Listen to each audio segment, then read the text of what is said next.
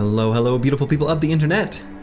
Hello, the Chaucer, Roxanne, it's me, Mastermaticus, Eagledub, who just got a raise, Choppy Cat, and George Rockland. Welcome, one and all. Let's do this. Let's continue our beast slaying adventure. So during our last stream, we slayed the barbarian madman in his icy cave. And by we, technically I mean Finch the Warhound. We may be beast slayers, but we are also beast wranglers. But Vance Lightning did the lion's share of the damage. So I think, is that map gen? Yeah, so that screenshot you sent, yeah. It's, you know, you've definitely got a ultra concentration of goblins and orcs. I think it's not uncommon for the orc Sea of Tens camps to be near each other, but for there to be a goblin camp nestled between them, it's kind of rare. So after we slayed the barbarian madman, we went on a very long expedition and we explored. We're now looking for the Ijirok. So we explored basically all of this, everywhere south of here, and then went down here. So we still need to explore up here, this area, and then kind of everywhere east. My thought is, general timeline, plan for this at the moment. We'll of course adapt. But first things first, we're gonna get to where we can sell stuff, because we got an inventory full of items that need to be turned into money. And so we're gonna go to Eidstead. And so from there, you know, we can either continue kind of where we left off, or we can just explore this area to the right first. We're kind of in the middle. It's a little awkward. I might do the right side first, and the reason is after we find the Ijirok and slay him, I want to return 6 of these unhold hides to the stone circle, or the stone pillars. I think I always call it the stone circle. Hello, Dark Paladin 037.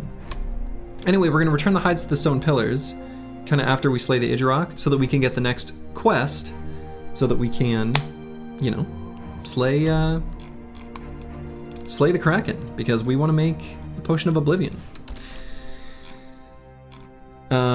So yeah, I think that'll be the plan. I guess the other thing, I guess if Bramming has like ambush trade routes, we can sell stuff there. If we do that, I think we'll probably clear this area first, and then we'll sweep the rest of the tundra from there. That's kind of what I'm thinking. So let's get to it. We're not going to sell stuff in Helvik because we want a better sale price, and so we got to go to a bigger city. Hope everyone's having a good day so far today. Can maybe fight those, but for the moment, terrifying nightmares and unhold attacks. Interesting. Okay, so I think for the Potion of Oblivion, we also will need some component from, yeah, we need a Petrified Scream, which can come from the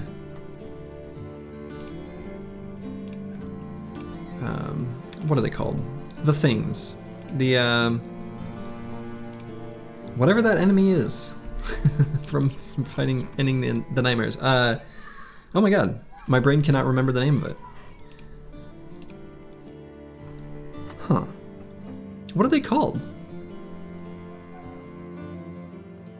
I'm blanking. Anyway, the nightmare enemy. We're gonna... Alps. Thank you, Tower. God, my brain could not get there. Yes, thank you, thank you. Yeah, so we'll fight some Alps. So actually I'm gonna do that while we're here. So what I can do to free up inventory space is actually do some crafting, because we're definitely going to use the giant skull and bones for bone plating. And there's no other reason to keep these other than this, so we're gonna make 2 of them. So we've got 2 bone platings. God, we're gonna be doing real well.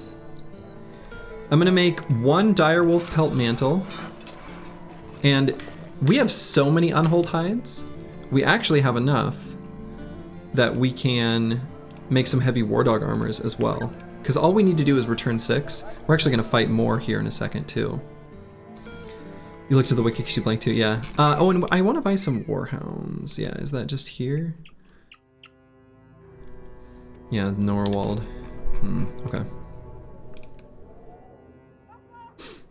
And I can make 3 additional fur paddings. Oh no, I can make 1.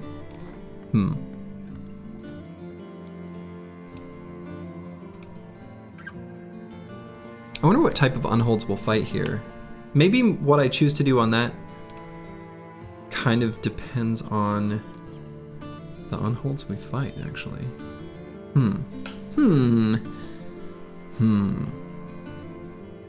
Okay, so let's put bone plating. Let's see if we want to put that on something. Like, we can improve this piece of armor by just slapping bone plating on it. Or AFP, that's the thing. I suppose if we're going to give it to our tank, if we want our tank to have this, we actually want to have neither of those. We'd rather have the Lindworm cloak.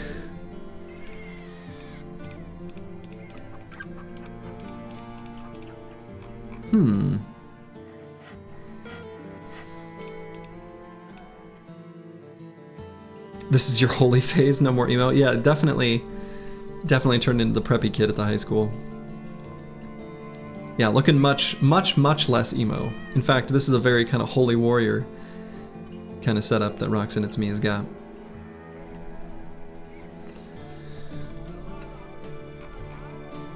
So I like bone plating still on nimble armor setups. So I can toss like bone plating on like a padded leather, and maybe actually just give that straight away to like Crackalack. Let's fix those armors up.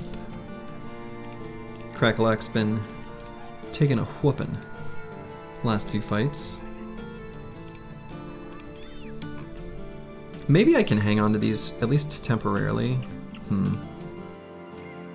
Alright, so let's sell that food and replace it. And I might sell just a little bit of stuff here, only to make room. Let's just sell these helmets to make room for what we might loot from this fight. So I'm gonna do both of these contracts and then we'll kind of see where we're at. We'll do this one first because it's dawn and it'll make it where we don't have to wait an entire day to wait for the nighttime to fight the Alps. Alright, 6 unholds. That's not too bad. We just recently fought far more than that.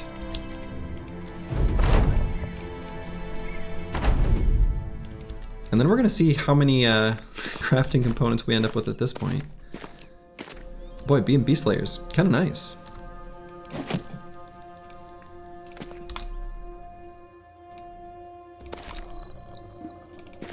We got all sorts of fancy things.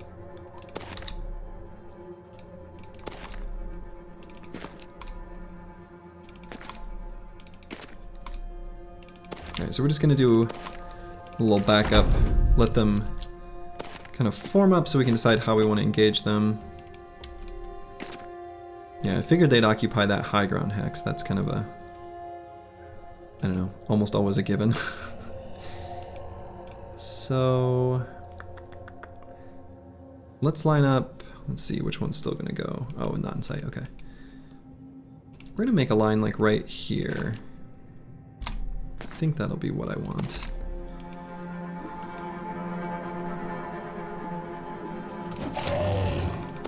Nice.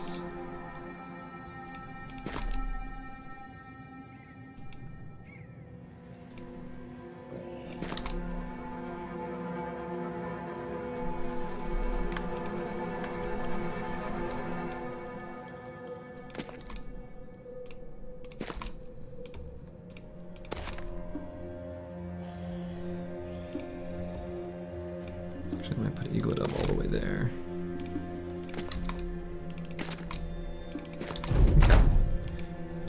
This should be a good engage for us.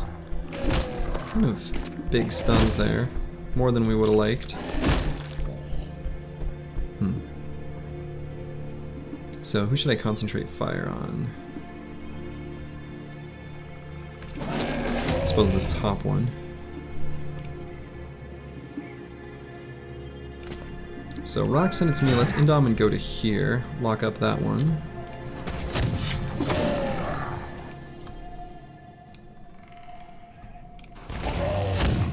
And here I'm gonna back up after shooting. The reason I'm doing that is that they're gonna do the old flip, overhead flip, to get in range of someone, like for sure. It's just what they do.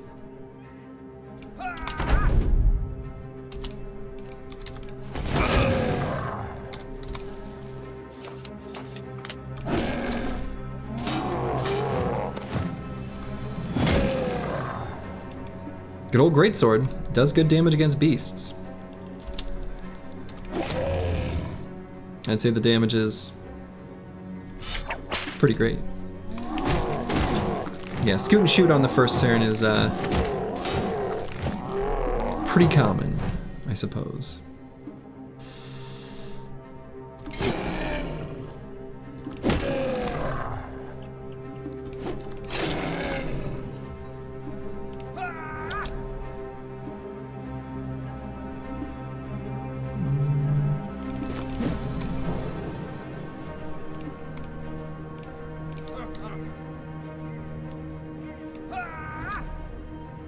Hello, Ballin Stalin. How's it going? Hope you're doing well.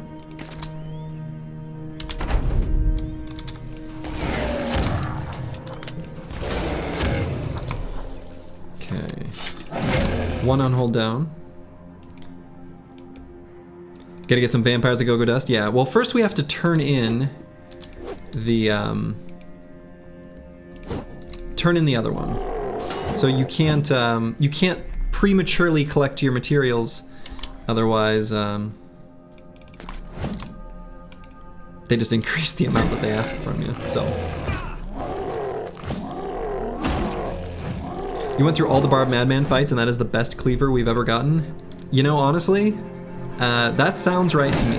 That is probably the best one we've gotten. Yeah, that checks out.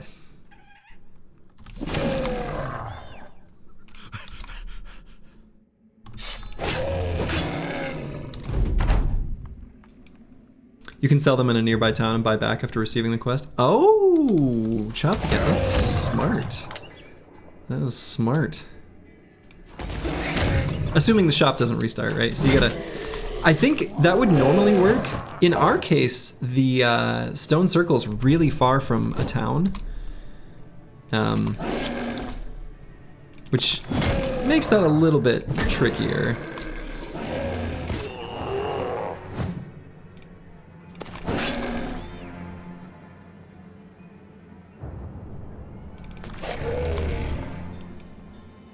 So G normally gets shield damage on that cleaver? Yeah. No kidding. I thought it just always came with shield damage. You mean that's not the default?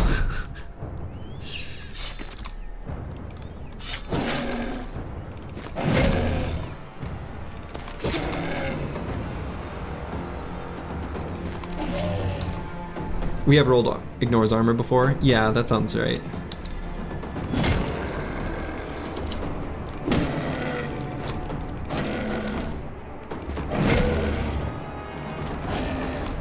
Yeah, but not with that high damage, yeah.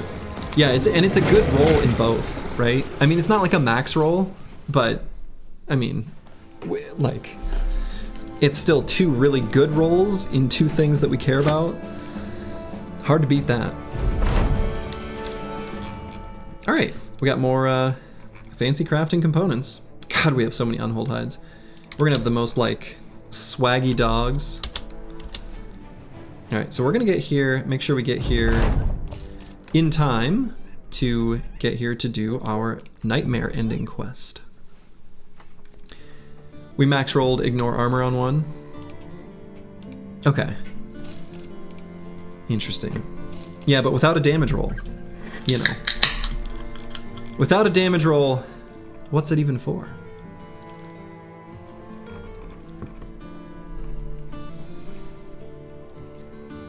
Okay, we're gonna sell a few more cheap things, just to keep our inventory a little more lean. Buy the ammo. And I think I am gonna craft stuff before accepting this contract. That's right, what's this life for? All right, so we need to keep at least 6 unhold hides so we can craft 8, up to 8 war dog armors. I'll probably craft fewer than 8. I want to keep at least 1 unhold hide to be able to make the Lindworm scale cloak because of how incredibly powerful that attachment is for a bro that spams Indom like Roxanne, it's me. Because of course we're gonna fight Lindworms too. You guys know that, right? So I'm gonna make 6. I'm gonna make 6 heavy war dog armors.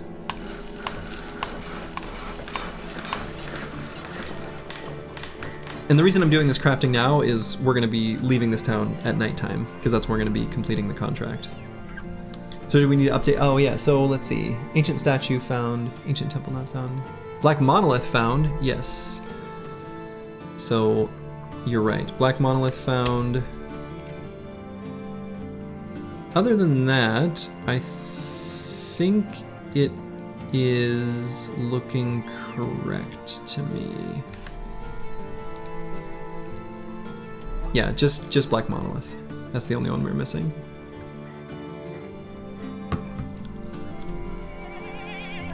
Just black monolith. All right, we can give Finch the Warhound, Slayer of the Barbarian Madman. We can give him an armor. And let's hang on to these armors to put onto fresh doggos.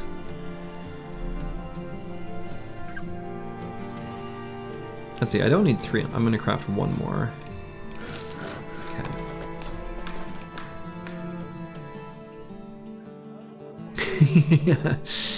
Yeah, we've got many hides. We've got more than enough, Melon Mugger. Shame. Shame. Shame. All right, so I'm gonna do additional fur padding. I don't know that there's a great armor for us to put it on right now. Some of this is gonna be, I don't know, things we eventually put on other armors. I suppose an option would be, I could put additional fur padding on Sir Elbrecht's Gilder's Guard, and then we just give Roxanne, it's me, the Idjarok armor of the Idjarok. So then we can, let's see, because this attachment adds 30. So it's a 346, that's an awfully good armor.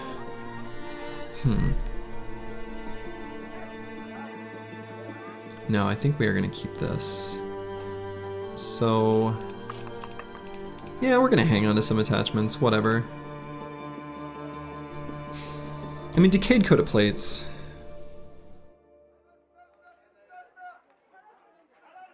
That one's pretty good. Maybe I just throw like a bone plating on it.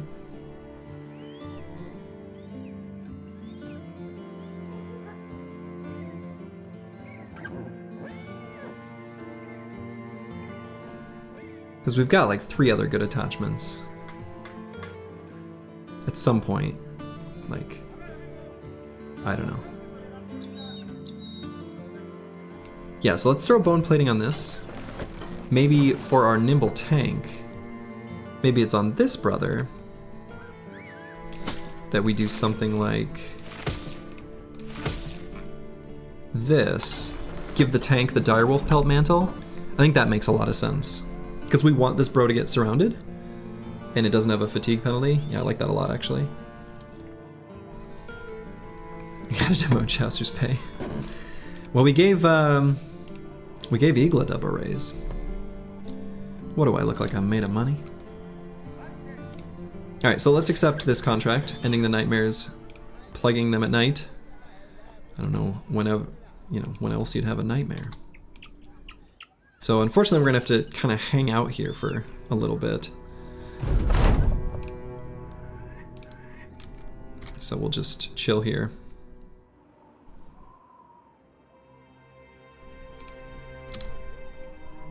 Does it happen like at midnight? Here we go.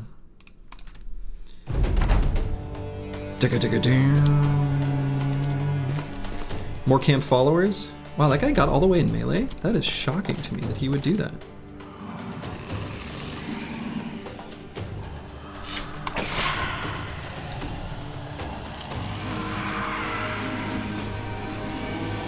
Alright, so I don't know that we've fought Alps too often on stream. You can use Rally to bring people back. This is a small enough group of Alps that I'm not like exactly worried about the outcome.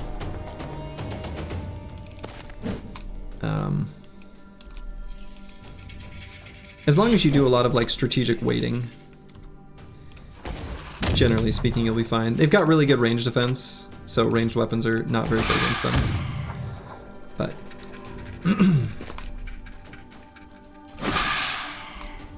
we could have taken some time to reconfigure the squad a little bit if we wanted, but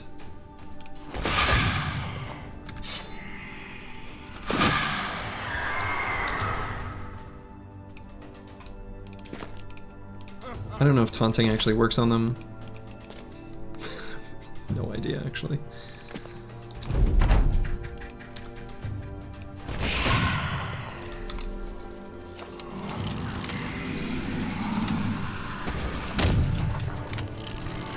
Do you think there's an Alp champion? No, there's no Alp champion.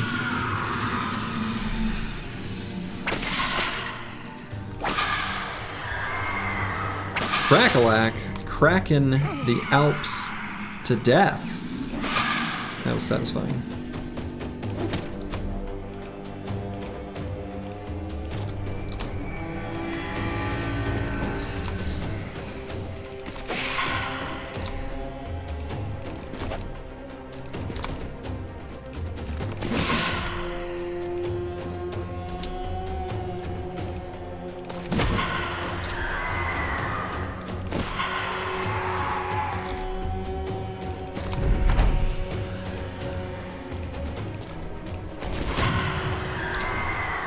And they will start fleeing, by the way,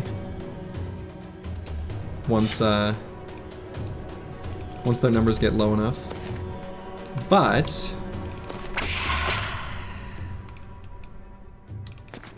oh no, that one's gonna get away, isn't he? You can still chase him down with war dogs. No, get back here.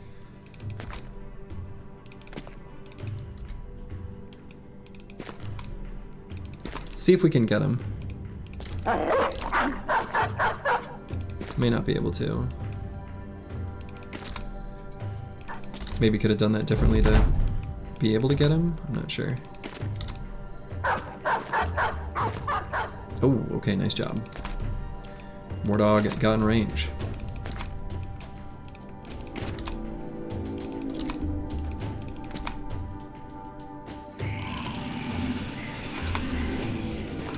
Put a couple boys to sleep, but he's looking pretty dead.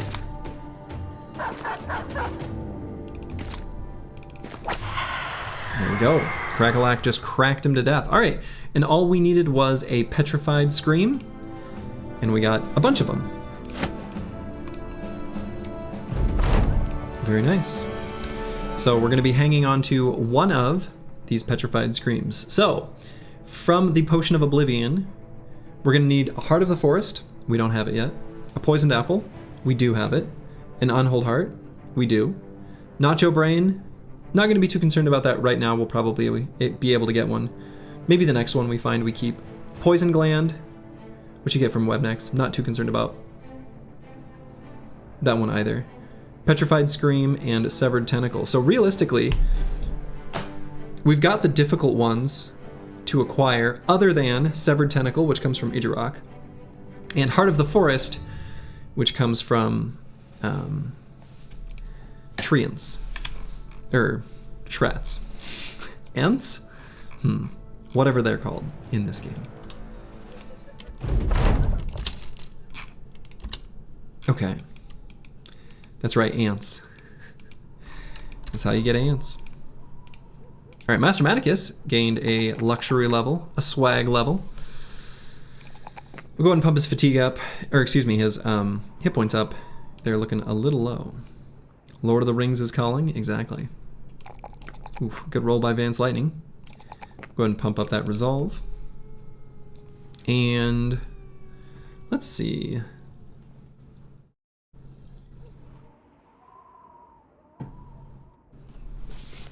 Whose brain was that? Nacho brain?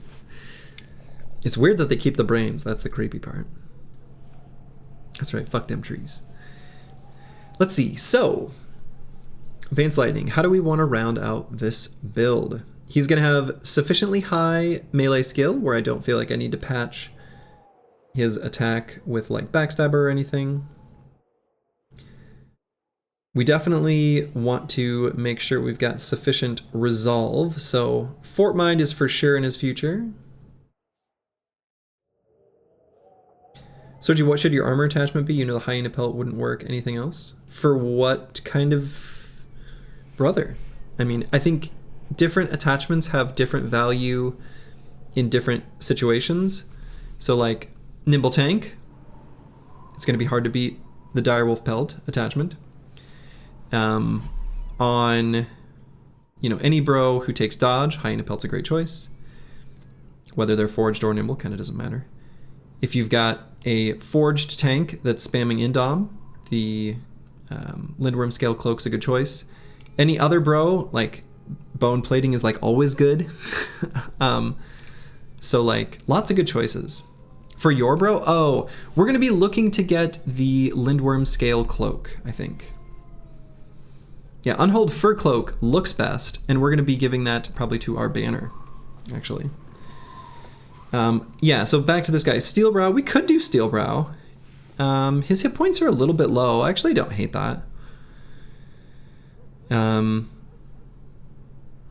Steelbrow's not a terrible choice. It's a little bit overkill with also having 9 lives, but it's kind of an 11th perk situation, so none of them matter too much.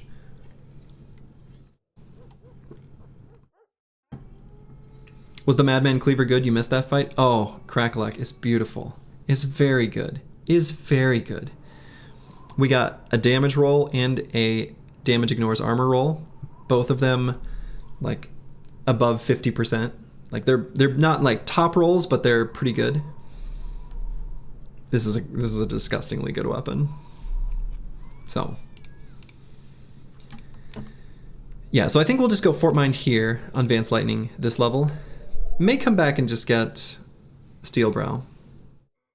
We'll see. We'll see what we get on level 11. Datboy 4792.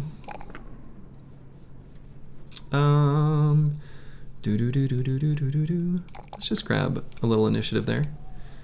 And we'll grab Berserk. We'll probably just go Zerk Frenzy and keep this bro weapon agnostic. He'll use whatever it is we find. Alright, so let's get to Eidstead. We want to find a good place to sell stuff. Yeah, it unfortunately does make Duelist a dead perk. Good boy. But like, the alternative would be to train up a whole new brother. I don't want to do that. Occultist Procession and ambush trade routes. Okay.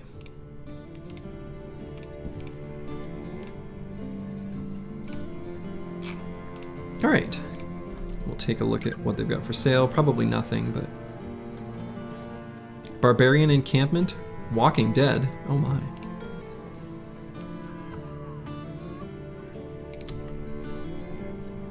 If we get a good Orc Cleaver, it could change the game. Yeah, true. All right, so we're definitely going to be selling lots of stuff here because the sale price is excellent. I think we've got everything that we want equipped, already equipped. And we only need one unhold heart. We can craft 2 of the attachments, whatever the hell this is called, the Alp trophy necklace, maybe it's called. Then we'll sell this stuff, not selling the broken ritual armor. Sergio, how's the weather? It's getting a bit warmer in Wisconsin. Yeah, it's getting quite a bit warmer. Weirdly warm. I was wearing like a light jacket when we were walking the dogs. Okay, so let's think strategically. So areas, so I'm trying to think of like, let's see, what were the contracts? They were to go back west, right? Let's go caravan to Bramming. Is there anything in Bramming we want? No, okay, we don't care about that. I was gonna say, sometimes I like to do the short escort caravans if we have a bunch of money, because, you know, chance to get famed items. Gonna do any noble contracts? I mean, maybe. Hunt down the Barbarian King and his war host? We could. I'm kind of, I mean, that's a ton of money. It's tempting, but I think I've got other things I want to do to make sure we get everything we want to in this run in. Deliver cargo to Helvik. Yeah, so I want to make sure we get down to Norwald too. Barbarian King may mean famed. Yeah, I mean, that's true. I'm mostly just thinking like we kind of need like tools and supplies, and I'm mostly trying to stick in the tundra, at least in the short term, to find the hunting grounds to fight the Idurok. So I want to find the Idurok first, and then after we find the Idurok, head down to the stone pillars.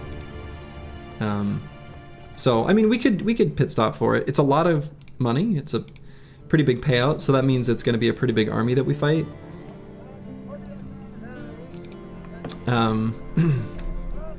I'll probably not bother with this one for now.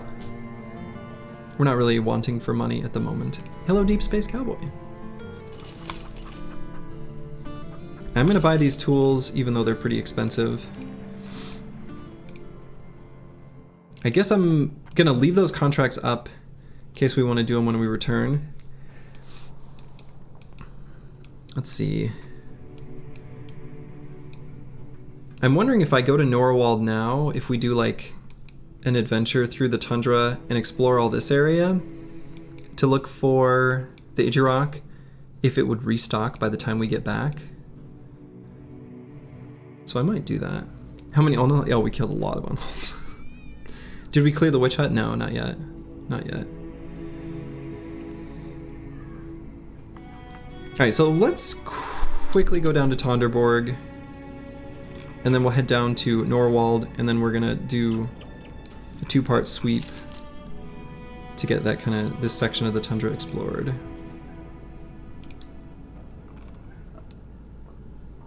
Okay, nothing here we want to buy. Famed Warbrand, don't care about that. A place called Tribal Camp, tundra to the east. Well, do we find the injury? No.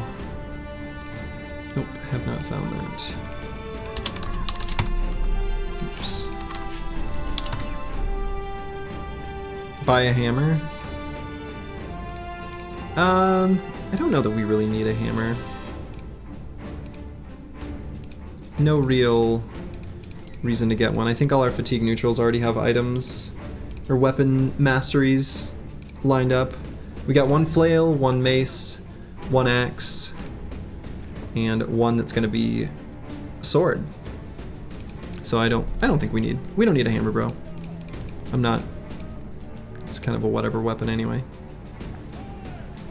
Like, it's good, but there's no reason to buy one. Alright. So let's stock up a little bit here and go down to Norwald. Hopefully we'll be able to get there before nightfall. I'm not sure if we'll be able to. Looks like the answer is probably no. That's too bad. Thoughts on the Barbute helmet? You find yourself buying a couple at some point? I think the Barbute would be fine to give, for example, a nimble tank specifically. So a bro, like I think for a nimble tank, the Barbute is actually pretty okay. You'd want to pair it with something lighter than this padded leather. It would still be okay. But that's kind of the only main use case that I see for it. Someone who can still get good nimble value, but take advantage of the kind of high efficiency for it. Need to start buying Saleh? Yeah. Unfortunately, I missed that one that you pointed out. I screwed up. I just missed it. I wanted to buy it and just didn't. And we haven't seen any others since then, of course. All right, tools are cheap here, which is too bad. But, all right, so we're gonna buy these naked ones. Naked doggies. And we're gonna plop some armor on them. You pair it with the Necromancer's Dark Tunic with bone plating. Yeah, that's a good way of doing it too. The Necromancer, like Dark Tunic, is a really efficient armor. That's a good call. I like that. Yeah, you can also just do it with like a Gambeson with like Direwolf Pelt Attachment or something like that. But I also like Necromancer Dark Tunic with bone plating. I think that's good.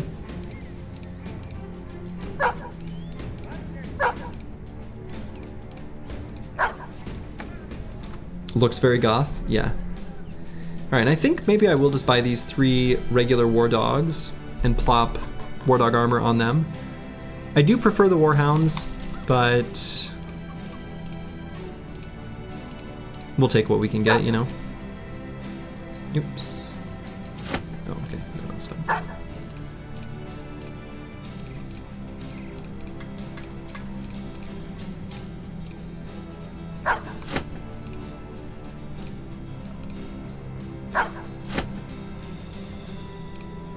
One of these days you'll get your favorite dog back. Yeah, one of these days. And I'm gonna buy 2 extra dogs because we've got the space for them, and just seems like a good idea. Sure, Lost Cottage, southeast. Nah. Okay, so yeah, strategically, let's scour this area of the tundra. Look through here and loop around. Why are you not using the famed Khopesh?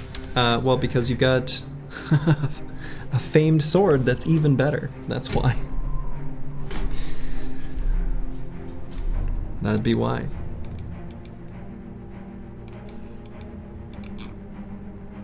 Okay, so I'm gonna start mentally keeping track of where I've explored and where I haven't.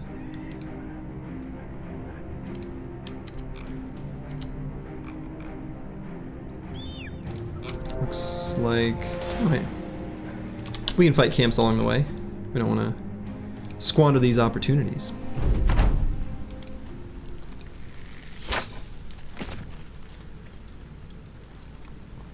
Where's your shiny spear?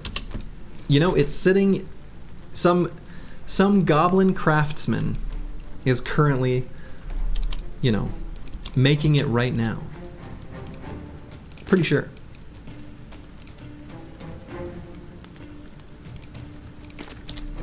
There's a slimy little goblin craftsman working his little slimy goblin fingers. But soon it shall be yours.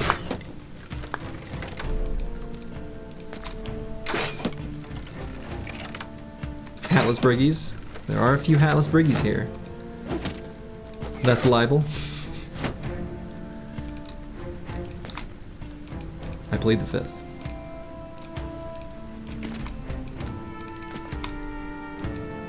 Leader with Warbrand isn't so threatening. Yeah. Not too bad.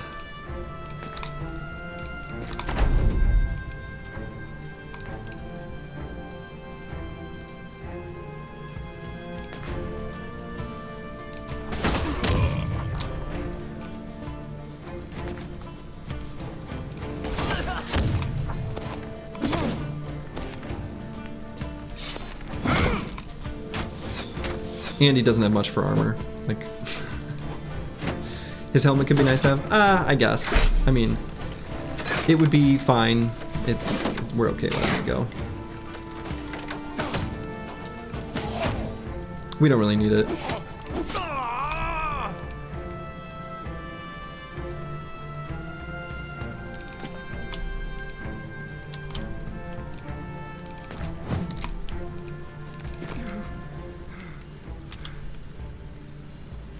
Should probably switch Master Maticus's helm.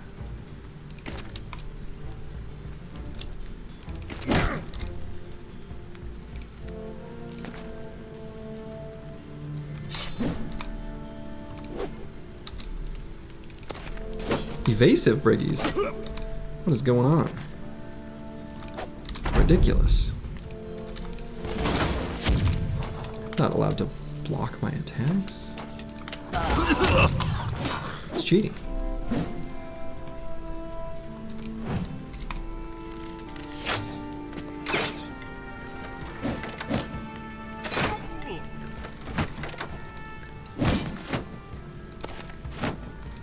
So to the true Midwest question, how much butter do you ask for on your butter burgers at Culver's?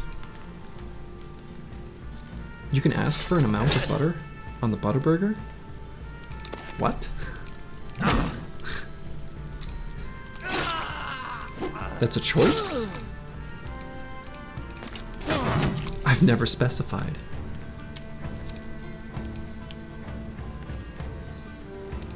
That's what you're thinking of doing by taking that leader's helmet to use for now till a better one comes. It's a 230. I think it's 210. Because I think it's the same one. Well, maybe. I guess. Isn't it the same as this one? You gotta pay a little bit of extra. Huh.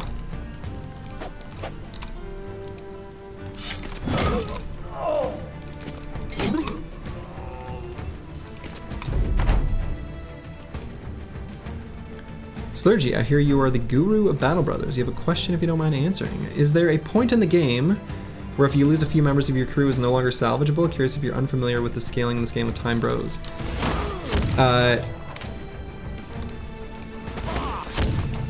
My advice to new players is you don't need to worry about the game's time scaling at all.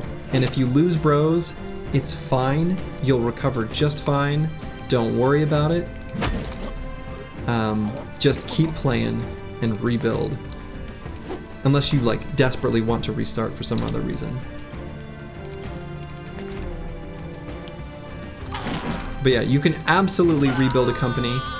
The way the game works is that although yes, there is time scaling on the map from random enemies like camps and things like that, contracts scale based on your party strength. So you can always use contracts given to you by towns to rebuild your team if you lose some brothers. So, you were sweating the clock hard? Yeah. No need to do that.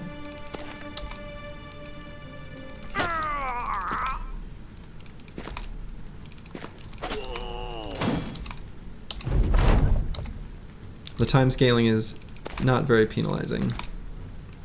Hey, you're welcome.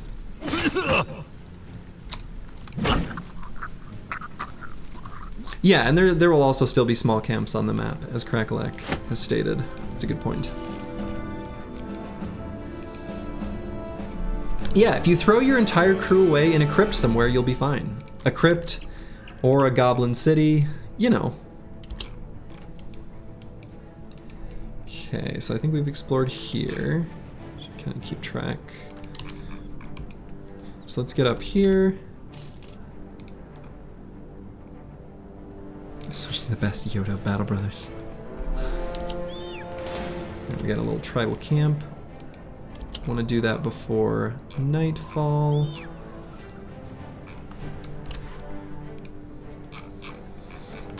So let's do that. Or the most important members in an arena fight? Yeah. Nachos, man.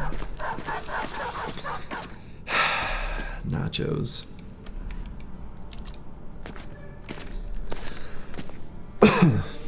Nachos in the arena. We'll have to see how that Glad's run goes when the time comes.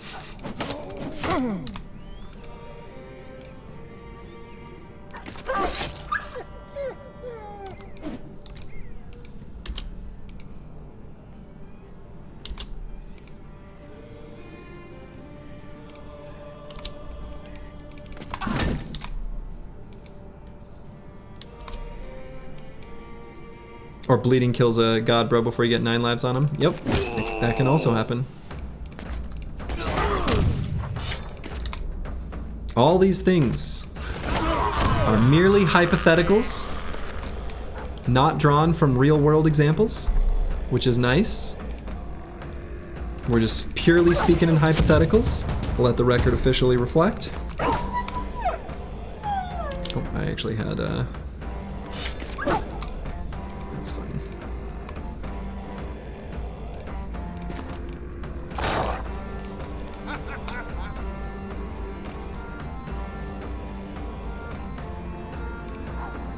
Is that famed greatsword any good? Nah, not really.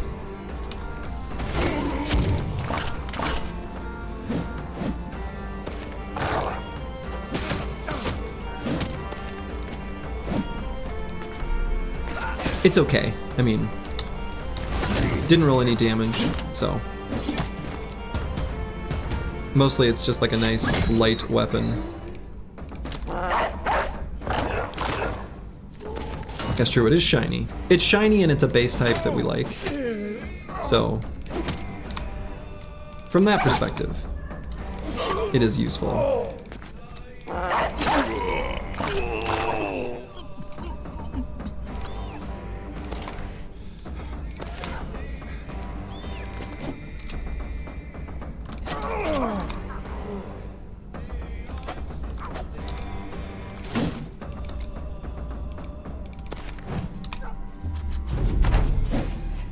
Yeah, mid sword. Okay, sword. Fine sword, decent sword.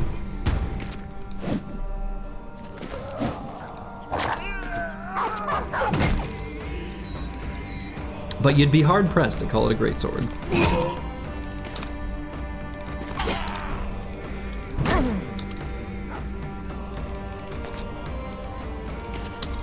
The team's definitely on their, well on their, like, turning into God Bros arc of the game, as is kind of clearly demonstrated by, like, this fight. Can you believe people don't know what a Butterburger is? Well, if you don't have Culver's in your area, which I think is just a Midwest thing. Pretty sure? Culver's is just like a almost fast casual. I guess I don't know. It's a burger joint. And they're good. You have Culver's in Texas, good ice cream, yeah. Like they're not like I don't love them, but I like them. If that makes sense. I actually went to Culver's 2 days ago? 3 days ago? Just because my wife wanted ice cream. Chosen would still be spooky? Yeah, that's true. All right, Crackalack. Boy. Blessed are we in secondary stat. So let's think, before I choose the secondary stat, let's think about how we want to finalize this build. We're definitely going to do, I mean, this is a given, Killing Frenzy. But we're going to get one more perk after this, even. The Midwest and Culinary Atrocities, name a better duo. Hey now, don't you go making fun of a Midwest salad. Jello salads in the, a Lutheran church basement with your day-old donuts and your terrible percolator coffee. Takes you to another world. Oh yeah, Taco John's. Wonderful. Take student as last perk. No, we're not gonna meme that hard. But yeah, it kind of, I don't know. Might just be quick hands, just to use the whip a little more easily. Could be fearsome, but this bro is so often just killing with this dang thing. I don't know. Fearsome's probably still a decent choice. But so a little more hit points would be good.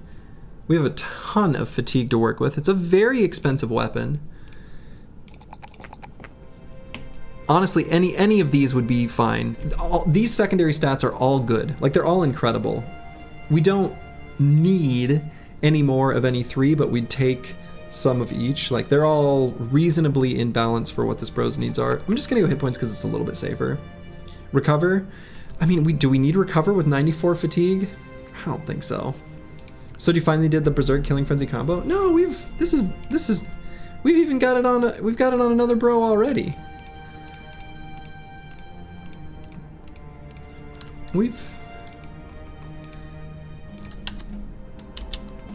We're not Zerk Frenzy is one of those things that is often misused by newer players because they think this is good, I should put it on everyone, which is incorrect to do. However, it's not like it's bad. Many necrosavants.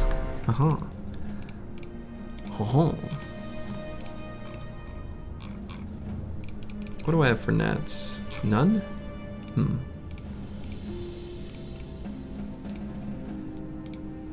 The team is weirdly not good at fighting necrosavants. Have we delivered the unhold hides? No, not yet. Not yet. We're looking for the Idjarok right now. The unhold hide delivery is like way down here. So I want to find the Idjarok first, and then wherever we end up, we'll head down there. What all mods are you using? In the description.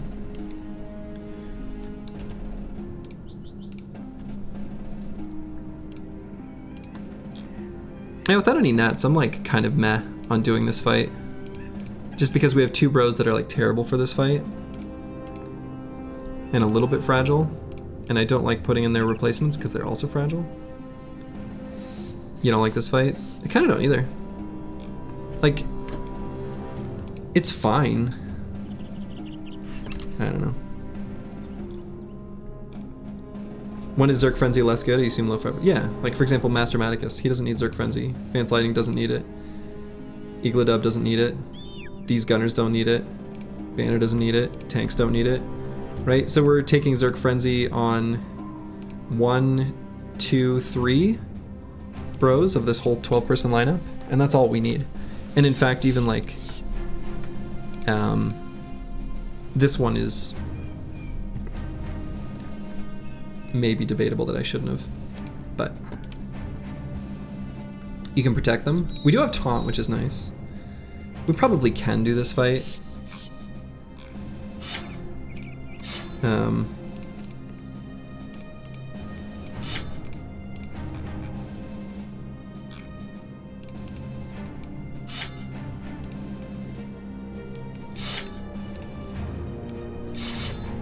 We'll just do like this, and we're gonna block up, and we're gonna put our most durable bros on the edges.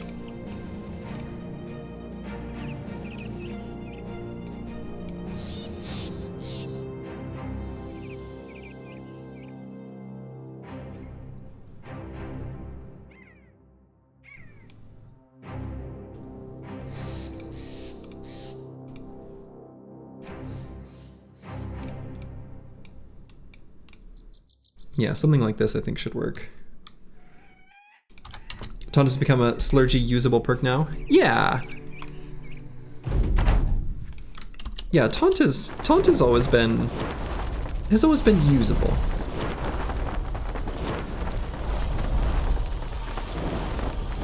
Even if I wasn't a lover of the perk. And I'm still not, like I don't, let me put it this way, when I'm building Spear Bros, I'm often building a tank that won't necessarily get good use out of it. But when I'm not building Spear Bros, like in this run, I think it's a nice to have on one brother.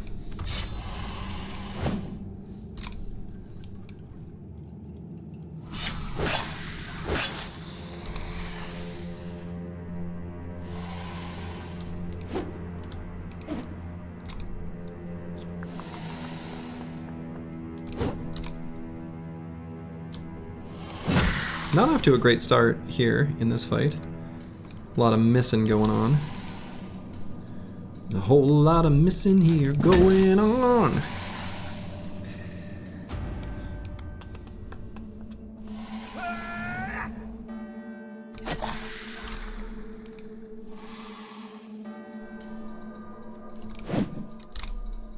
A lot of missing. Here we go.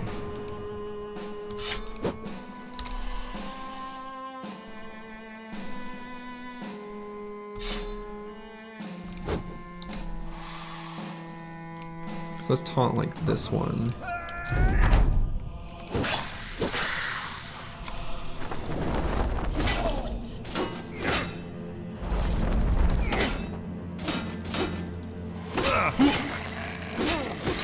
Yeah, that's the one we don't want to have happen.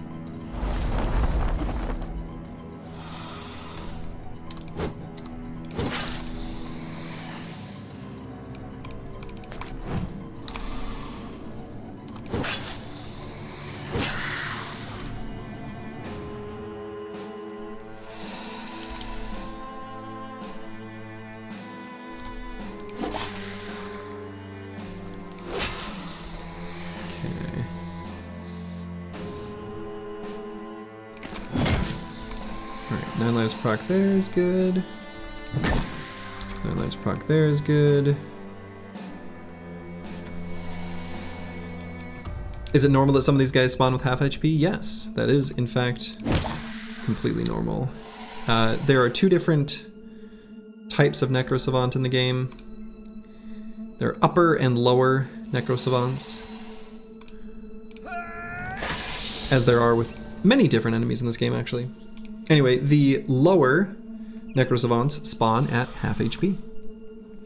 Alright, I'm gonna move Roxanne, it's me here, just to make Dark Paladin a less enticing target.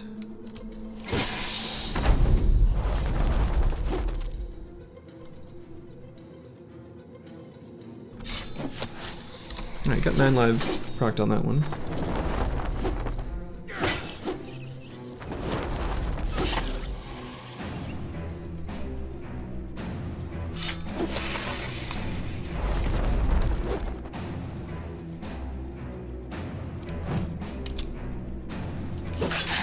Paul Stalin's been secretly over here just like wrecking each Necrosavant that goes anywhere near him. Like, disgustingly efficient over there.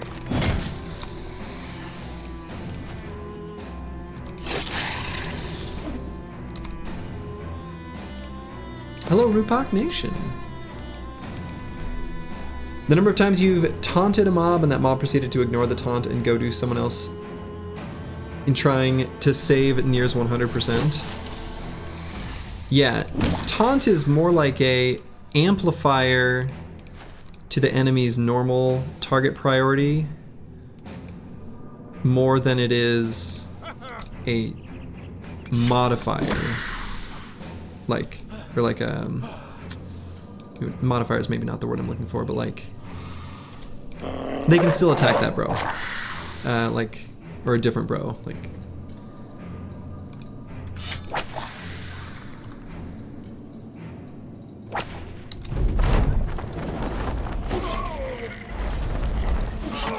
Excuse me?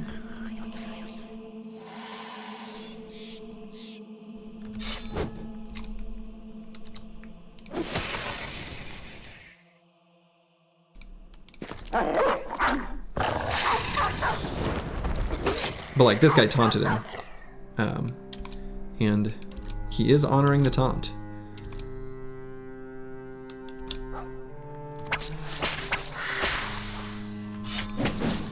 Alright, 9 lives procced. Okay. He wasn't gonna bleed out anyway. He had enough hit points. right, so we do have the Shimmering Ashes that we're either going to need to sell before we visit the stone circle, or I don't know, something. Okay, Dark Paladin is gonna take a step away. We'll get Cersus in there. We'll just kind of baby him. Well, first let's put the team back as they were.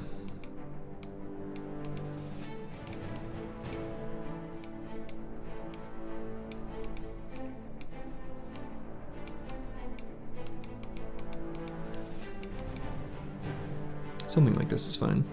Make some happy powder for the boys? Nah, we don't need it. They're happy enough.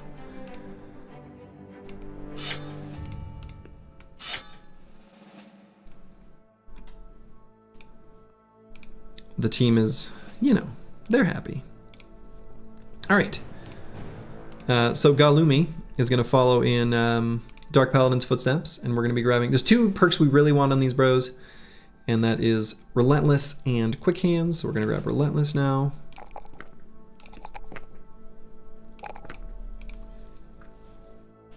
Only cultists do coke? Yeah, and I don't even think we crafted any there, sadly.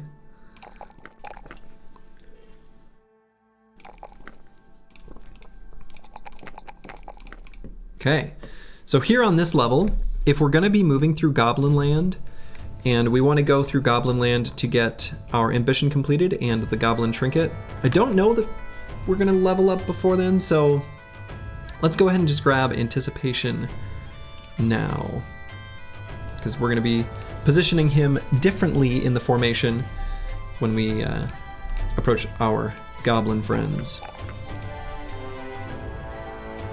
All right, let's definitely patch hit points here.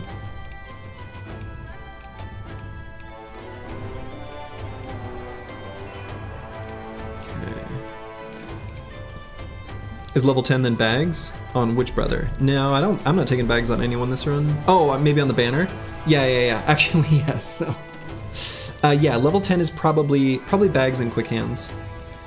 Will be the two final perks for Curse Word. Yeah. No room for a gifted on this brother, unfortunately. Oh, actually, no, there is room, right? Because we have student. Yeah, we have 3 more perks we can get. So it'll probably be, yeah, bags, quick hands, gifted. It's probably how we'll finish him up. Okay, so we've explored here and here. So we did this whole area, left this all alone. Just sort of mentally double checking. So let's explore. Well, actually, let's go on this mountain. Okay. And that is more tundra, so I guess it could still be down there, which is really annoying. So let's explore up here. Loop through there. Here I think we don't have to worry about because that's too close to the town. This might still be a valid spawn location here.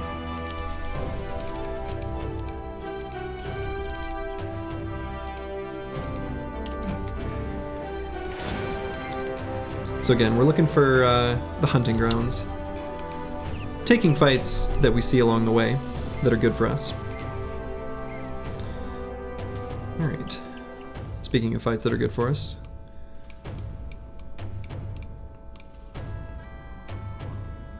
Honestly, we probably still could keep Dark Paladin out there, even with these injuries. And as bad as that seems, I think it's actually fine because we're fighting Necros, so we're just never going to put him in a position where he can be attacked at all. Eagledub, let's see. Time for micro? Yeah. We need better helmets? Yeah, we do need better helmets. We do need better helmets. In fact, if I did this... No, I don't like that.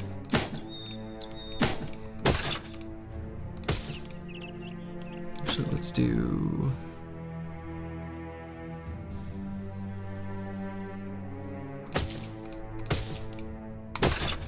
like this. Okay. Eagledub. I like Fearsome here quite a bit.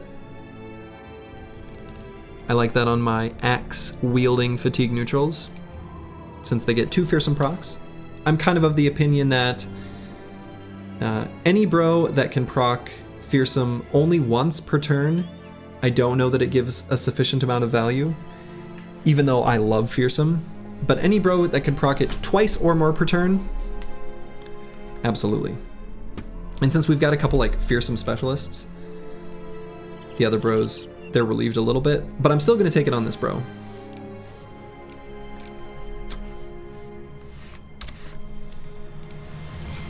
Anyway, the perk is gonna do absolutely nothing for us in this next fight, but that's fine.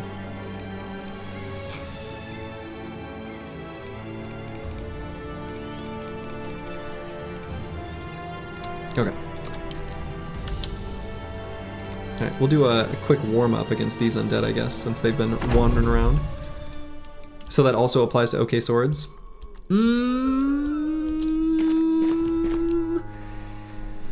It depends on the amount of fatigue that bro has. So if they're only, if they only have enough fatigue where, the only thing that they have is just the regular overhead strike, then I guess no. But if they've got a little bit of extra, then yes. So we're thinking Serdova the Bear, right? So if he gets a little bit of extra fatigue, then yeah, I think Fearsome's a good pick.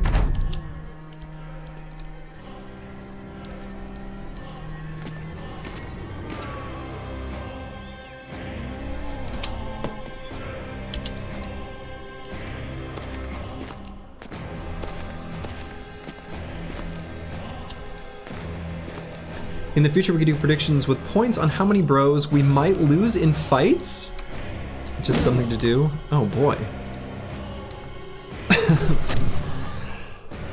What if your broadcast Briggy just wants the number to be like 0, though?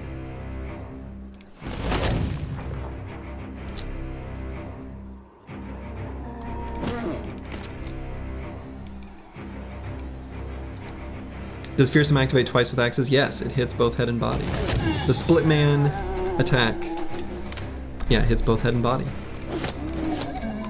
Nope, I could have attacked again there. Whoops.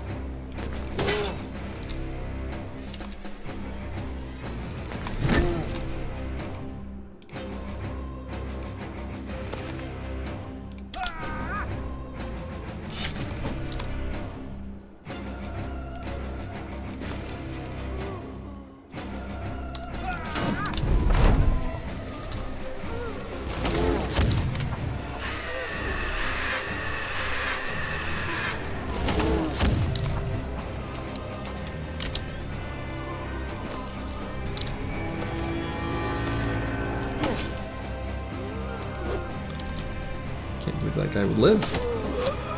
How dare he?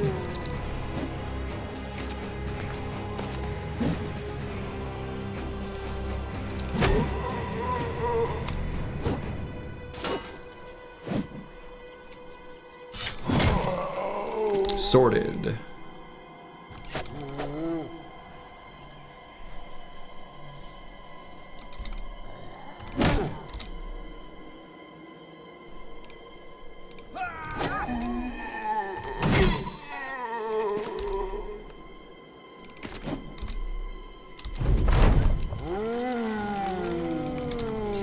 Yeah, I think the idea of doing channel points for predictions of how many bros we would lose in a fight, most fights, that number is just gonna be 0. Like the vast majority.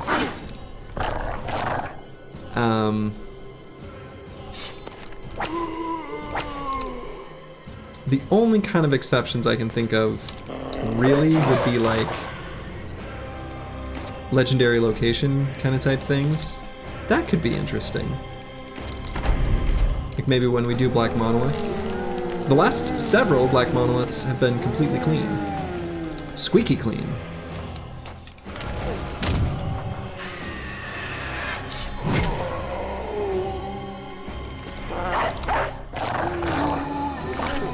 Yeah, only for hype fights like minimum C of 10s. Yeah.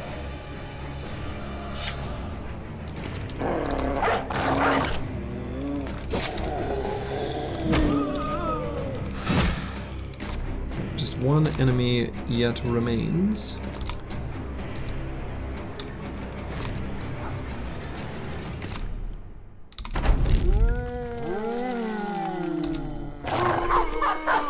Now 2. At this rate, we'll never win. Alright. Hey, XGI7, the run is going quite well. Alright, so we're gonna do this ruined tomb. 20 enemies. Looks like 4 Geists, based on initiative order, I'm guessing, or 3 Geists and a Necro, since Necros can be pretty fast. So I think I like where they're at. We're just gonna let them come to me. Got a couple fallen heroes down here.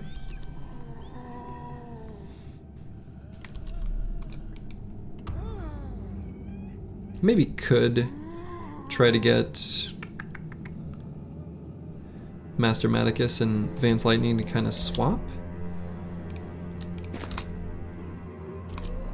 And the reason I would want to do that is because, well, they got shields down there.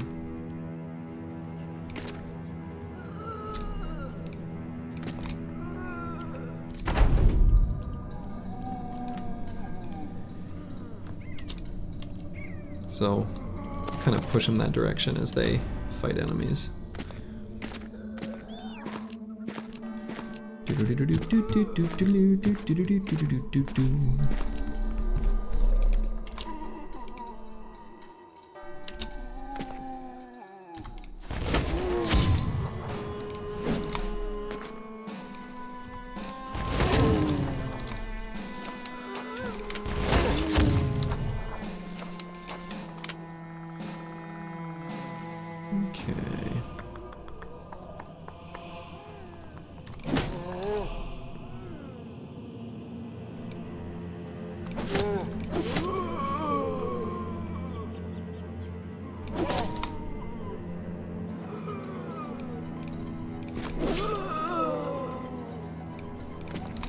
Off with your head. So let's get a tank down here and up here. Let's just go to here on that, brother.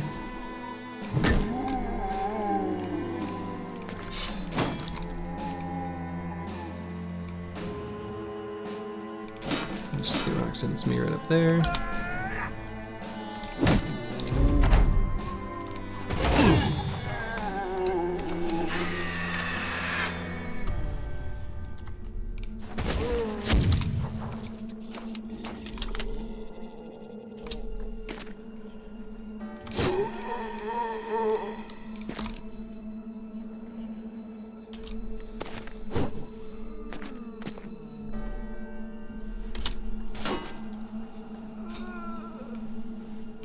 Let's go ahead and taunt that guy. Make sure we get the fallen heroes attacking the tank.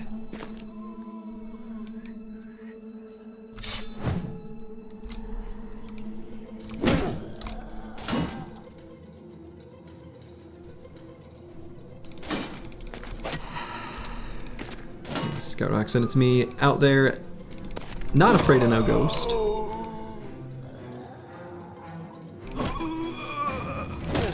Since that boy's got Berserk, I figured I may as well greed it a little bit and see if we can get 2 attacks. We could, so that was nice.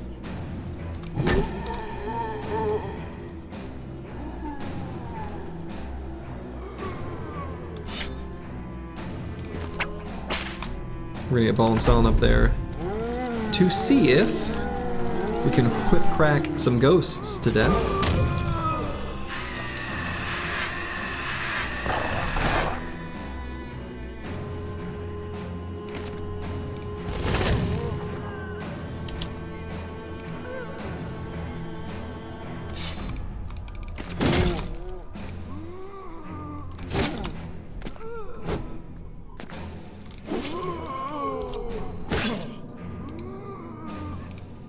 Let's see if we can... Oh, dang. I was hoping we get a 2-for-1 special there.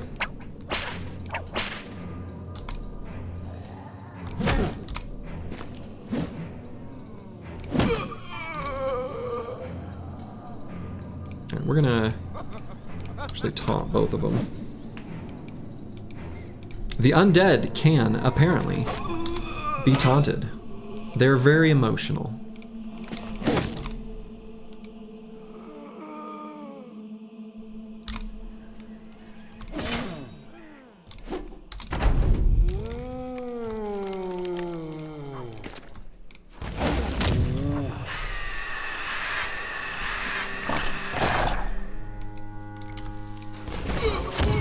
Speaking of emotional, Serdova the bear, a little bit afraid.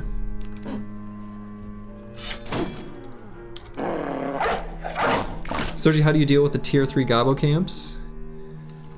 A lot of it is in knowing and understanding the AI for their target selection. It's a big part of it.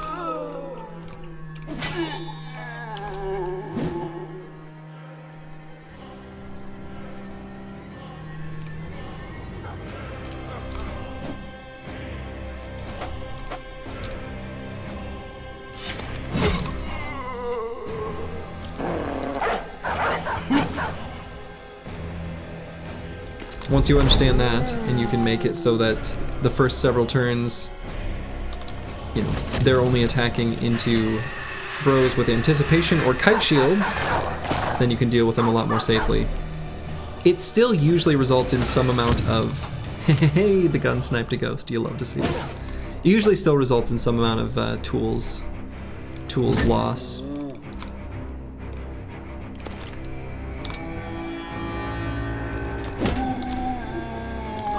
Because armors are going to get damaged. It's kind of hard to avoid.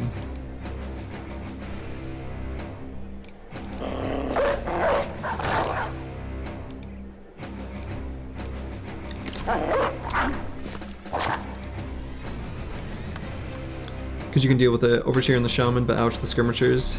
Yeah. Yeah. Skirmishers can be a problem.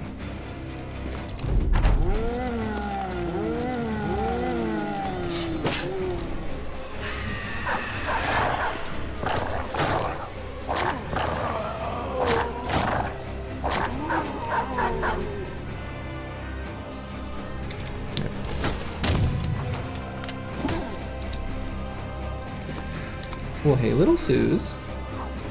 What you doing, girl? Wish your dogs would bite the ghosts in your house. Hey, Susie girl. Would you bite ghosts? Hop on up here. This little fierce girl, she would bite some ghosts. No question. No question. Wouldn't you? Yeah, given your kisses. She's a good girl.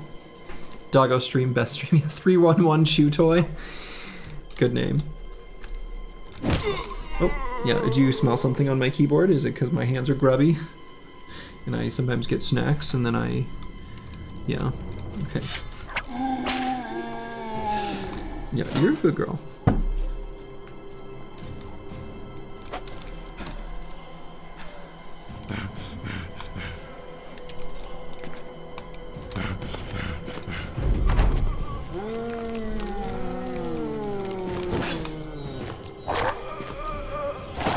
Down. Okay.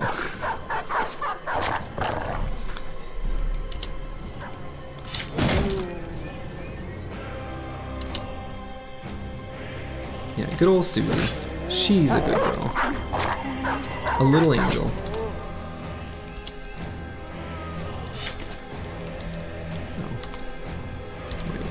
Oh. Okay. Any shinies? No shinies. Boo. But, you know. Still some good stuff there.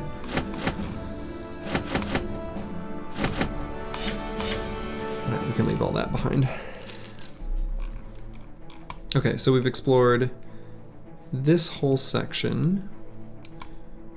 Okay, we're doing this in a way that's kind of annoying for my brain.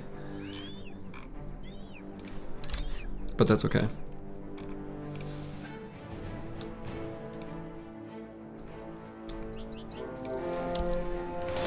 Defended barbarian camp, as opposed to the undefended version.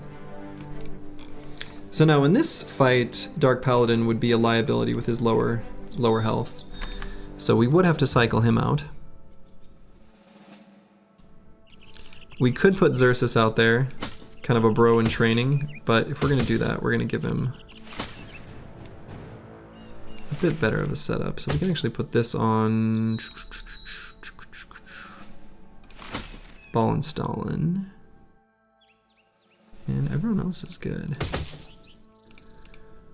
How's everyone else's armor? I could change this one out, but I kind of like the attachment.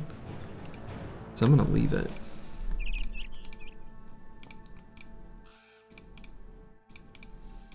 Alright, I guess, I mean, the team's in good enough shape. We should be able to fight a barbarian place of power. You know, these fights have the potential to go south, but it's still pretty unlikely. So, some Reavers, some Chosen. Let's take it out. Oh, only 10 enemies, okay. Maybe that isn't the, I guess I didn't look what type of barbarian camp. It may not have been the place of power. It may have been the tier below it. In any case. Should be a fine fight for us. So now, at this moment, the only one who can actually get an attack on their whole setup is this one Reaver. So we could just like,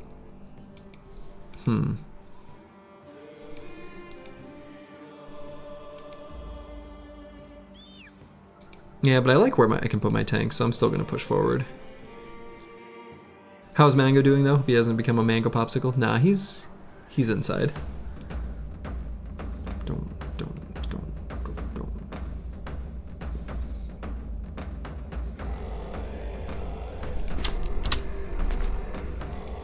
Alright, so then they can attack there as well. That's okay.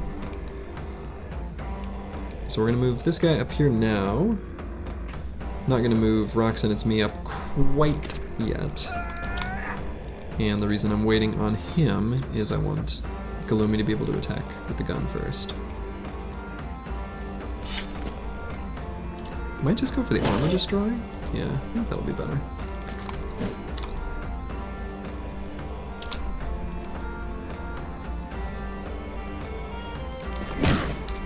Nice.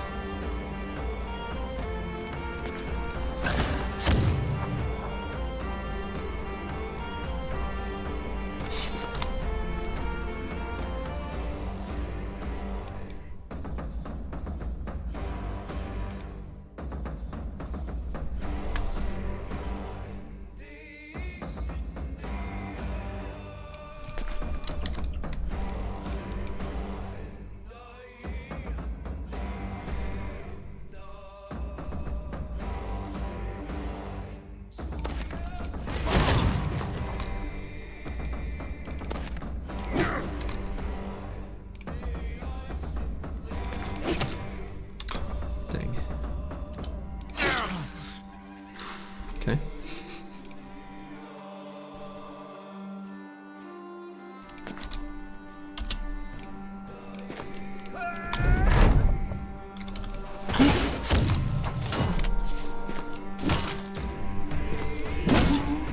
Ow.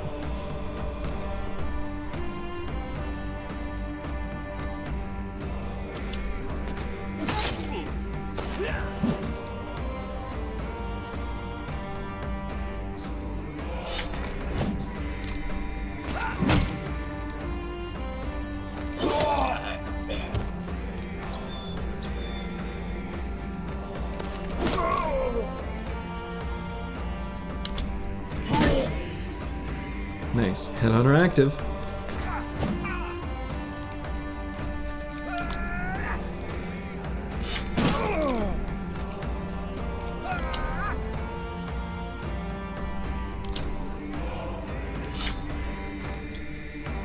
Fractured skull. Not an injury you want, in case you were curious.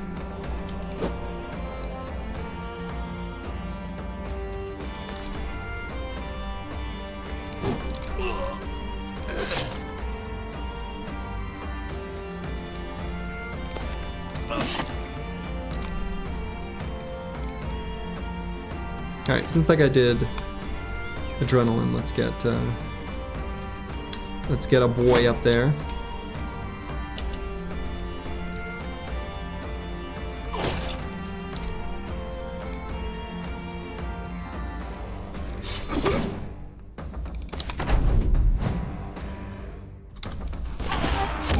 Nice.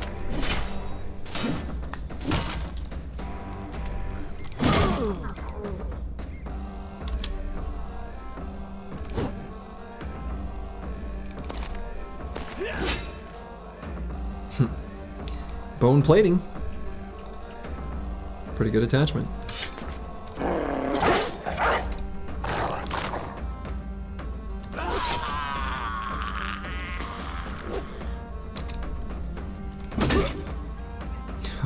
Oh, stunned him. Very nice.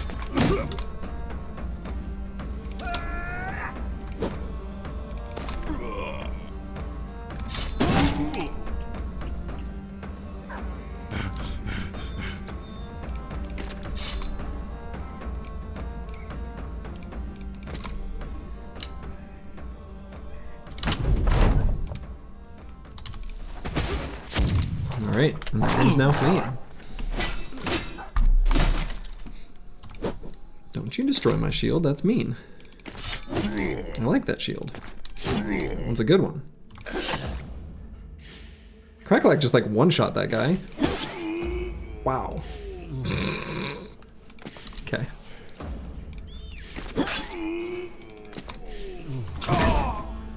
Alright. Chosen ain't nothing. More like unchosen. Got him. Like last picked at gym class. You know? Yeah, dude just doesn't like heads being attached. He's not into it. It's not his thing. Poorly chosen. Oh shit. Delta 1232, that's a zinger. I like that one a lot. That's very good. All right, we're gonna give Serdova the bear a bit of a break, considering his skull is fractured. I think that means he deserves a break. Now Xerxes is gonna end up being a Catalbro, like a weirdly late Catalbro because we couldn't find one the whole time we were in the south. I'm still gonna build him as a Catalbro just because I want to.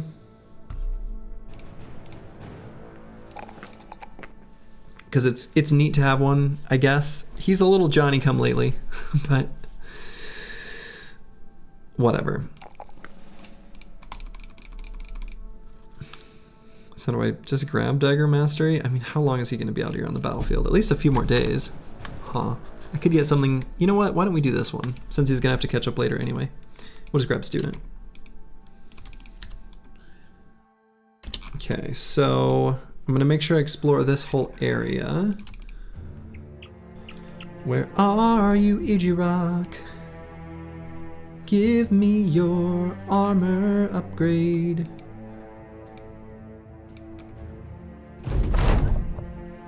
Oh, good. Dark Paladin just magically got over his leg injury.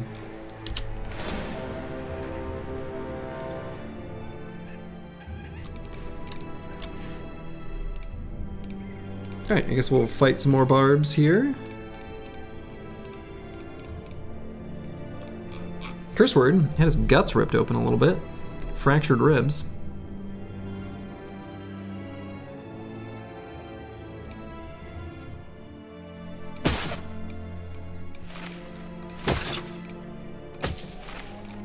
Go ahead and swap his armor.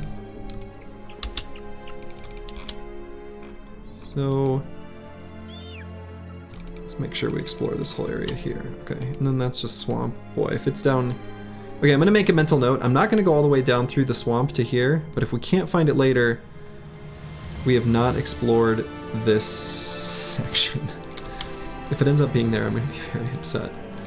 But I'm not gonna travel through the swamp just to get to there and neglect this other area where I'm at right now.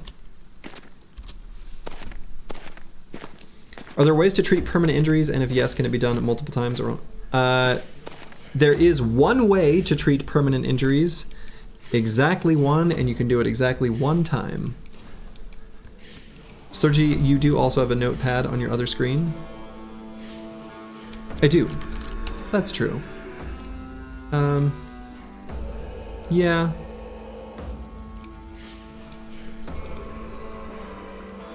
I do have that. That's correct.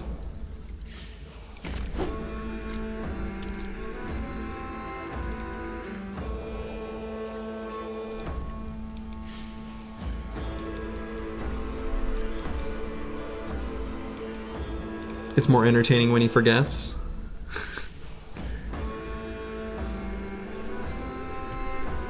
It's just one of those things that I'm not going to be good at checking for later, if we're being honest.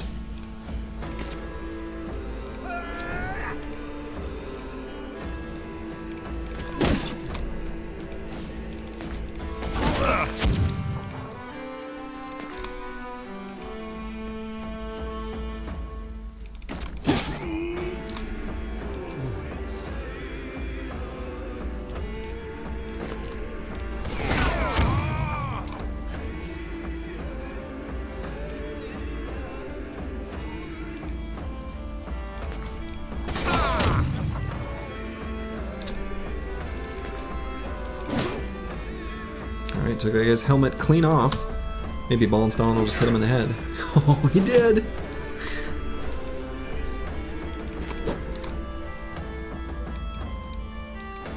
Yeah, sorry, the bit. Sorry, I didn't completely answer your question, but it looks like Eagledub has got it. You'll find a ancient tree. What is the legendary location actually called? It's called the Grotesque Tree.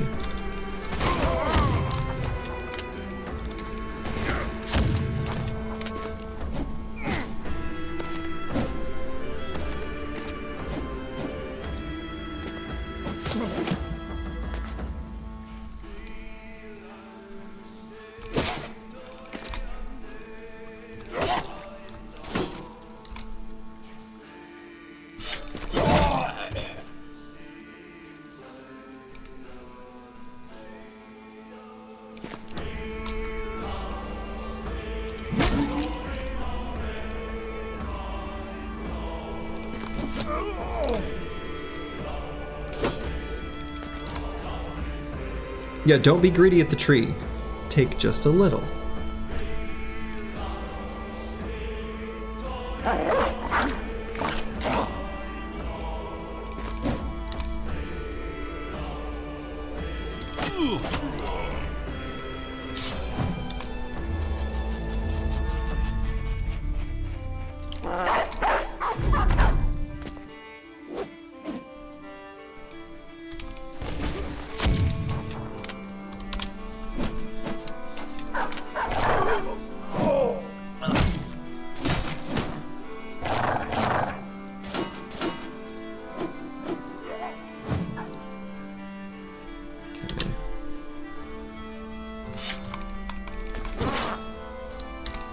Almost a kill.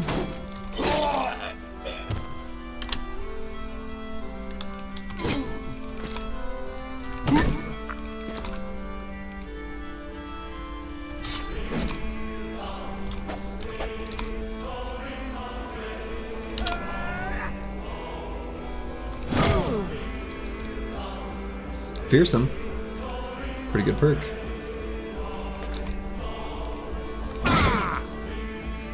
So close to dead. Maybe the doggo can just ignore him, okay.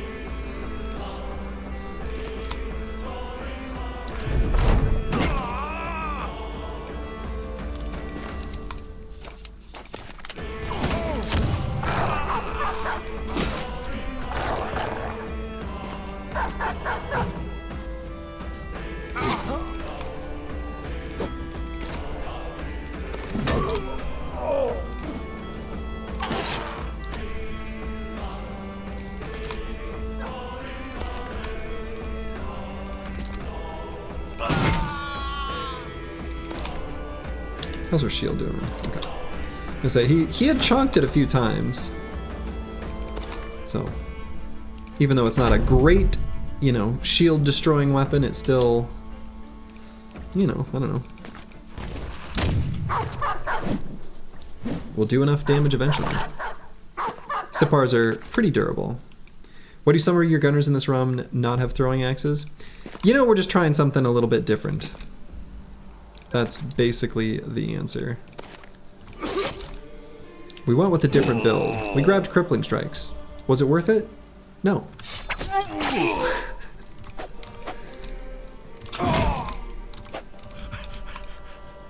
Did we do it? Yes. Why did I put that guy there forward? Anyway, it's fine. Hey, we got another famed shield. And in this case, we get another kite shield. Unfortunately, not buffing the stats we care about on a kite shield, but still decent. So we'll take it. I mean, of course we'll take it, because it was there.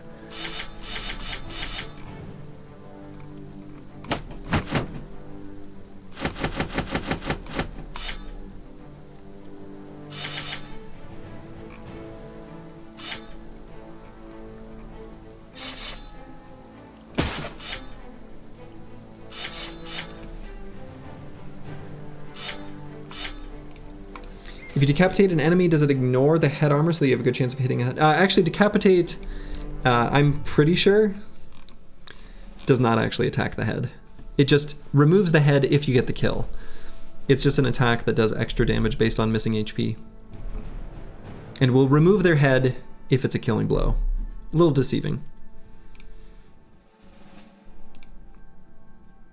Okay, I suppose we could actually give this to Nixider.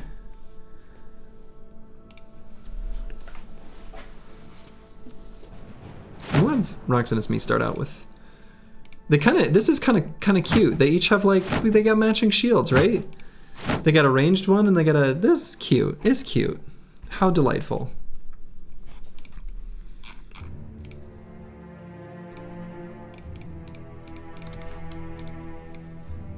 Alright, so we went and explored down there, so another barbarian camp. May as well keep destroying them while we see them, you know?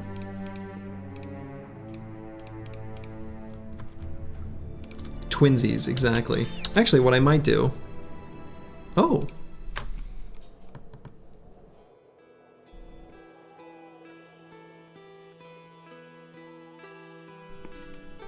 Should we get the bounty hunter? It's fun. It's probably the most fun follower. We can swag up with fancy items. Let's see, I have to pay 2 more days of wages. Will I be able to get back to civilization to sell stuff between now and 2 days from now? Also keeping in mind we'll collect a little bit more. Or maybe 3, like 3 days of wages. Yeah, all right. Let's increase our wagon size. Let's do it. Hunt some fame time? Yeah. Yeah, we should, you gotta always get the bounty hunter, right? It's fun. It's fun to be decked out in swag, you know? In shinies. I'm a simple boy. See shiny, want shiny. So do you have the Dragon Horde achievement on Steam? Is that like one of the ones like collect a whole bunch of money? No. There's a whole bunch of Steam achievements for this game that I do not have, because I just don't care about achievements, really. That's not my... Not a thing I look for in a game, generally. So I don't have them.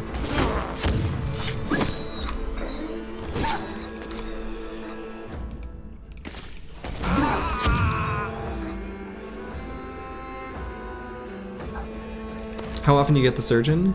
Pretty often.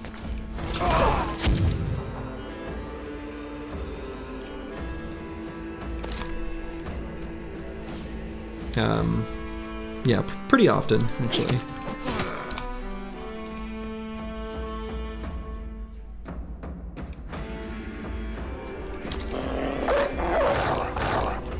It's nice to have the swag points though. Fair enough.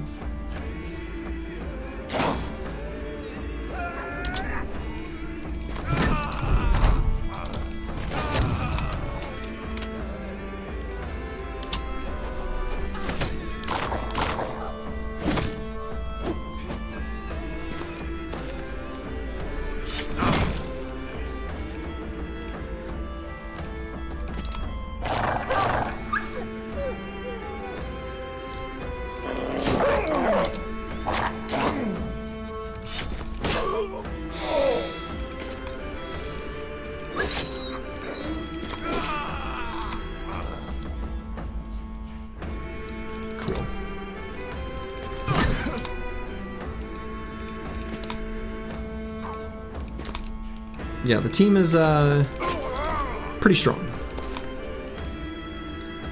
Pretty dang strong.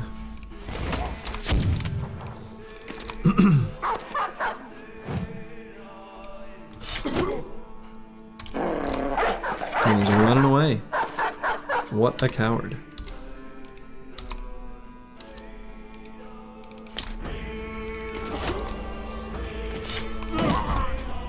Okay.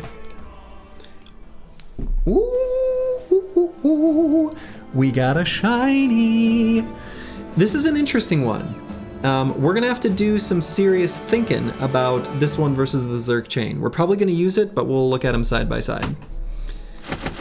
Great. You love to see it. Oh, right, we have all this extra caravan space. Right, okay. Okay, so, Master Manicus is our flail fatigue neutral. Flails basically require flail mastery to be effective, because ignoring additional % chance of armor on head hits, incredibly important. So this Berserk chain has 50 to 100 damage, whereas this is going to be a bit lower, 45 to 90. Now, the huge benefit that it has, of course, is this additional chance to hit head of 33% is awesome. Right now, our chance to hit the head is only 40%. With this equipped, it goes up to 58. We do have Headhunter, and so Headhunter's value it provides is kind of optimized mathematically, I think, at 50%. Is that true? I'd have to think about that, but something like that. In any case, just hitting the head more often is incredibly good. It's a lot lighter, wildly lighter. And so now we suddenly have a ton of spare fatigue, which does mean we could do something like move helmets around, where like we can do this. We can have him wear heavier stuff without us feeling bad about it, which is nice. So we can move heavier gear to him. It also does give him a little more dodge value because he does have dodge. You think based on how much you saw, % increase you saw on throwing axes, running this for a good portion is worth seeing how the % chance will work out? What do you mean? Yeah, throwing axes have additional chance to hit head as well, but what do you mean, Deep Space Cowboy? But yeah, I think this is probably better and worth using because of the additional chance to hit head. Hitting the head with a flail is incredibly important. So, cool. Dark Paladin 037 has reached his final, whoa, not that one. This one, swag level, or level 11, approaching swag levels.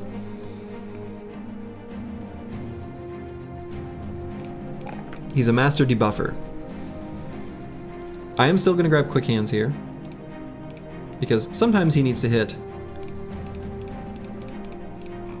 with, you know, something.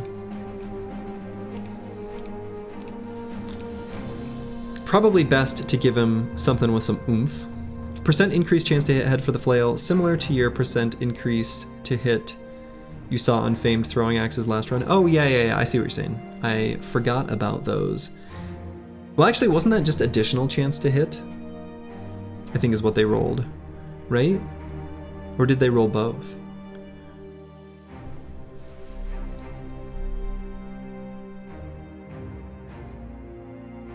But yeah, so for this secondary weapon, it could be, I mean, it could just be like a big old rusty warblade.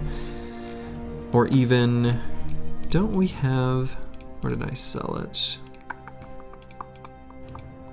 Must have sold it. We'd actually kind of like it to be a greatsword. We'll just leave it as the arming sword for now. I suppose it could be a warbrand, actually. Like, actually. Doesn't make a huge difference, but let's leave it as the arming sword. For the axes, it was just extra 15% chance to hit? Okay. It rolled better chance to hit overall, and what was what made it so good and consistent? Yeah. Yeah, I found I really highly valued that item. Consistency is incredibly good. Okay, so it looks like this whole area does not have the hunting ground, so it's either down here. This area I'm not going to bother exploring for now, and I'm going to be really annoyed if it's there. Possibly in here, and then we still have like up here to explore, and like in here, because we kind of scoop south. So, Alright, we got some ancient dead who want to die. We shall oblige.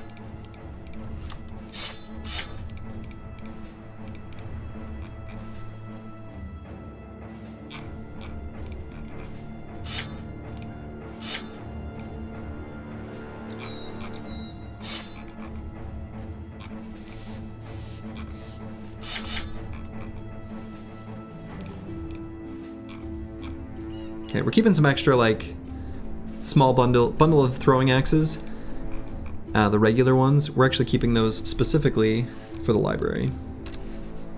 Why not give the bro the gold cleaver over the sword? You're saying like Ball and Stalin? Because the sword is better. That's it. That's like, it's just a better weapon. Oh, you're saying like here, these bros? So the reason we're not on these bros, I see what you're saying, is because... You want to sit up here, Suze? Okay. Should we get a blanket to sit on our lap? Okay.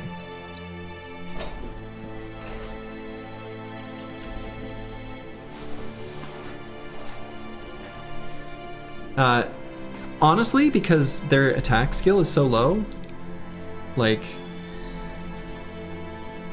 I don't know. We'll get a little extra damage from bleeds, but the arming sword's just better. I don't know. The extra chance to hit really matters when your melee skill's only 51.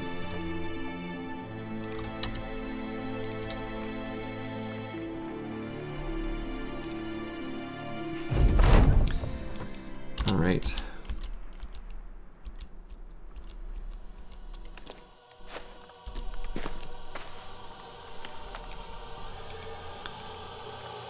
So we're gonna do the old scoot and shoot, make a solid wall, and then take out these ridiculous undead.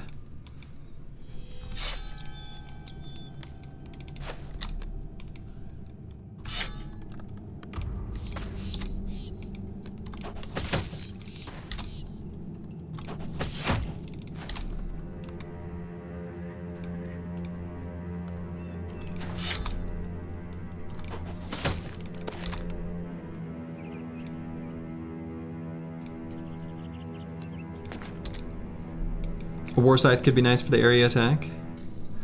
Could be. I'm not sure who we'd put it on though.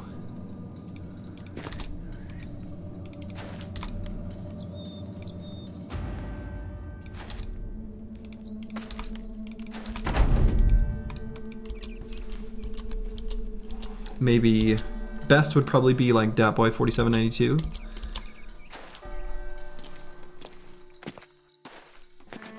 Alright, let's get melee contact so the rest of them move up more aggressively.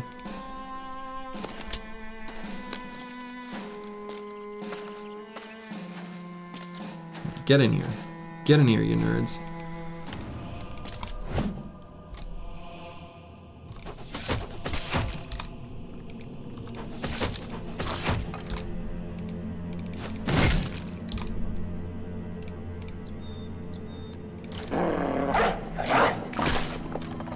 You missed the greatsword? Well, we still got it on, oh, the bro who, oh, that's right. He's currently sitting on the bench.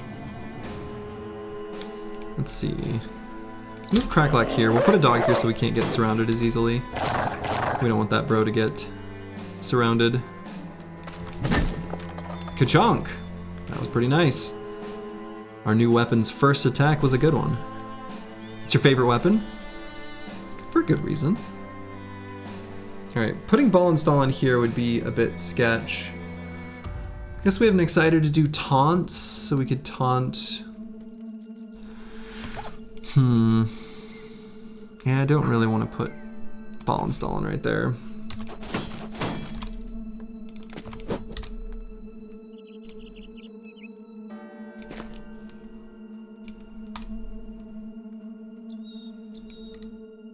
You think there's a famed greatsword? Yeah, we have one.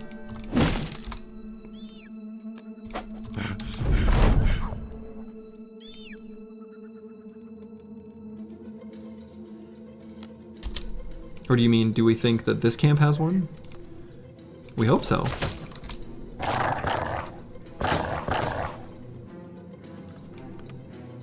You think even putting a Zwei on a good bro isn't bad to do? Yeah, it's totally fine.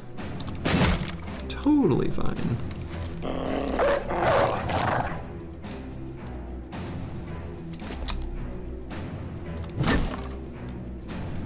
All right, head on her.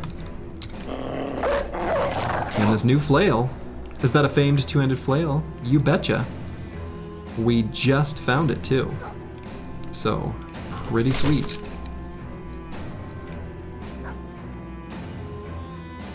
Oh, I should have switched shields. Shoot. Let's taunt here and then just indom.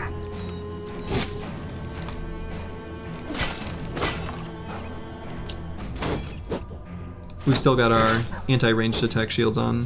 Whoops. Need to be paying more attention to that, just generally.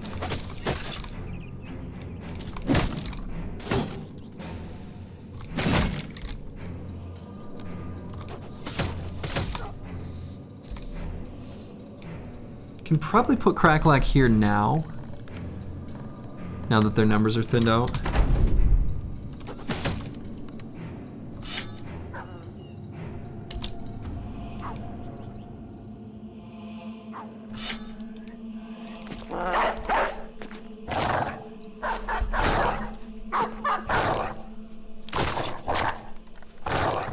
Did you spec flail, or does that even work? We absolutely spec'd flail.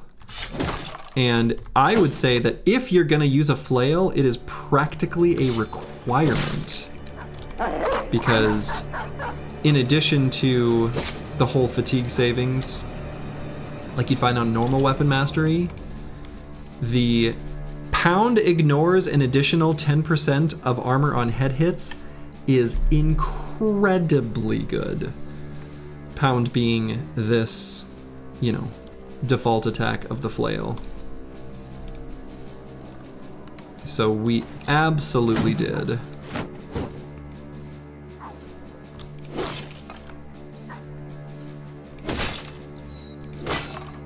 Okay. Crackalack. Crackalackin'.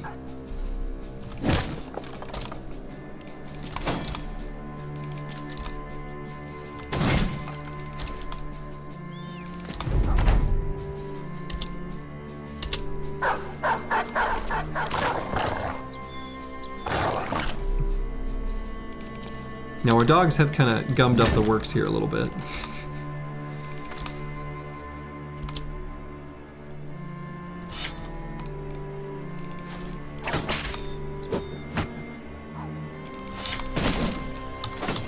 But there's not much left here for enemies, so.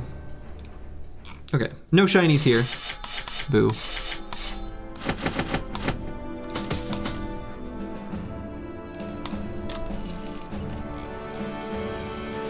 Alright, so we're gonna go down through this way. Check out this area.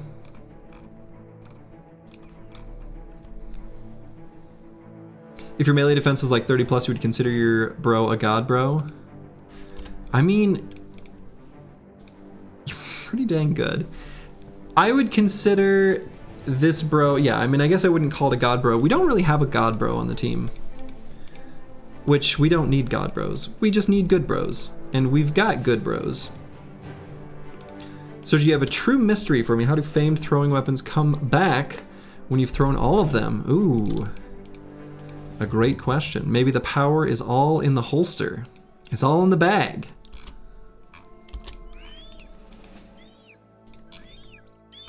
Okay, let's just step on a cliff here. I think we're, yeah, all right. So no hunting ground anywhere here. So it's either like in here, I suppose it could be nestled in this little area, or up here. Well, that's annoying. So let's go back up to Idstead because we got an inventory full of stuff.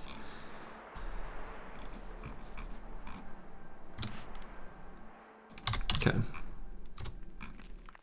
Maybe you go pick them up after the fight? Indeed. Maybe that's all it is. It's one of those cursed dolls that even throw it out, it turns up under the bed again.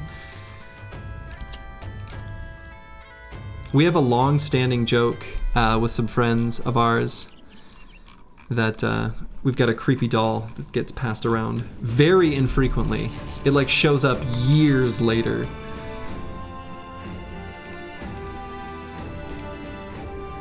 We had it for a really long time. Like during the pandemic, I think we had it. But did eventually send it off.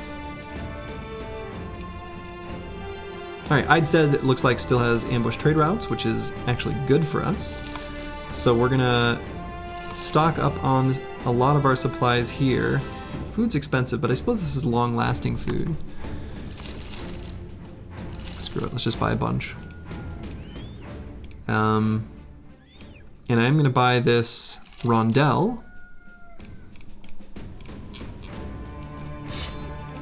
A little dagger upgrade never hurt, you know? All right, and then we'll make our way to Idstead. We'll sell stuff there.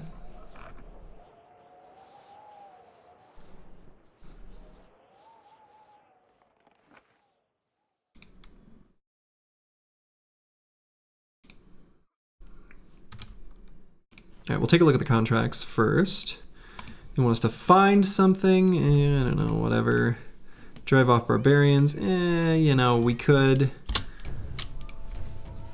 All right, so I'm gonna leave the throwing weapons for now. We're gonna have to see what we wanna do with those actually.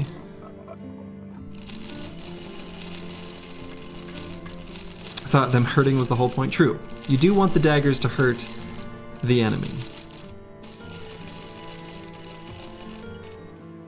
Whoa. Don't sell the handguns.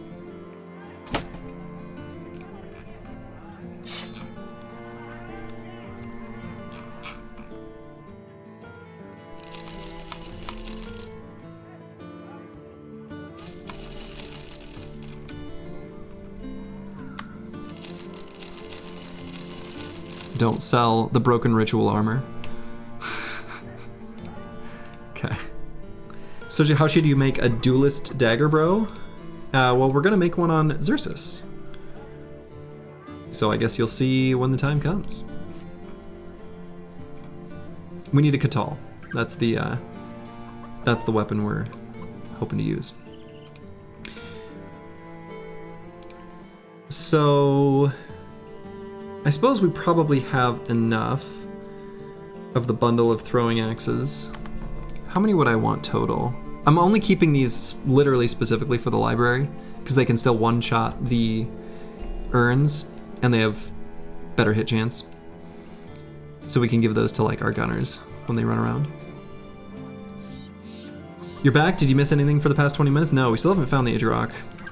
We searched in vain. We discovered a whole lot of territory and did not find the Idjarok. We just killed a bunch of barbarians, picked up a few new shinies, but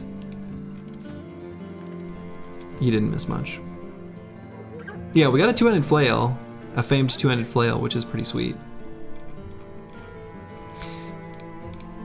So yeah, how many do we even practice? We have 1, 2, 3, 4, which is, I suppose I'd want 1, 2, 3, 4, probably one on Igladub, and then one on Ballenstallen. Yeah, so then normal situation, we want to keep 3 bundles of heavy throwing axes. Probably only 3? Yeah, probably only 3. So we only have 1 there, so we just sell 1. And then Javs.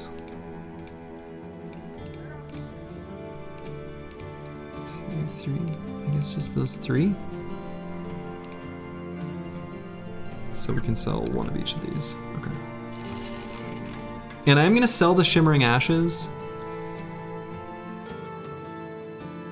I like, was it Choppy Cat? Whoever said, you know, the idea of, so here's what I'm thinking. If we find the Ijirok like in here or in here, we'll probably just go straight from there down south to the stone circle or stone pillars. And I don't want to have these in my inventory at the time because it increases the amount she asks for. How good is the shiny Kopesh? Not very good. So I'm going to sell them here. I liked Choppy Cat, or whoever it was, their idea that you can just sell them at a town nearby. Unfortunately, in this case, our stone circle is not really nearby a town that we can, like the closest is Hikma, that's really far. That was your idea? Okay. I like the idea. It's good. But I think with this map, it just won't work out. All right, so we're just gonna buy a ton of food. How do I want to do this? I suppose I could just go south through here and then sweep through there. Yeah. Let's do that.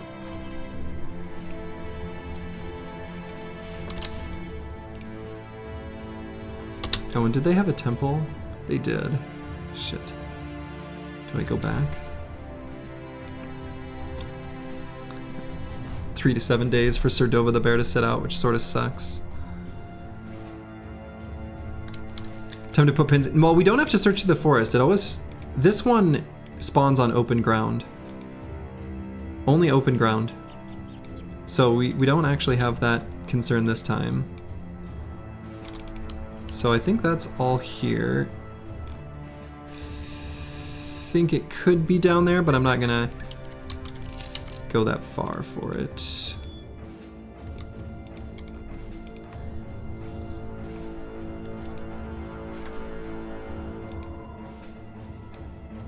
Okay. That's close to a town, right? Yeah, that's true. Maybe, yeah, probably too close to a town. I think that's true. All right, so it's not there, I don't think.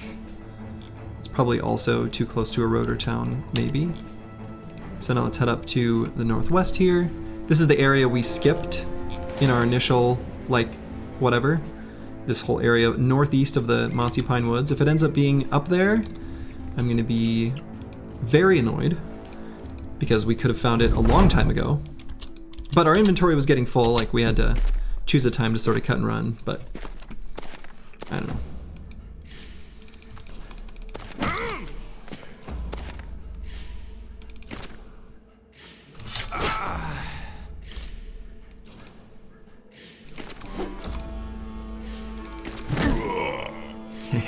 Hey! Additional chance to hit head. Pretty good.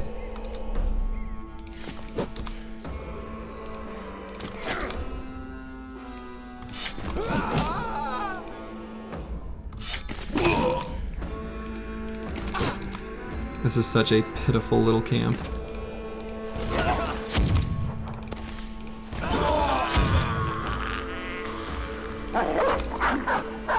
Give him some head. Wait a minute. That might be a little different than what we're doing here. Or maybe not. Yes, you know?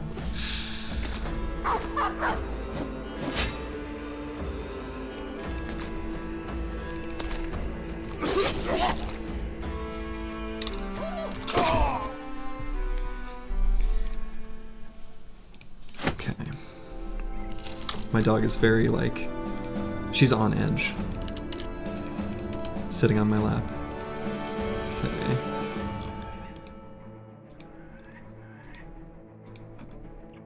So we're gonna explore here first.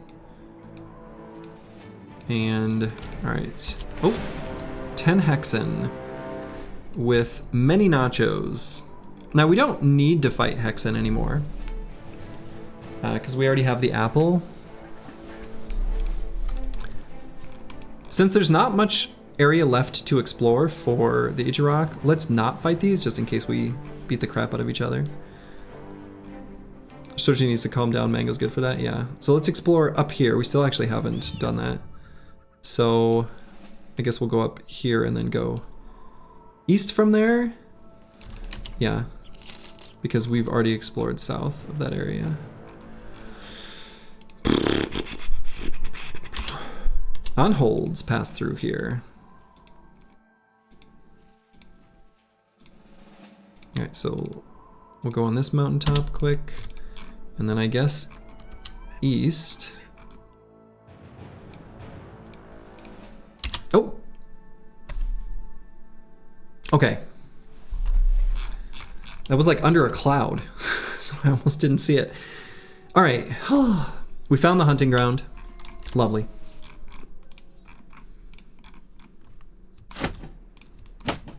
So,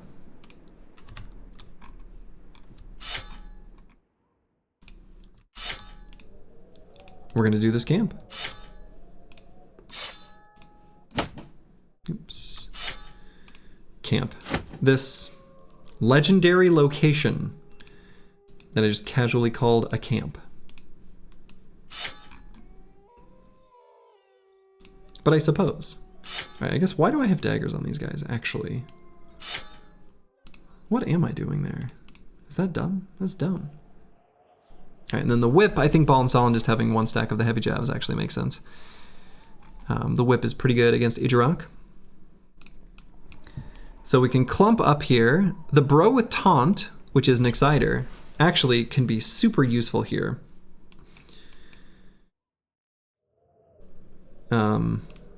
Like, incredibly. You bet you an exciter can hold him pretty well? Yeah, unfortunately, like, you're not gonna be as useful here, sadly. Tanks aren't as good unless, in this fight, tanks are kind of useless unless they have taunt. What's the apple for? We are eventually gonna craft a potion of oblivion, just because we can. We do what we must because we can, you know? And I wonder if I should, well, I don't know, Xerxes can stay there. We just sold a pack of barb jabs and axes. Yeah, that's all right. We've got everything we need here. I think we got enough. Hope nobody eats it by accident. Same. I also hope this. We've only got one, I guess 2 maces. Xerxes has one.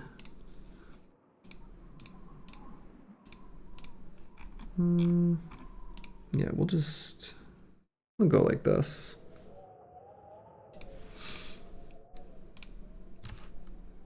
Here we go. We are doing this fight at night, which is not ideal, but we're doing it because, well, you gotta do it sometime. All right, we're gonna wait on Crackalack till someone else cracks open his armor a little bit.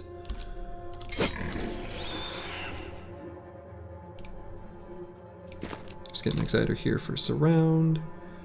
Roxanne, it's me.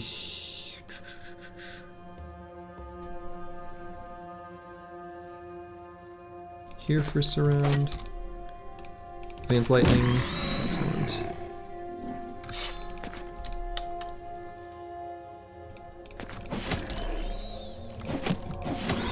So what was the lesson that we learned last time when it came to this guy and taunt? What was it that we determined? We could taunt him But the conditions were weird. Oh, what was it? It was like it had to be a straight path with a few hexes or some, what was, oh man. Aperture science reference out of nowhere. Now we're thinking with portals. Yeah.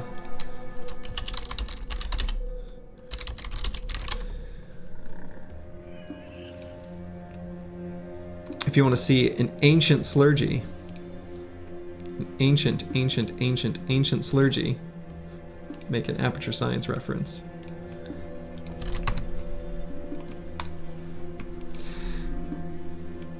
You don't recall, just that it worked kind of. Yeah, the conditions were weird for it. Let's taunt and then move to here. We're gonna try that. Now slurgy, better than ancient slurgy? I mean, true.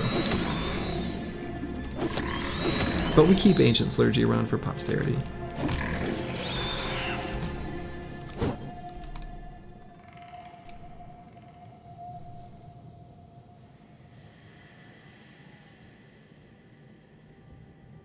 What range does taunt have? Still goes to there, right? No! I went too far.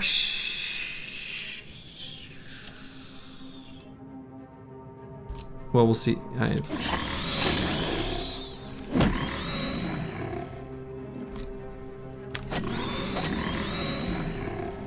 Well, your streamer is a little dumb.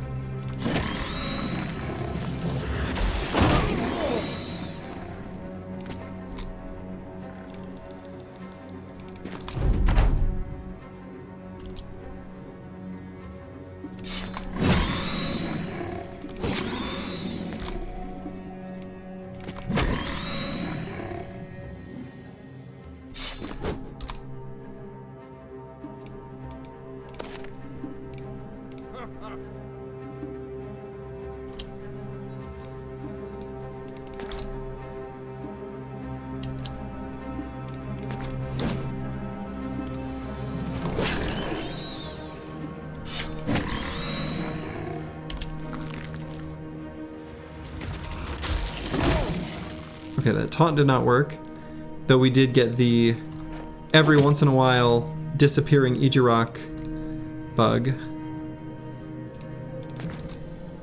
God, how did that work?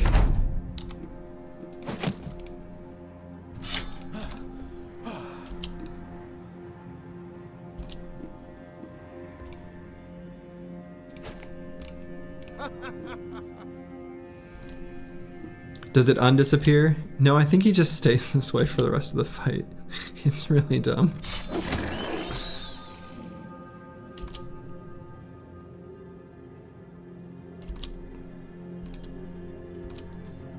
Pretty sure we have had this happen before though. Okay, that worked. All right, that taunt happened. Why? I don't know.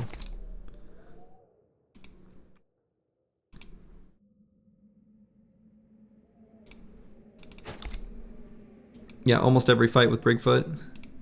Yeah, it's just like a thing he does. I don't know.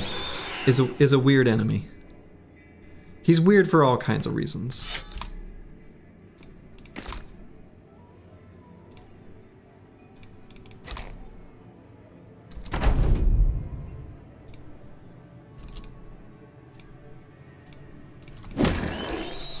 All right.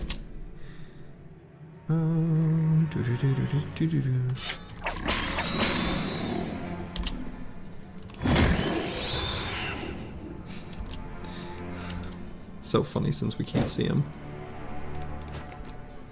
It's something he does in real life. You just see him and he turns invisible afterwards.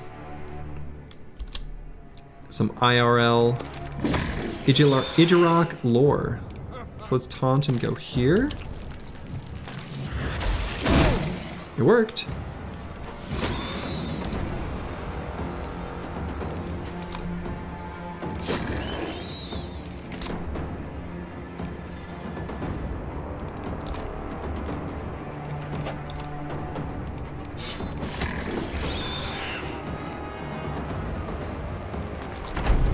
A 9 lives proc?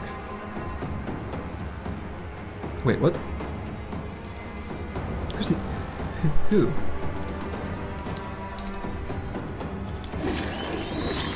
He's probably dead anyway.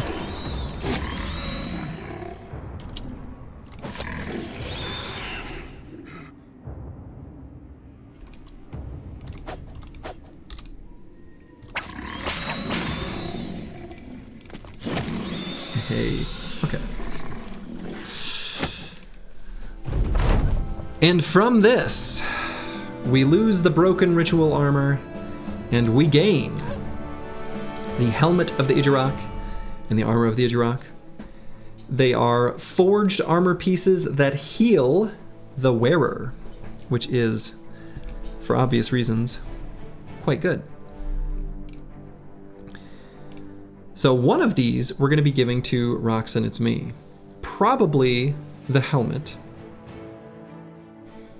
And the reason that we're going to do it that way is this armor is so incredible that we've got a better body armor. So Roxanne It's Me is now looking a little less holy and regal, but definitely more intimidating.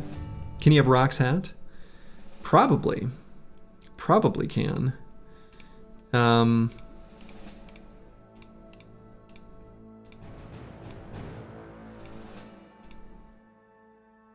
Let's see, how do we want to do this? No. This is a forged helmet. So it would actually make you more fragile. So not a thing we want.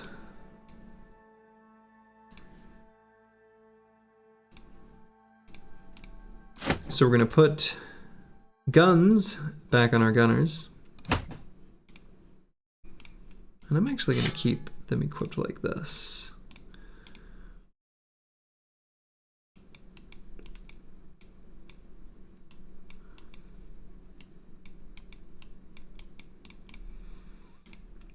So who should get our other, let's see, armor of the Ijarok. I guess I could, let's see,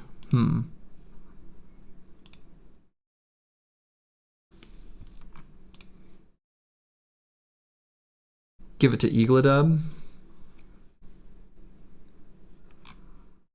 Replace this decayed coat of plates. Probably put the decayed coat of plates here on Vance Lightning. Actually, I might swap these. Yeah, I think that ends up with better fatigue values. Xerxes can put on this for now.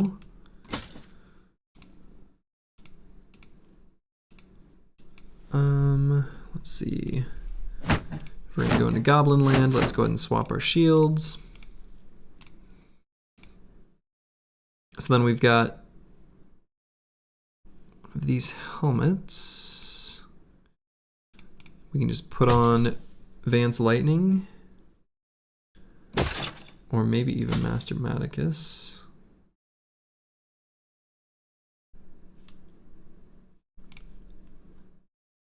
Actually, let's swap this over. No, because we want the one with,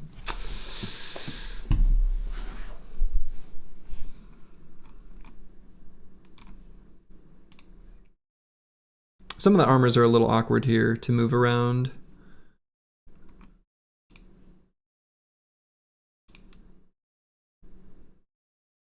So Joe, what would you call the blue shiny things?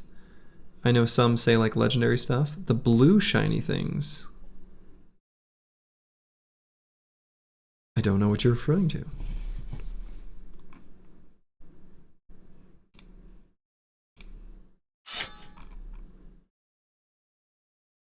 Like the lightning sword? Oh yeah, I see. These ones. Yeah, I think these are technically legendaries, whereas these are named or famed. Yeah, I think those are the ones that are called legendary. I guess I had never noticed that their outline was blue till just now. Huh. Uniques, yeah, you could probably call them that too. I feel like that works.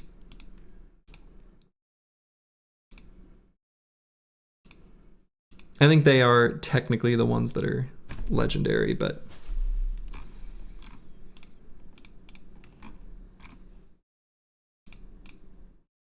All right, I think this armor setup that we've got right now will work.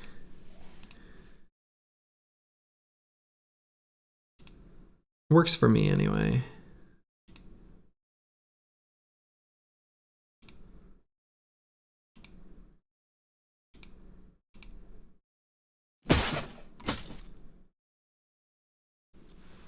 Yeah, they have preset names, so uniques would work. I think so. Kind of need to visit a temple. But I think we can basically get by. Or can we? Ugh.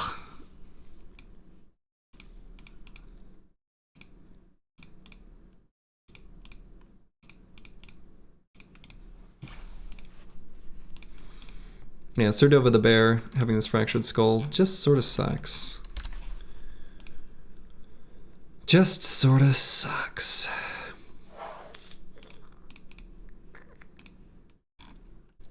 Hello, Union ID. No bros have been lost. Probably town on the way. Yeah. I'd have to go all the way back to Eidstead. That's really far. I think we're just gonna make a little trek through this section of the map. We'll fight what we can. We're gonna be making our way towards the stone pillars because I want to turn in 3 of these unhold hides.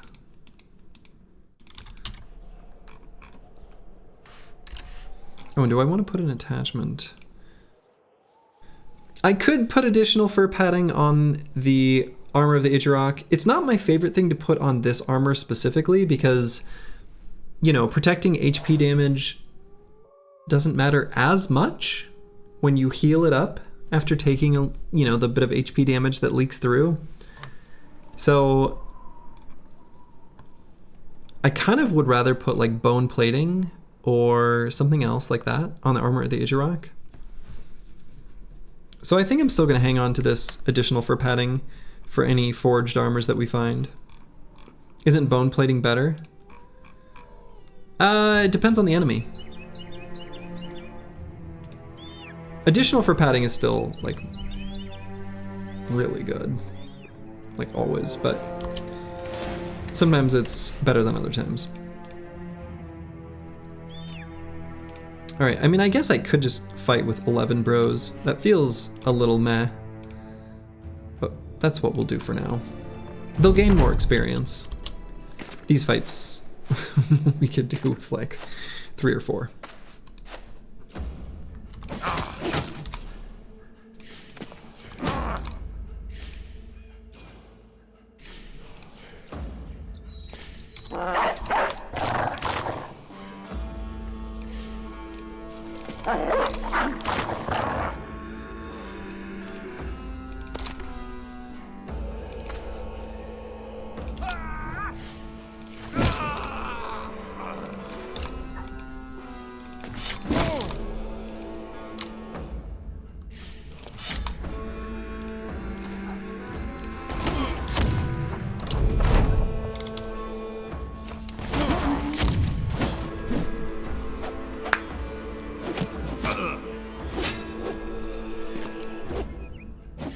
Bone plating is really nice. I think I mentioned this earlier, but the meta benefit of not having to repair that 1 damage hit, you know, between fights. So there's some tools savings there, which is, you know, not nothing.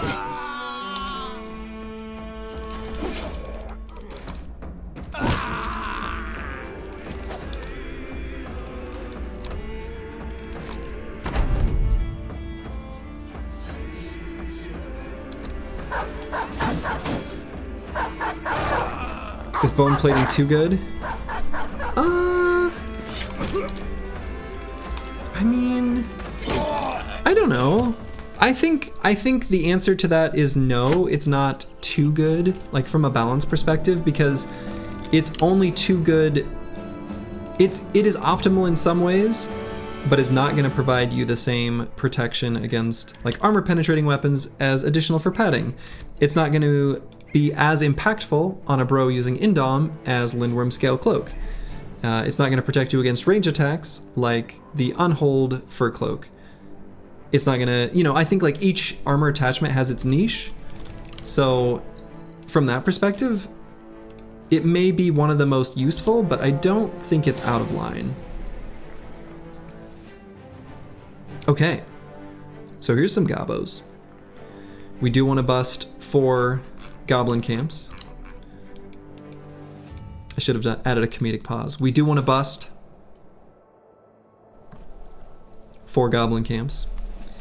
Anyway, so we've got 2 champions here.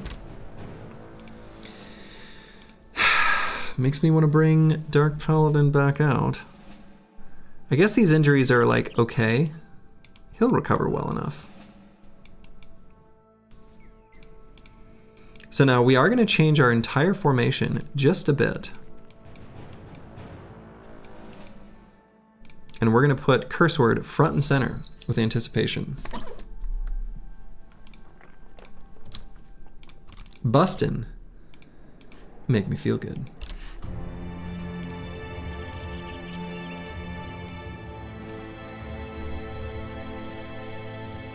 And actually I might go like there, even though it's a little off center.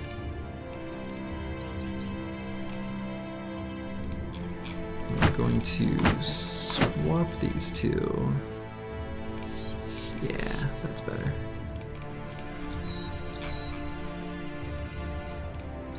Boston make me feel good. So do I wait for nighttime? It's afternoon, I guess we do. Let's just explore a tiny bit over here just for funsies. Okay, cool.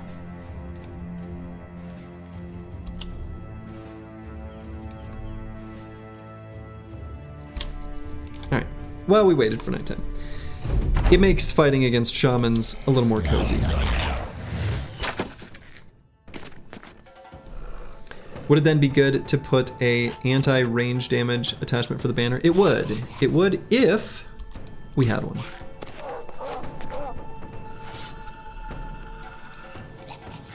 You think it's a niche attachment? High initiative, once the hyena pellets battle forge, once more durability instead. It's very weak against goblins and such. Yeah. I mean, I wouldn't call it niche. I mean, yeah, I guess it is niche in that it has a niche, but it's still like really good. I don't know. Okay, so things are a little awkward with this bush being here.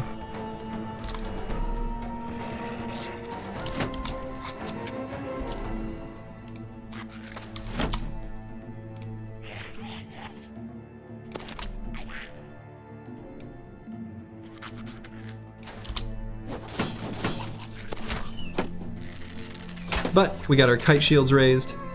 Only gonna have a 5% chance to hit us.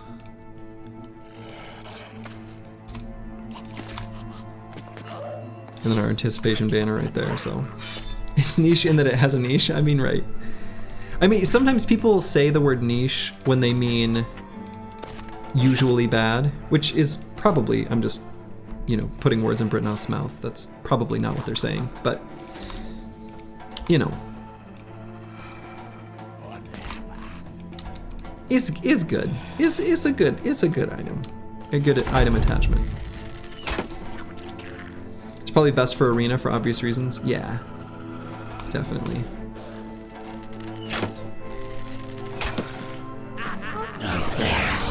Yeah, that's what I expected to see.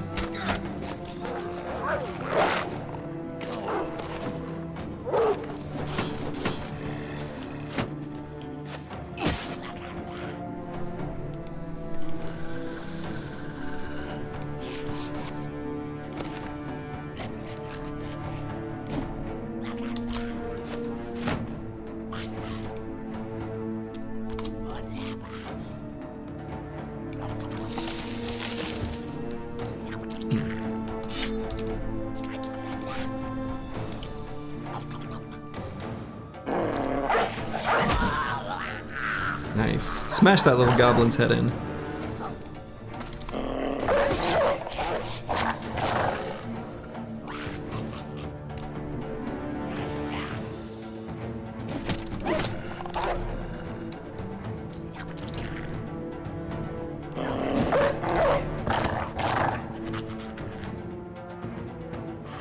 Alright, so I think I want a free ally.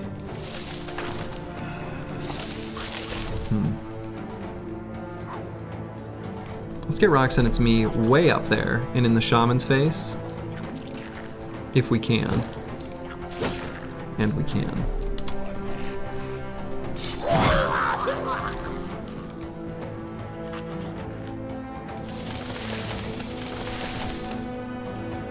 So Galumi.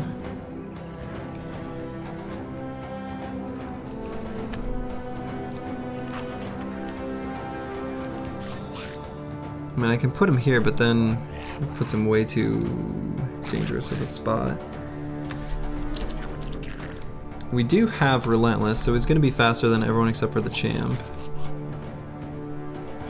You feel like a dog. If we went here, hit these three. Every time you hear your name, you're like, huh? That's funny.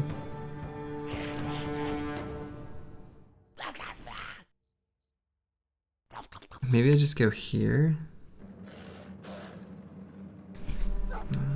Sure.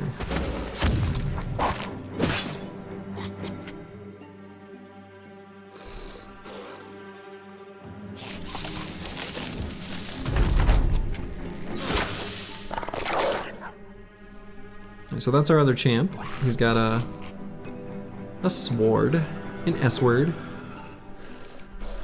Do you think of that? Do you think Pavlov thinks about feeding his dog when he hears a bell? Probably does.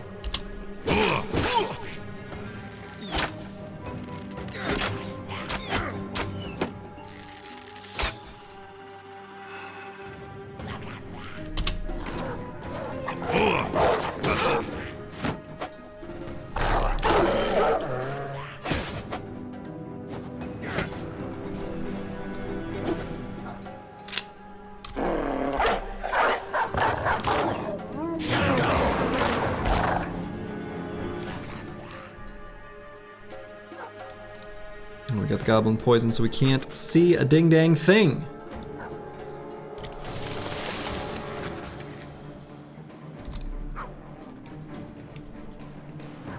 Let's get Master Maticus up there against the shaman. Maybe Crackalack here to start working on this champion. Yeah, probably.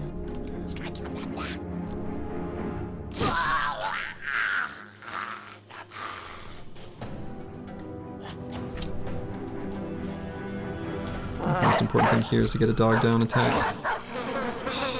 Shoot.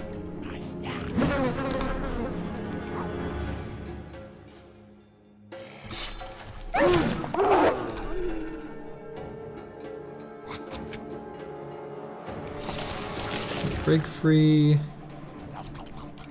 And I guess just release a dog. So do you know Mango could be in the window behind you until you look like Schrodinger's Mango?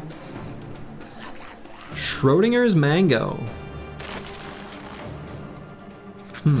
Could be.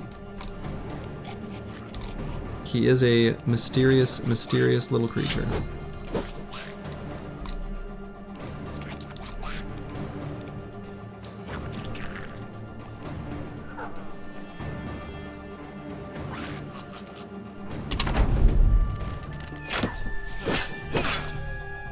Ooh.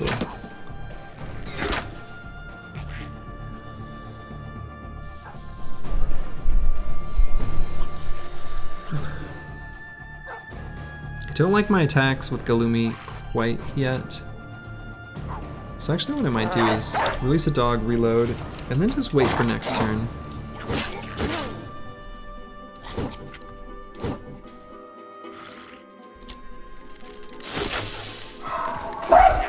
Oh my goodness. I'm gonna guess my wife is just getting home. I can tell, because the dogs are losing their damn minds. Okay, let's get rid of this stupid shaman. Wow, couldn't one-shot the shaman with Master Maticus? I wonder if the shaman has Steel Brow. Huh.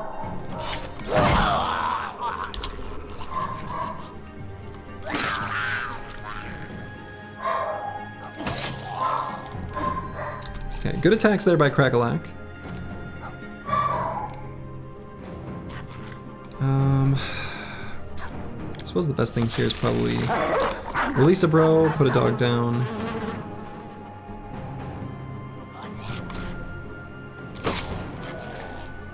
Okay, got that guy fleeing. An Exciter could go here. That spot also could be for Eagledub. So we could put an Exciter all the way up here, potentially. Have him loop around the south side. Is that better? In your house, dogs going nuts means a leaf flew by a window, or a fly is in the house, or the neighbor moved. Yes. Or someone happened to close a car door somewhere. Another classic. Now we do still have this handgun, actually. Still loaded, so maybe I could do this and do one little blast. Alright, well, we tried.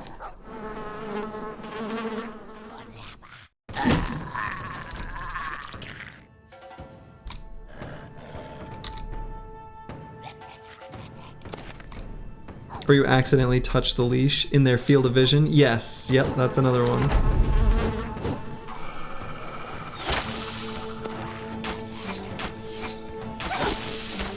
Or you use the word W-A-L-K in casual conversation with someone else, not referencing the dogs at all, but they still recognize that word, and they're like, wait a minute. You said the W word.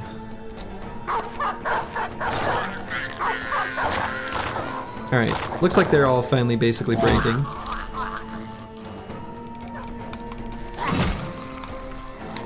Got ourselves some money for fighting the champion.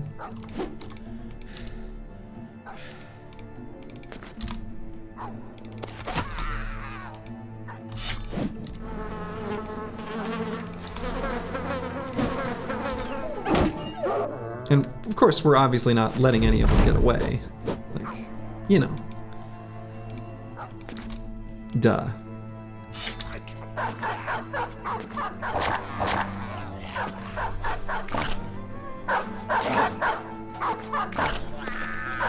There's the champion. Dog just bit him.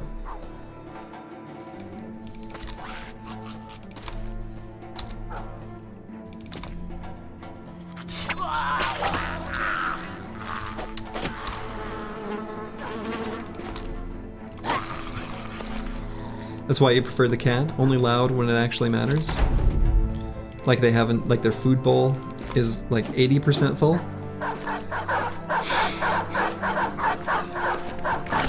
So they're starving. Not all cats do that, I suppose. Okay, so we got no extra shinies, we just got the built-in shinies from the camp. And holy shit, that's a legit goblin sword. Interesting. Huh. So it rolled damage, and it rolled damage real high. It rolled damage to the point where it's comparable to a noble sword. And we got weapon skills build up -3 less fatigue. Huh. Okay. And then probably one of the best famed goblin boondock bows I've ever seen. What in the world?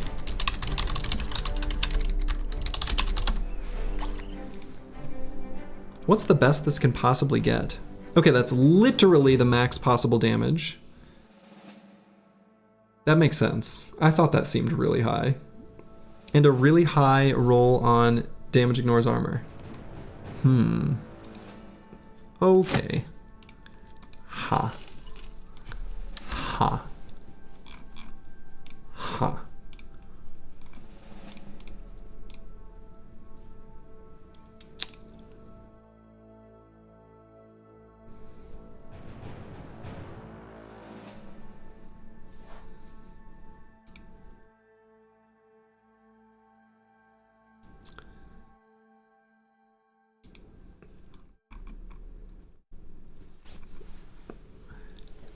Huh. Yeah, this is an actually usable bow.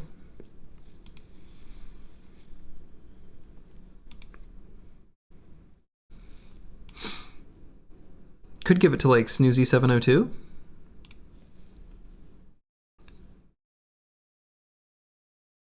Is a bow like this good enough to use, or it's still like, aw, a bow past turn 20? I don't know, it's pretty good. Like, the problem with bows, actually, a lot of it is just that you need a really good brother. Like, you just need really good range skill to even be able to use it well. That's kind of the main problem, to be honest. But, like, that's a lot of damage. Like, that's actually pretty legit. Huh.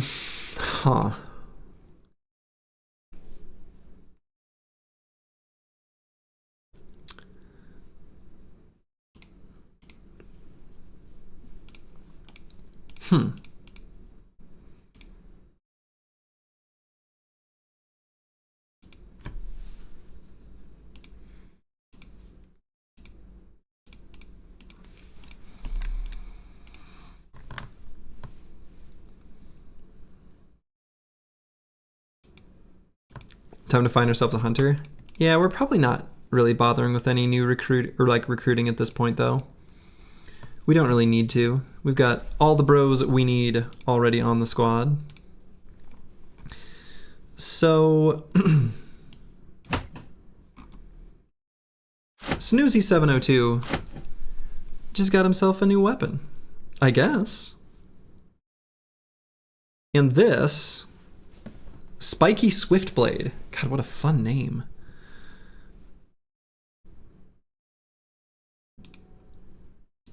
We can give to... Actually, this could go on one of our tanks. Just because it's light and has additional chance to hit. That'd be fine.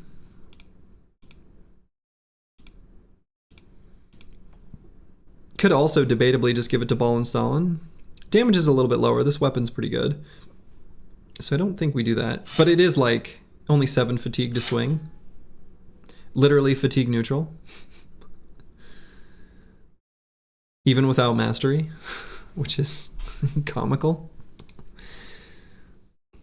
So like, huh.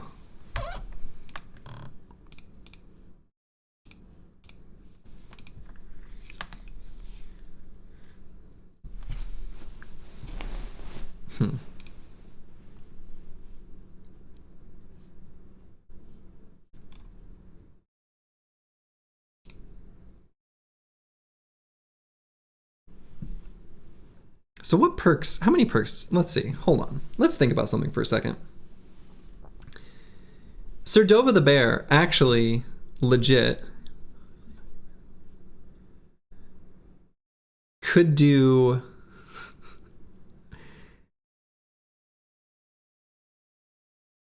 Interesting.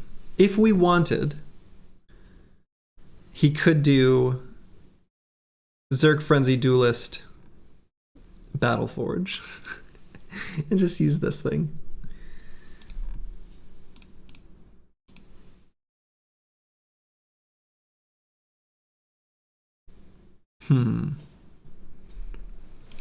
It's pretty good. Bad without Duelist, though. Like, absolutely requires it.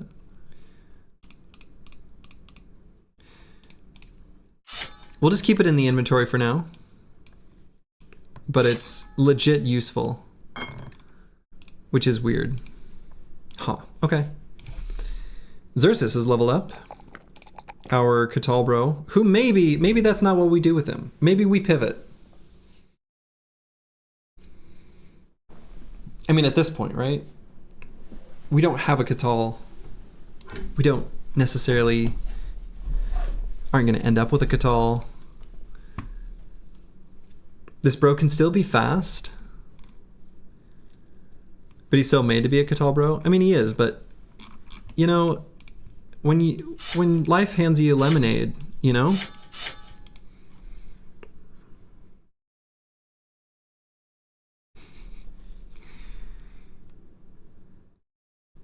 So right now it takes 7 fatigue to swing. After mastery, this goes down to 6. So we kind of don't even need mastery. We don't even need sword mastery.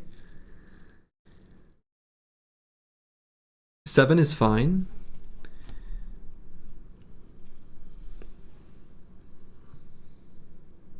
He has relentless though. That's still fine. Still fine. When life hands you lemonade, you add sugar. That's a good response right there.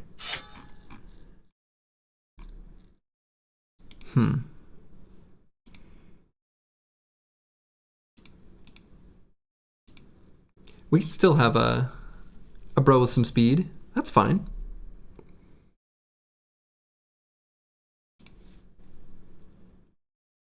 Does sword mastery add anything besides reduction to fatigue? The other thing is, technically, we could riposte. So, I don't know.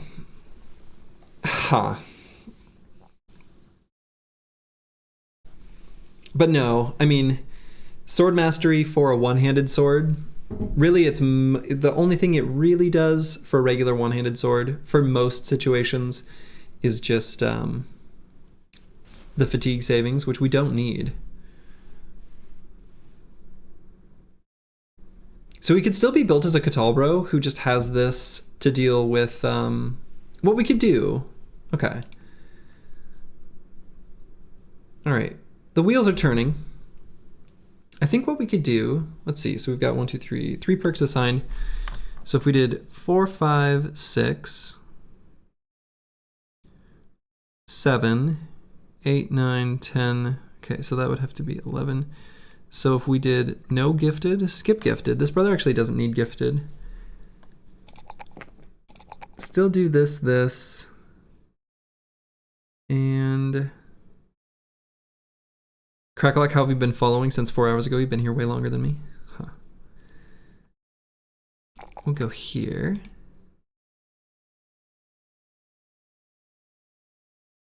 And we'll go back for Colossus, or maybe Pathfinder. We'll do Pathfinder here. How does one make a bro fatigue neutral? You keep hearing about that, but don't understand. Yeah, so basically the idea is you always gain 15 fatigue back every round. So the idea of the build is you don't need to invest in fatigue. You only need to get up to like 100-ish. So for many bros, you don't need any extra at all. With Pathfinder and Weapon Mastery and a big two-handed weapon, you can move and attack every turn. And that frees up the brother to wear heavy armor, be given a whole bunch of defensive perks so that they can be a kind of stable rock on the battlefield that you're okay letting get surrounded, but still has really good damage, really good and reliable damage output. And that's basically the idea. So the only required perks are like Pathfinder and then Weapon Mastery of some kind. It can kind of be any weapon. And usually just a whole slew of defensive perks. Popular choices are like Colossus, 9 Lives, Fortified Mind, Steel Brow, Quick Hands, Pathfinder, Underdog, Battle Forged, Reach Advantage, Fearsome, even Killing Frenzy, Headhunter. I mean, there's lots of choices. So Gr, there's some ideas to the new Battle Brawl. How many points will we have this time? What will the format be? You're eager to get into the Battle Brawl? It'll probably be basically the same format as last time, is kind of what I'm thinking. Generally. So I'm gonna update the values of the units from last time, not only to keep it fresh, but to, you know, maybe nerf some things that I accidentally left overpowered. And then I'll submit a similar submission form on the Discord for people to fill out, and I will accept the first 16 teams. My wife wants to make a team, so she'll get team number 1, but then the rest of you, 15 after that, we'll all get your shot at it.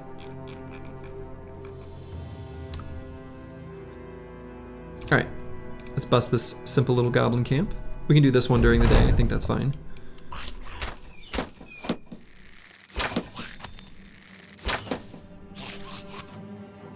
Kind of like armored on-holds? Yeah, for example, as a hypothetical.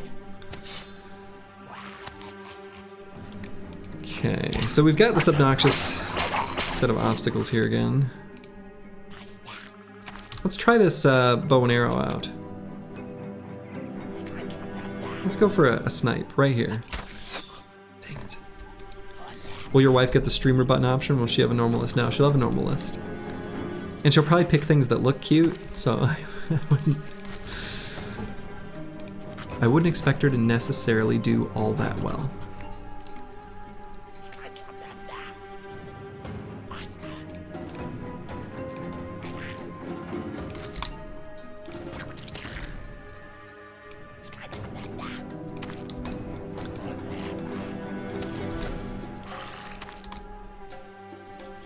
Wife drops in 21 no next. I don't know that she thinks spiders are cute. Does anyone think spiders are cute?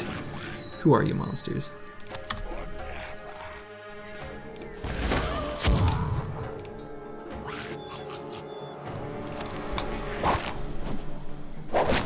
But you could give the bro with the goblin sword a goblin reach weapon for no fatigue ever.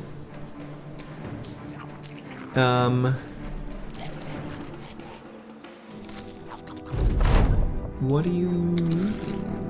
So you're talking about the goblin skewer, right? Britnoth, you find spiders cute?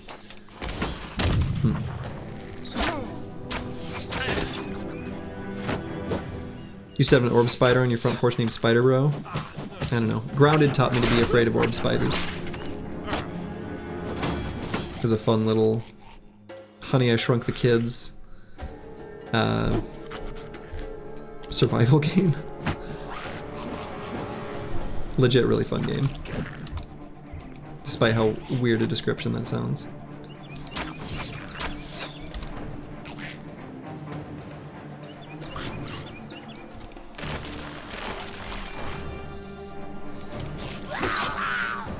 Okay.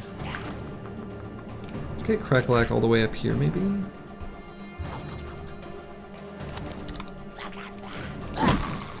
There we go.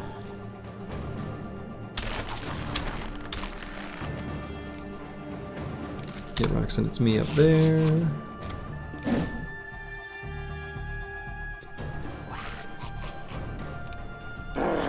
So will the points pool be different this time to change things up a bit? Yes. Oh, like the total number of points people have? I haven't decided on that exactly yet.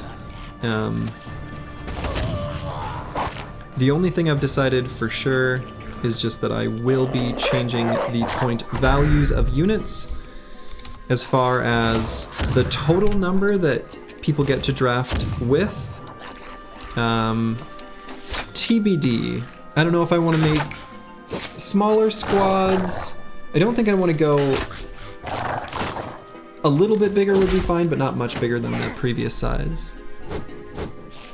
You bring one crane fly into the house for the cats and now they won't get out of hunt mode. You did the right thing.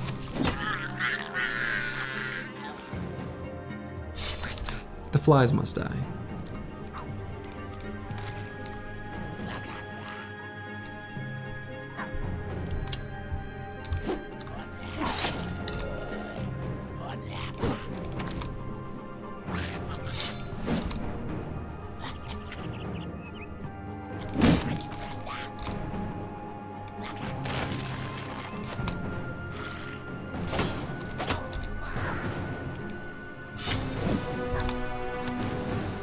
Goblins.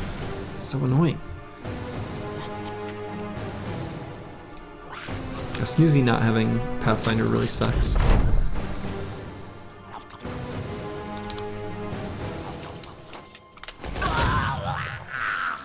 Sorry, dat boy. Had to get shot for the greater good. There we go. Nice shot by Dark Paladin. That's what we needed. That's what we needed.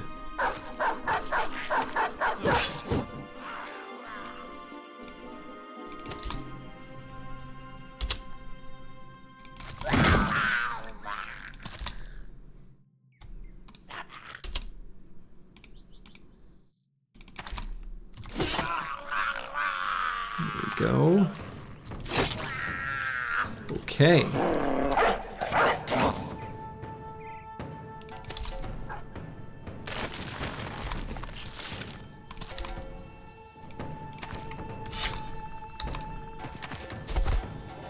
Footwork?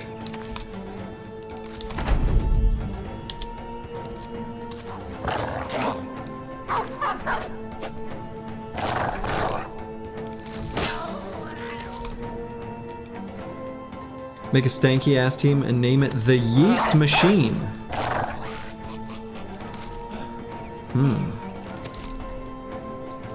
You could do that.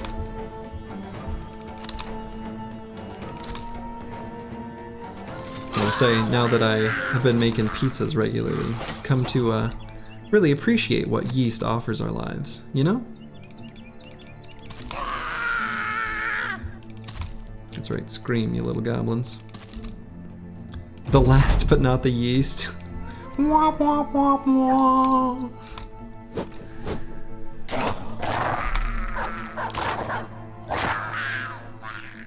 Okay. 2 camps controlled by goblins down. When will Sir Dova the Bear recover from his fractured head? Who knows?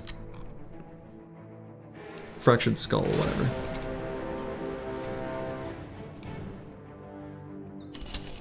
Alright, another goblin camp. This one in the swamp. So we are going to wait for night if we want to do it. We could pass by it and just acknowledge it for later. I think let's do that.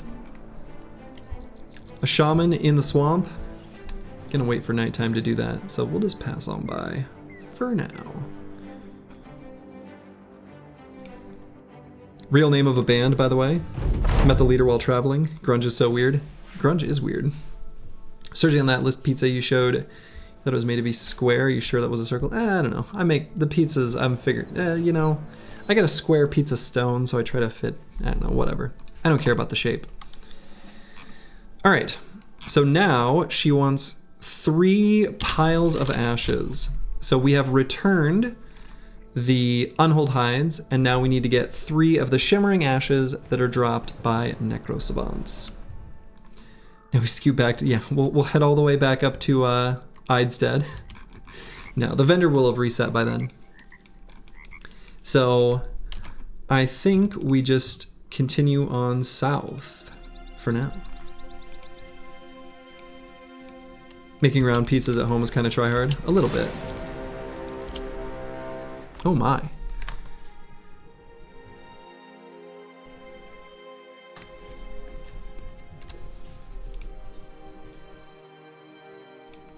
Do I think I could do that camp?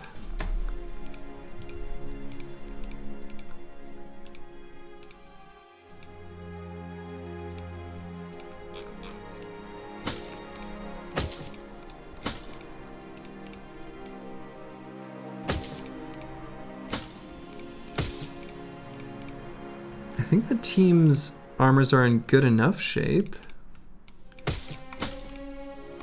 Just had to replace the nasal helmets. Can I get there before dawn? On a hill, has fortifications, an overseer and a shaman. Kind of sounds like pure cancerous pain. However, I am an idiot.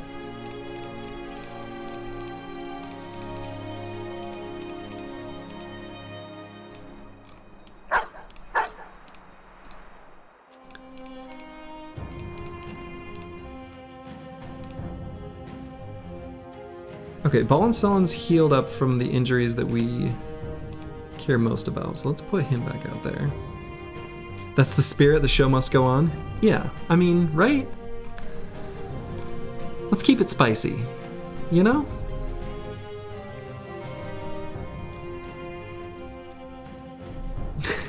That can be my campaign slogan.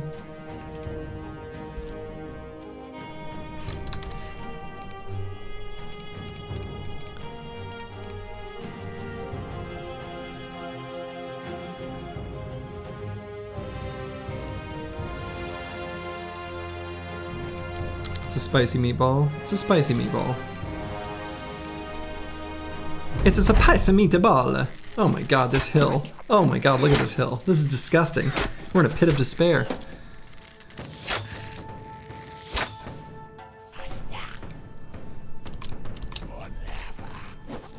Pathfinder on all the bros.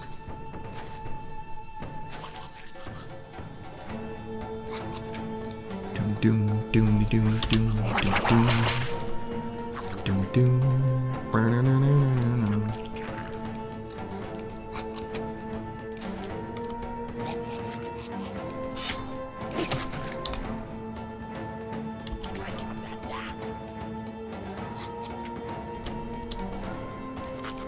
So the banner does have Pathfinder.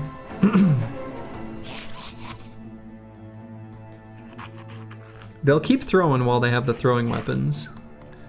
So I think I can actually safely put the banner here. Now, the tanks won't be able to follow because they don't. So they're gonna get, this terrain screws them over just enough. So they're gonna be stuck like here and here. I got a little pedestal we could put Dark Paladin on. And then, yeah, Galumi's down there too. Someone an idea would be even better breakfast than pancakes with Nutella. Crepes with Nutella?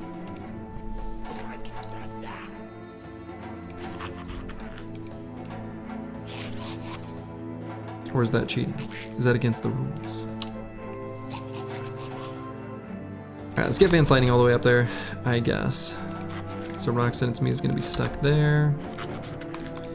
Eagle Dub, we'll just have to push up here.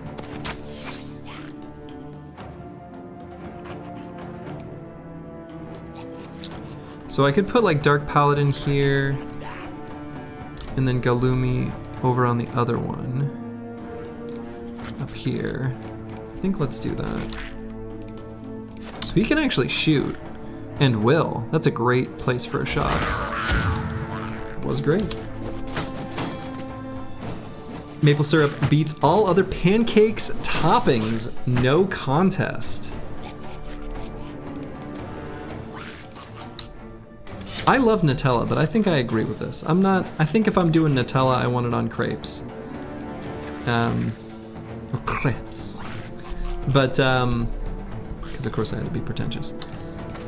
But yeah, I think with just pancakes, I kind of just want the classic, you know? Waffles, peanut butter, and maple syrup. Interesting. Alright, I love it when we can overwhelm even goblins. That's pretty fantastic.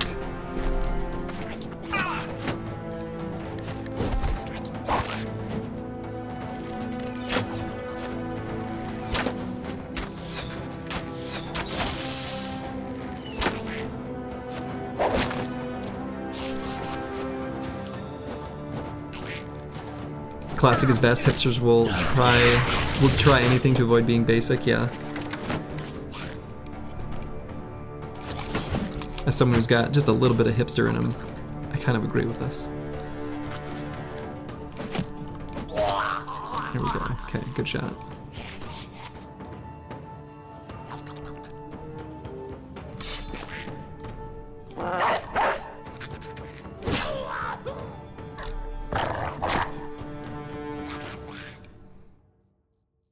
Let's do this and then wait. Yeah, shoot. See if Cracklack can finish off this skirmisher. There we go.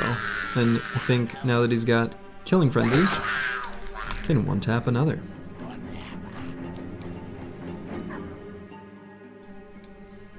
So we've seen the old you. We know what Slurgy Hipster phase was? Yeah. Yeah. But even at my most hipster, I still appreciate the classics, you know?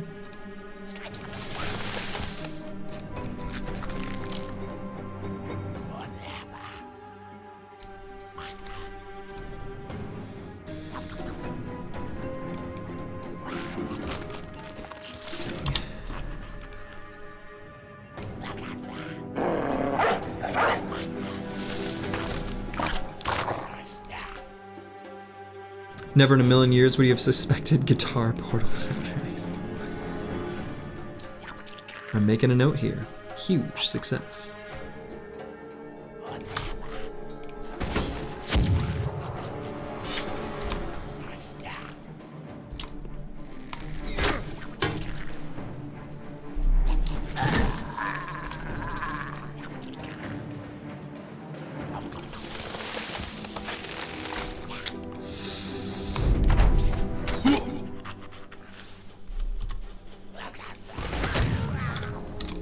A lot of the boys are wrapped up in crap here. Vines, nets. Literally half. 6 of the bros.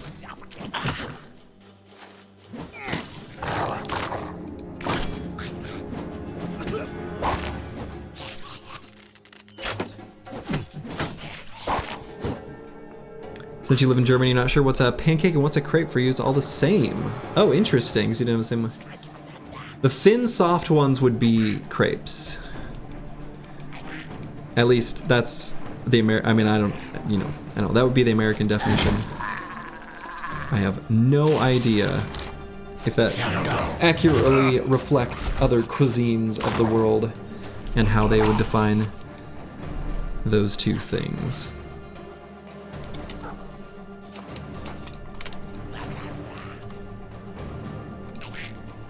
Let's get snoozy here and just like try to break people free, I think. God, everyone's in a net. This sucks. Pain! Goblins, you deliver such pain.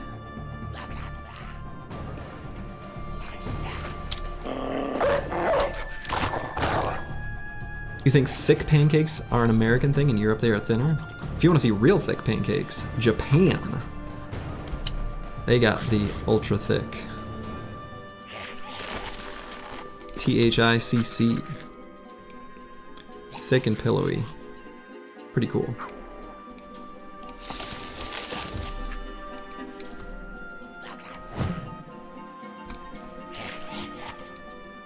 Japan's maybe thick, but they're so light and fluffy you miss them. Yeah, they're pretty good. All right, Roxanne is me is free. But see, we got a pierced hand on Vance Lightning from that puncture. Which sort of sucks. I might actually just go to here and then put a dog down. Give him a better surround for Crackalack to hopefully get another Zerg Frenzy, you know, kind of thing going on there.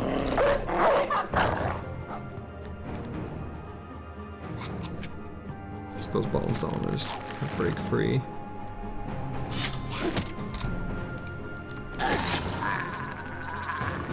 So then we can move him further forward, maybe to here. It's a pretty safe spot, but gets him in position to attack.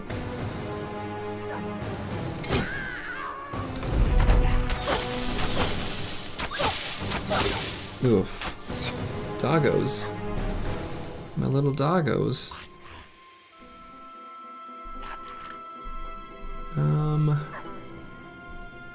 So if I attack here, I'm going to be shooting at Dash, who is hurt. If I go here, I can Dark Paladin might have to have one turn of repositioning.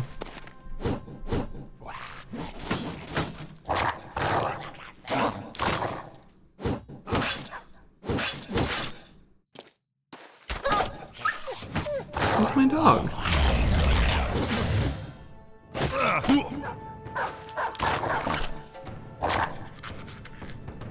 There's a lot of goblins.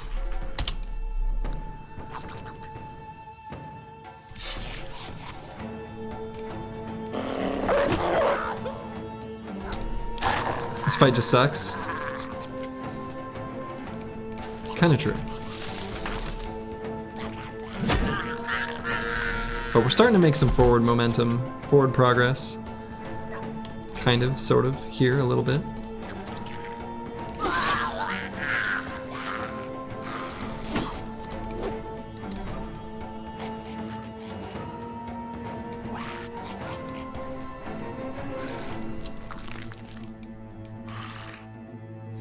You have great pancakes and crepes and their differences. You've come to the conclusion that you love them all and that you're hungry. You know, I think that's probably the only conclusion you could draw after that kind of research. That sounds right to me.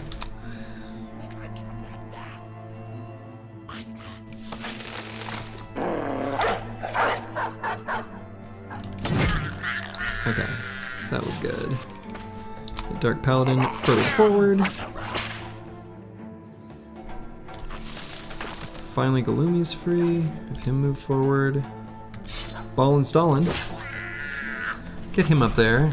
God, do I put him all the way here? It's a little bit risky.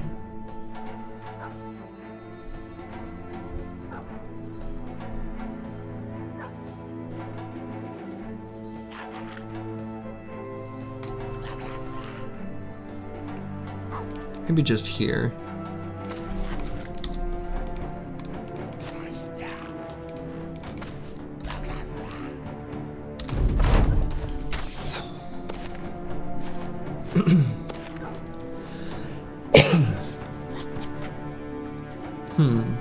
I guess we'll wait again on Dark Paladin, since they're kind of repositioning.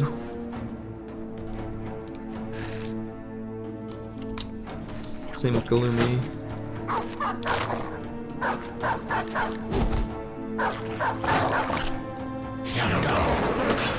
Ooh, that sucks. Our main kind of damage dealer in Crackalack was just... I put bugs in his eyes. Unpleasant. Let's try to free... I really need to get that shaman. Ball and Stalin. 95% chance to hit. Incredible. Incredible. And of course, this beautiful weapon, the Honed South Star, one-tapping these goblins. You love to see it.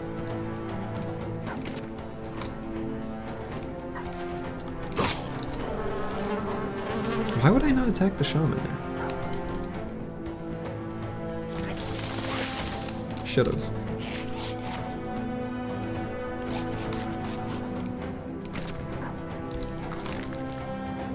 We'll get Roxanne, it's me up there. Advanced Lightning. Maybe to here we'll leave that Hex for Ball and Stalin.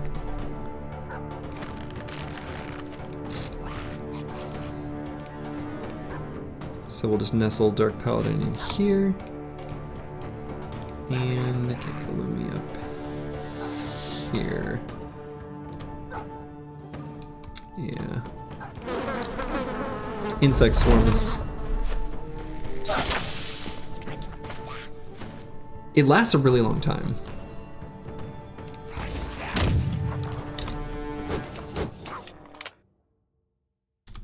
So I could shoot here. It hits Gruff. Hits no one, actually.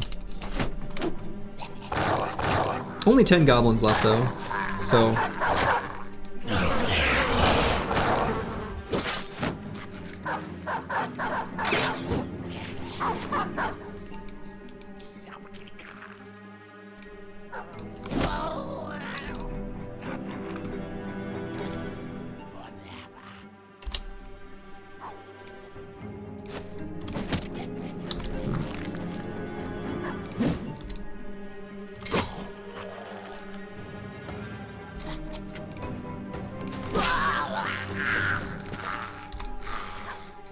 Okay, Ball and Stalin was like a huge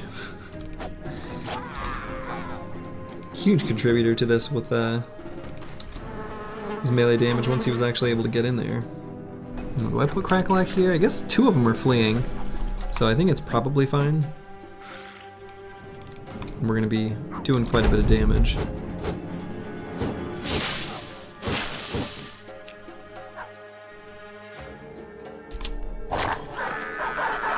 Yeah, most of them are fleeing now.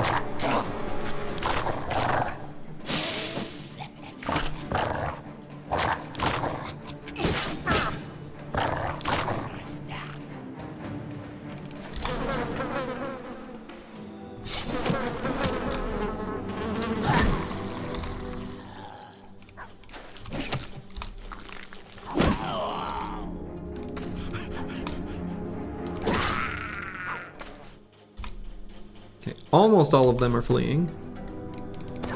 There's just one who's not. And that one's down. Alright, run him down. Good fight. Definitely hoping for some shinies from this one. Goblin camps have a very high chance of shinies.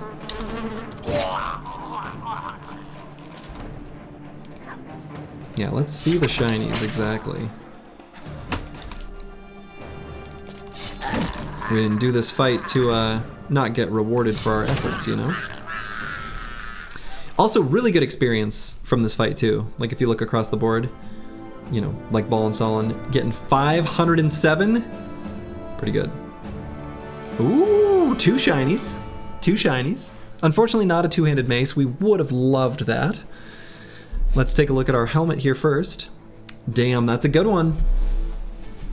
That's a good one. 312 durability, minus 16 fatigue, minus 2 vision. Excellent. It's a great helmet. And a shield, which is a really good shield. We've got an abundance of good shields. Like, you know, what you gonna do?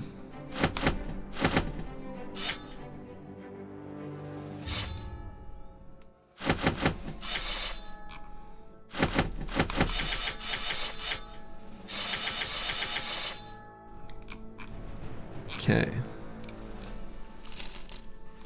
Yeah, another +6 melee Sipar shield, right? To go with, like, what is this? We got some nuts shields. Just completely ridiculous. They're so good.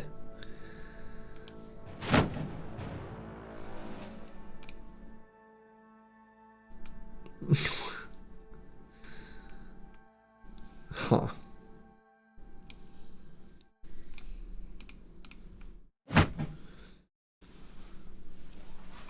Yeah, 80 durability on that thing. That's high. That's very high. 80 durability, 24 melee defense. Crazy.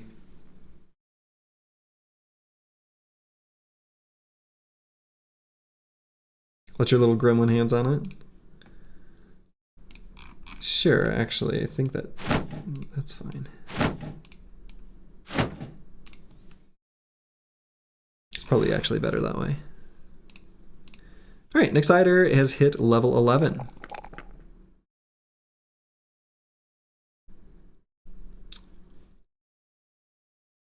Resolve for fatigue. Maybe resolve. Even though if he's not a lone wolf tank, and he'll be close-ish to the rest of the bros, still want enemies passing into his zone of control. So what do we get on? Oh yeah, it's just got to be recover. I don't think there's any question marks. It's just that's the one. So we click it. The blue skip turn button, but it gives him a lot of fatigue back. Advanced Lightning is at level 11. Really good, bro.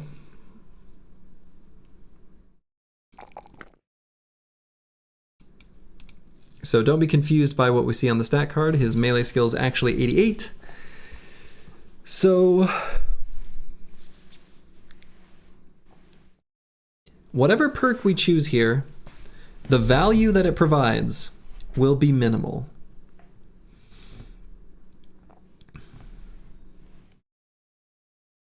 Berserk? Definitely not Berserk. Definitely not Berserk. He does not have enough fatigue and never will.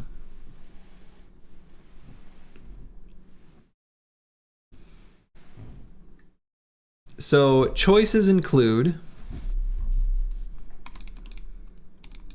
Backstabber, but we don't really need it. 88 melee skill is good enough. How does he not already have Steel Brow? I don't know. We could take Steel Brow, I guess. We've got 9 lives, so who cares? But we could. It would be fine.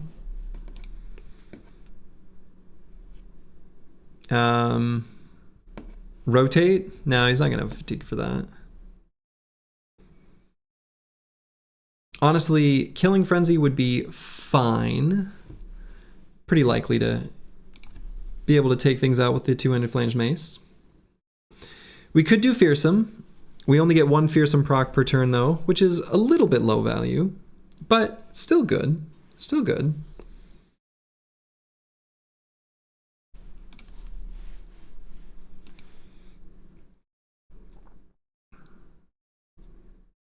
I don't think there's any other things I would consider. You said it yourself, Slurgy Vans does need fat. No, he doesn't need fat. He just doesn't need fat, but he also doesn't have the fatigue to use Berserk. Those things are not in conflict. Steel, like Steelbrow? We could. I don't know. I think once you've got 9 lives, you've got enough protection from the very rare head hits. Like, throughout this entire Winstreak series, I have taken Steelbrow maybe 2 or 3 times total. And have I ever had a bro die to headshots? In this whole time? Like a forged bro, because they got focused in the head after I had 9 lives? I think the answer is no. Literally never. The benefit to Steelbrow is preventing injuries, so on the 12-man Origins, yeah, I'll probably take Steelbrow to prevent things like this, right? But the value is still so minimal. It's only a few enemies. They're high-value targets, right? Orcs and barbarians, but yeah, I mean, maybe overall in the arc of this whole Winstreak series, because I do Spear Bros, I trivialize those 2 types of camps, and Steelbrow just never comes up as like something that comes up in relevance often, because it just doesn't. But again, those enemies, like Chosen, none of their weapons have additional chance to hit the head. It's all just 25%. That's not that high.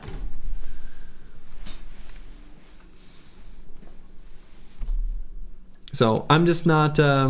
I think Steelbrow is one of the overrated perks in the Battle Brothers zeitgeist. Lighter helmet and adrenaline. Now that I like. That I'm into. That I can support.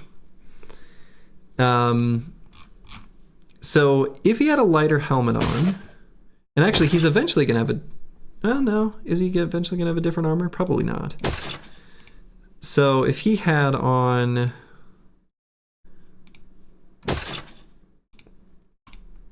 like this, he totally could take adrenaline. That one I'm into. I like Golumi's idea there. I think that's legit.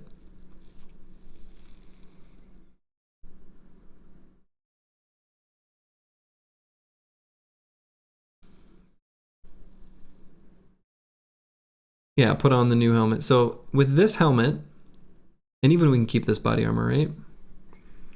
That I like. I like adrenaline here. Like I said, no matter what we pick, it's fairly low value. This one gives us a little tactical flexibility. I think I like it.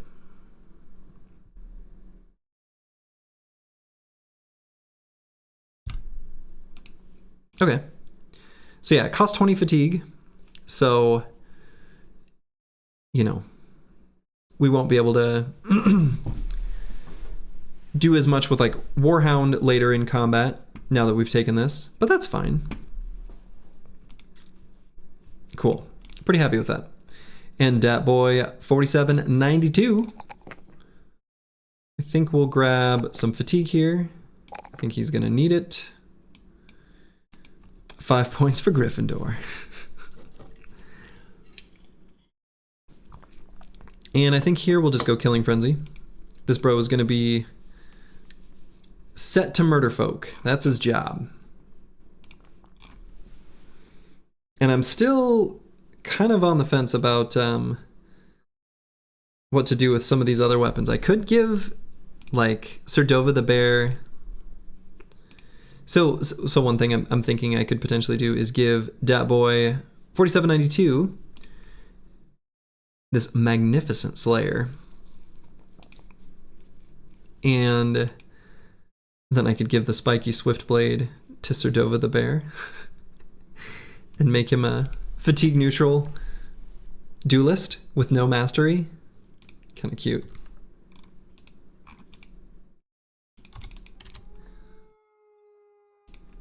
All right, occupied cave. Not for long. I suppose I better reconfigure the squad.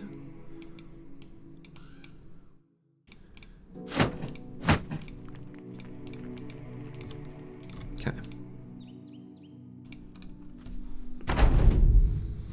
70 days, but we still got time to make up some bros. We do have time, but I kind of don't. I like the team we've got. I don't know. Throw the. Oh, we've got a new helmet. We got a new helmet. I forgot.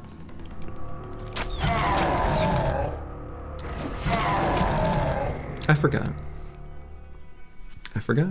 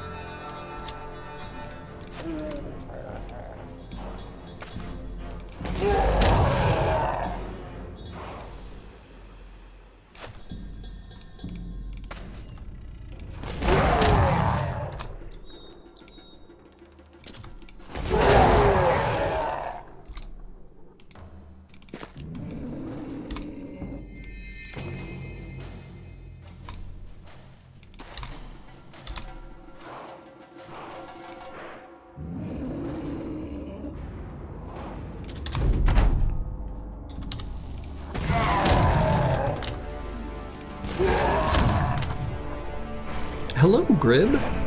How's it going? Usually I say, hey, Grib, instead of hello, Grib. That felt weird.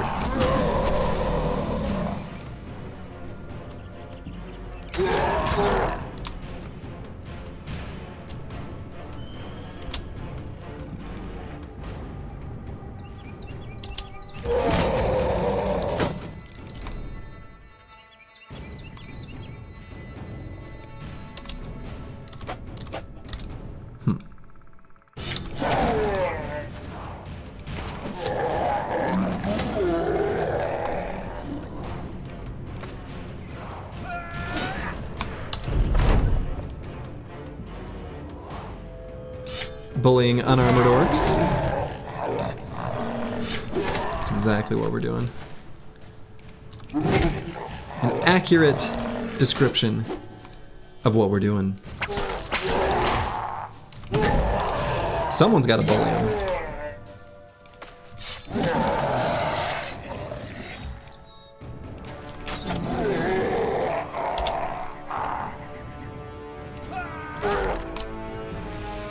They're the ones who forgot their helmets? Exactly.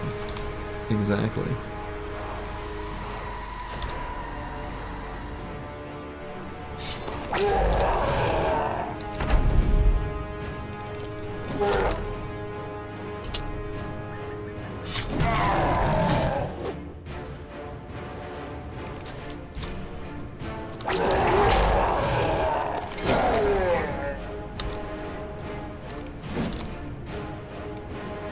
You say they don't bully themselves, but there's an event where they do. That's true. There is, where the orcs are fighting each other. That's such a confusing and hectic and fun little fight event twist thing. Let's grab some shrooms.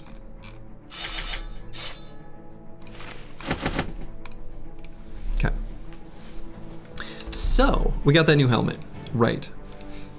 So let's put that on someone. Let's see, 16 is how heavy it is.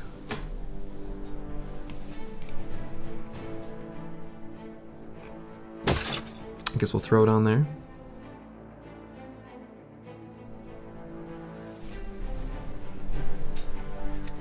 Master Maticus, looking solid. You've never seen that? Yeah, it's a fun one. It's a fun one. We're gonna give Master Maticus a jagged pike in the pocket. We don't have quick hands, but in case he gets hurt at some point and just needs a reach weapon, or sometimes if he just needs to attack over the top of his friends with a 5 AP weapon, you can still quick hands and attack. Igladub, one of our fatigue neutrals, looking real good.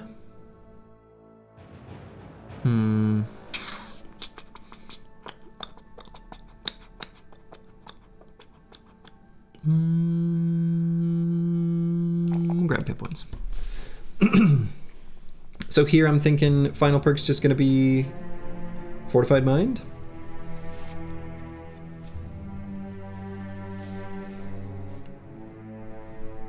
Resolve's a pretty good stat, especially on a fatigue neutral. Well, let's grab it. Don't need to make life too complicated. Crackalack has hit his final level.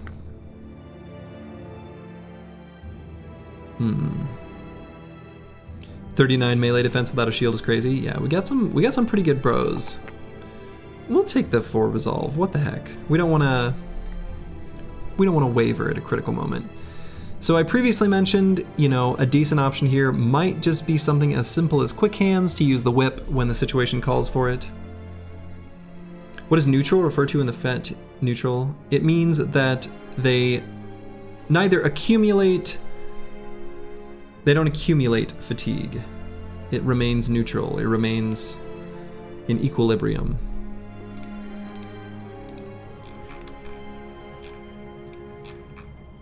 They use as much as they gain.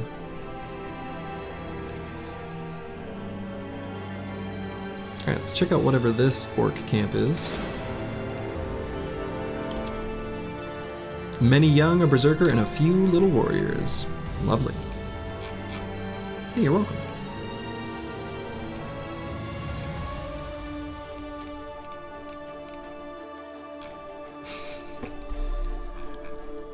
Hmm.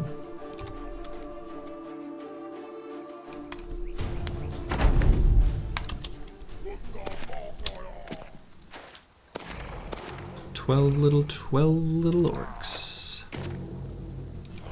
This orc is like a briggy orc. No helmet. What is he thinking? Does he know the threats that he's subject to on the battlefield? Without a helmet? That's like, I don't know. That's pretty dangerous, right? He forgot his helmet at the dry cleaners? Shameful.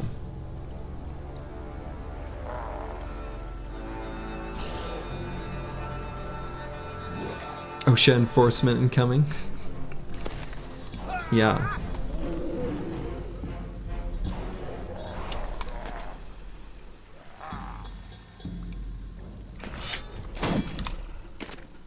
And I don't think we need to use adrenaline there. We had it available, but I think we're okay not needing it right there at that moment.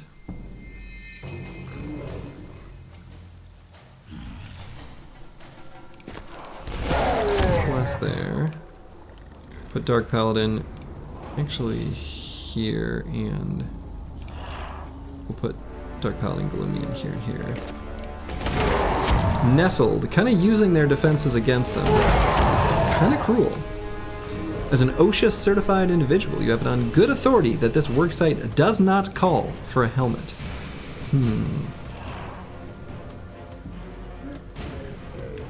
I'm skeptical.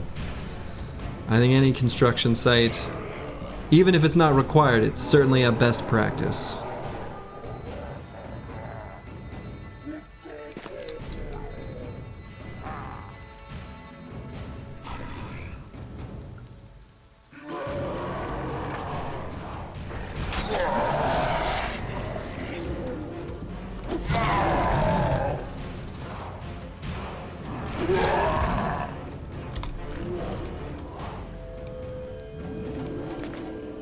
That being said, a good supervisor would have anticipated the hail or lead from an unhinged mercenaries and would have allotted him one from the workshed. That's what I'm thinking.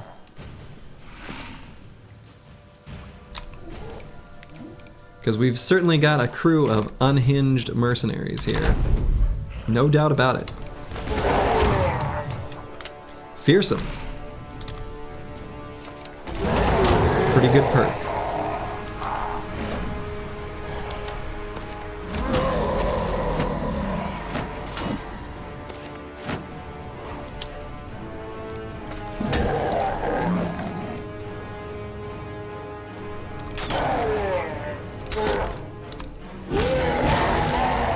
Perfect. Get in here, buddy.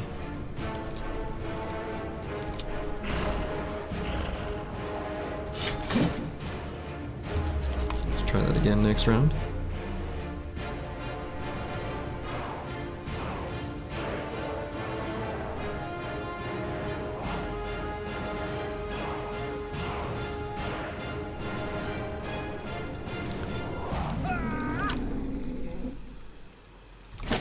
Ahead. Hey, one of them.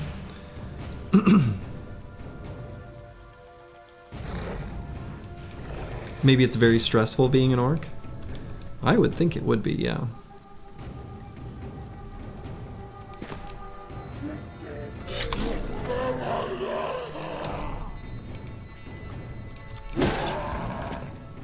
Oh, what happened to all your armor, buddy? Oh, disgusting. Beautiful. Huh. What do I do with the rest of my turn? Huh. Take out more of them?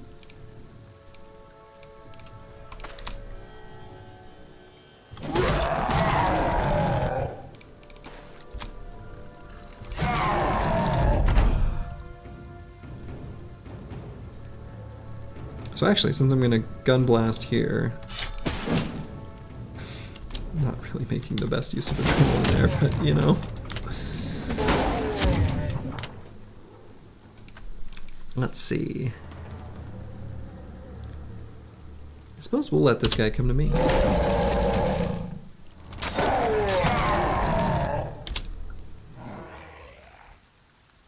If there's one thing I know about orc warriors is they cannot resist attacking a banner. I bet he's gonna go right there. That's my guess. Let's see what happens. I was wrong.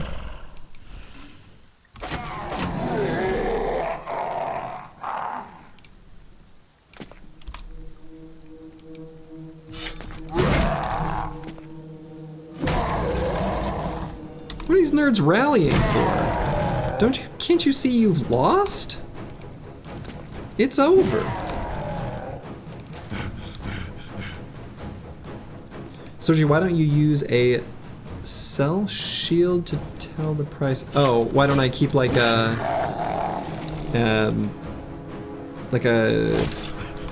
regular shield that costs 100 to kind of look at sale price plus minus 16? I don't know, I don't need it.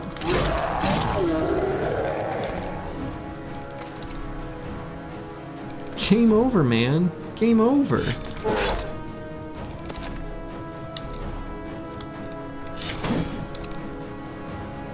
Would it be smart to give the guy with mace mastery a better pole weapon and ignore the mastery? It is, so maybe. So the choices are basically between like pole hammer, which is just straight up a better weapon, period, and being able to do more damage, versus the pole mace, where if I'm 2 hexes away from a foe that I want to hit, I can move 1 hex and attack.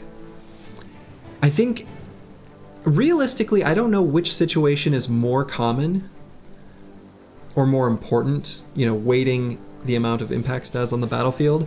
The pole mace, while being definitely worse than a pole hammer or pole or long axe, the amount that it is worse isn't huge. Like, it's definitely worse. We got another shiny.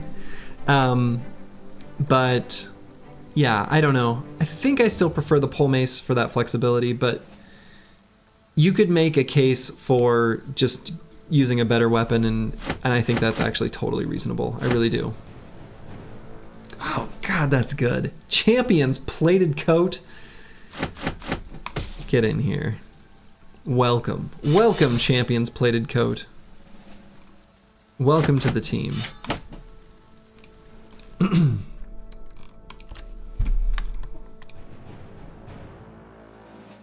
Yeah, and they had a ton of tools there. Yeah, absolutely. So now we finally got something we can give our last fatigue neutral. Boom. And we could throw AFP on this one. That would be totally reasonable.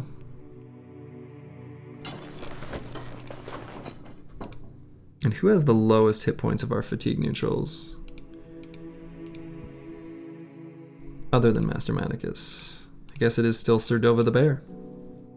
So there we go.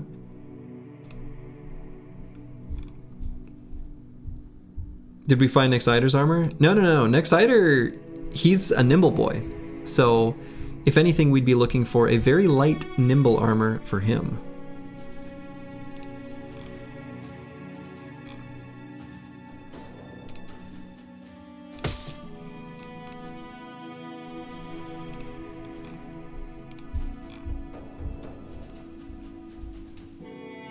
Yeah, we got two different types of tanks out there.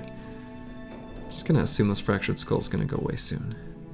Gonna hope. We're almost to a town anyway. Ball is Dolan gaining a swag level. We'll probably just pump up these three right here, all down a line. Curse word 2.0. So last 3 perks on this brother, I think, are going to be bags and belts, quick hands, and I guess gifted? I don't know. Quick hands, bags and belts. Is there any, given how incredibly poor his melee skill is, would there be something else that I would maybe want to get instead? Taunt?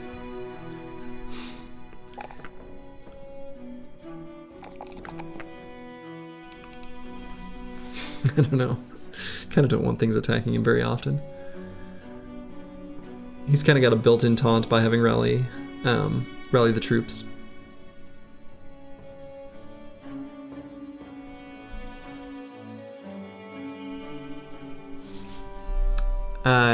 Resilient would help give him more resilience against like goblin poisons and necrosavants that attack him, which are kind of the only 2 things that attack him. So would that be better than just a little bit of extra? The little bit of extra resolve. The go first perk, so we can get rally off first thing. He's hesitant though. Do you ever take rotate on him, or do you see it as a wasted perk? So I don't think it's totally unreasonable to take rotate on him. However, given that I'm going to do quick hands and bags and belts, I'm always going to have a smoke pot handy, which isn't equivalent to rotation. Like, it's different and it's used differently, and you have to plan, your target's turn around when you use it. But it does fill a similar function. I do think rotation is fine though. On some banners, I think it's really good. On this banner, it's only okay.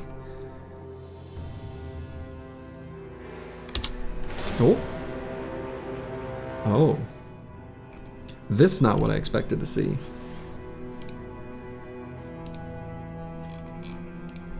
An orc see a tents camp, huh? Alright, so over the bear, you're not ready yet.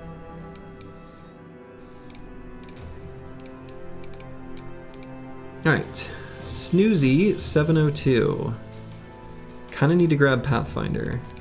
Who do we not have Path on? Just the 2 tanks. Alright, so you have to have this.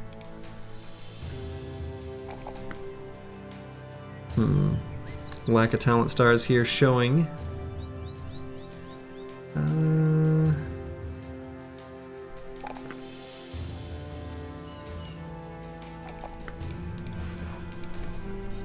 Sea of Tens.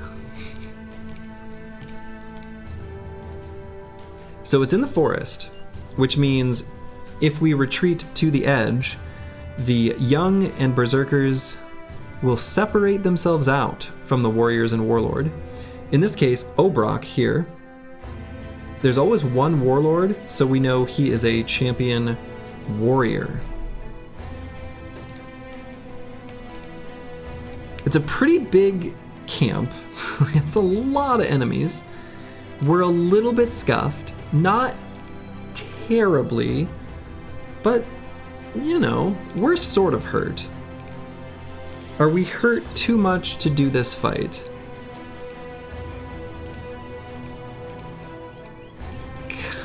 Kind of.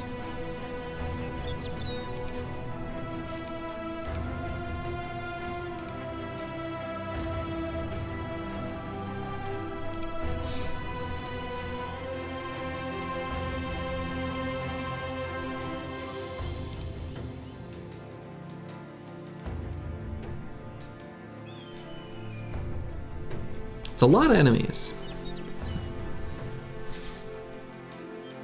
I guess that's a lot. That's many.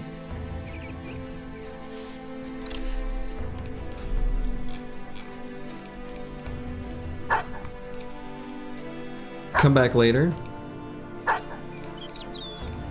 Yeah, but like I'm greedy. So, you know, there's that to consider.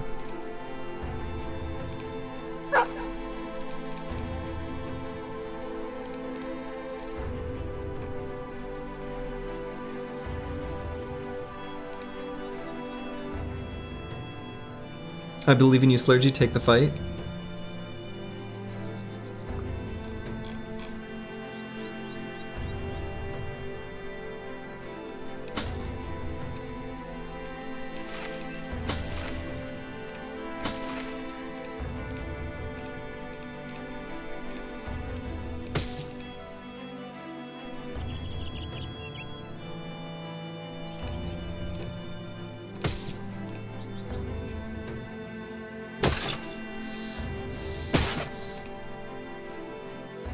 Throw in some armor stands, let them prove themselves. Probably better not do that.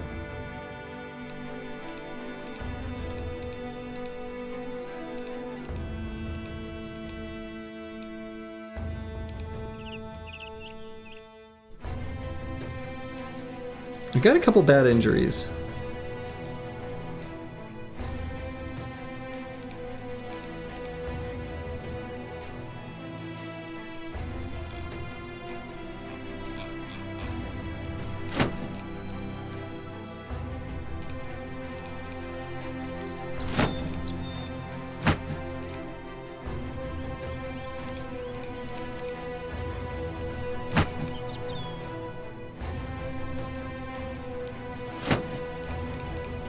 But as you can see, I'm setting up to do the fight.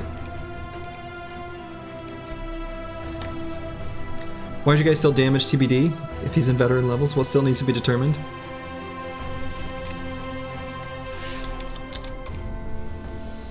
Nothing. We just ended up not kind of keeping this as just a, I guess, dodge quick hands that we never took. I mean, I don't know. I was thinking in case we found a famed weapon or, you know, whatever. That was the TBD. We never did, so I guess we did.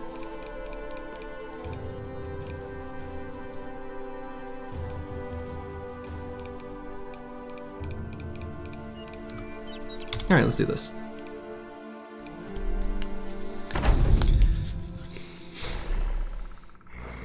Oh, so it's mostly grassland here. 24.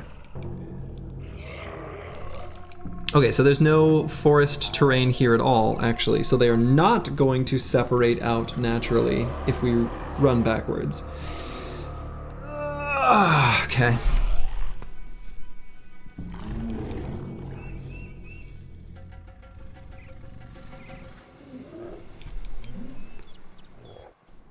$24.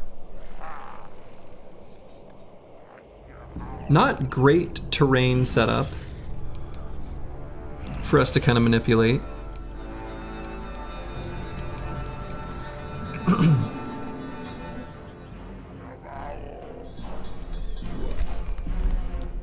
That's twice as many orcs as humans, if I've done my math right. It's pretty tricky math.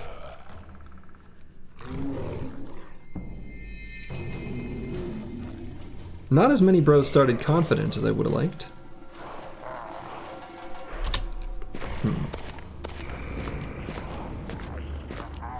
Slurgy is good at math, as we all know. That's right. 12 times 2. Very complicated. It does appear to be a lot of young.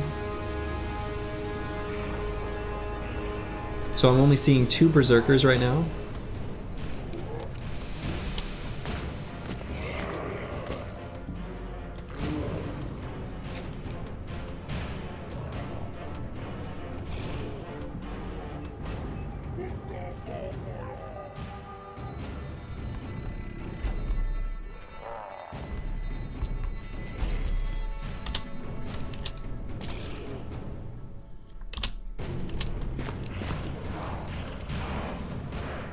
Famed Cleaver. There's our Warlord, kind of separated off to the side, which actually makes him a little more manageable. Could get the tank directly on him, our Forge tank. We have to pass through 1 Orc Young zone of control, which is just going to be a 5% chance to hit. That'd be pretty good to get him on there first thing.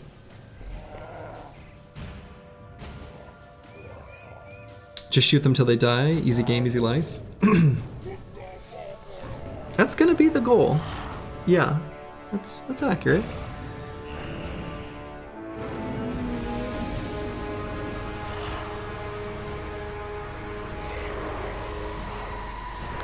So I kind of lack the beef to lock up the top side of the map, though. So that's not the best. Let's see where the rest of these go. Okay, so there's a warrior there. What if he shoots them till they live? Then we die. That's not good. Still quite a few warriors, actually. 6 warriors plus the champion, so 7 in total.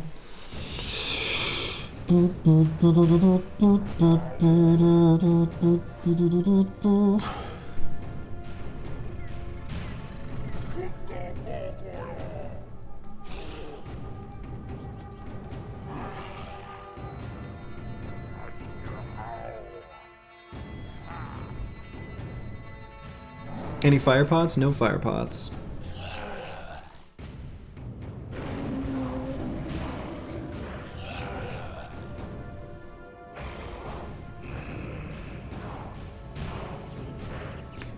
We lack the necessary amount of beef to lock up their front line.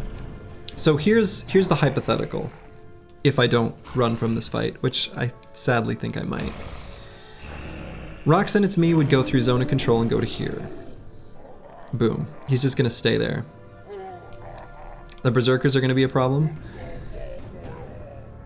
Yeah, I mean, they are among the problems. They're not as bad because I think we can get 4 blasts right here, which takes out 2 of the berserkers, like almost at the beginning. The problem that I have though is, so we can put an Exciter like here, and he can do Indom. So we can put a gunner like here and here. But then that means I need to put like Master Maticus here?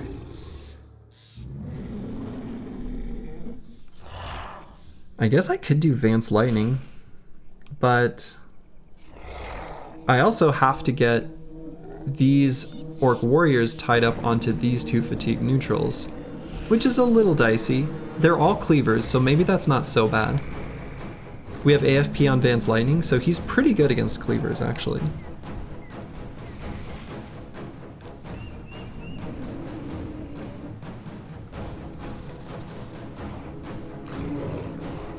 So maybe that's not too bad.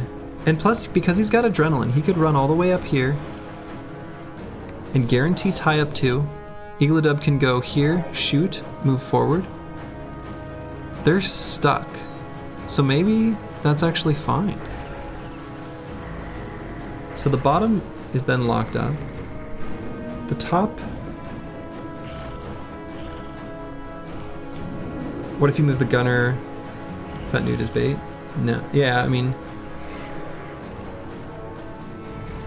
He also could go like here, shoot, go down. That's probably better. I'm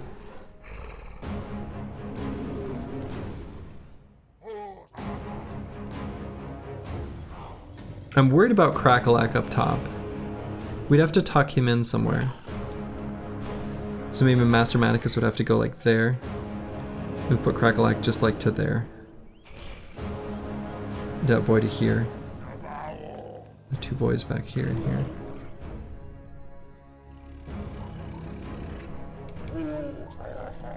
Okay. I don't think I hate this.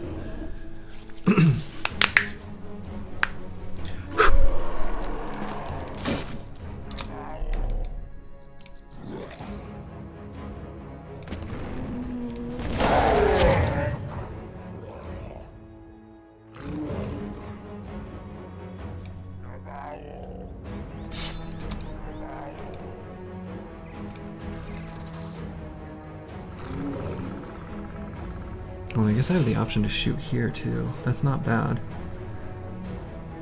No, I think we still blast where we hit the most enemies.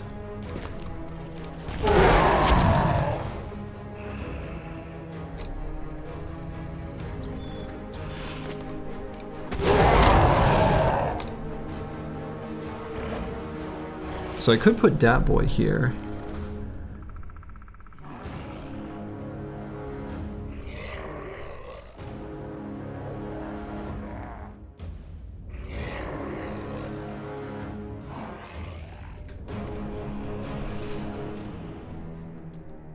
Yeah, we need to make sure that Hex is occupied. So if he's here... Snoozy can be here. He's actually fine engaging in melee if we have to. Put him here. Wallenstein's got that injury. Yeah, fractured elbow. And he has terrible weapons for the warriors, so actually maybe he should be there. Snoozy can be here. Snoozy could be in danger. Alright.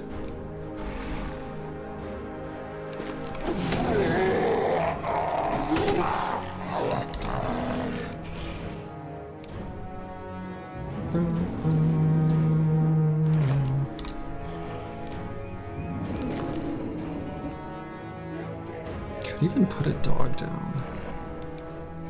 Kind of protects the top flank a tiny bit.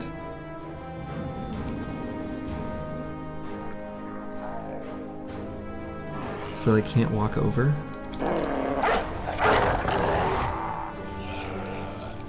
So we get the banner here. Want him close enough to be able to rally and also offset the scream of the warlord. Yeah. So now I think the plan still is go here and indom.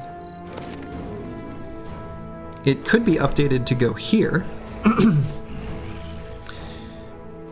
I think especially given that this one berserker is fleeing, I think that's okay. Champ is a famed cleaver, so Crackalack can get a new toy. Yeah, he's already got a pretty dang good toy. So if I did put an exciter here, this one berserker can attack.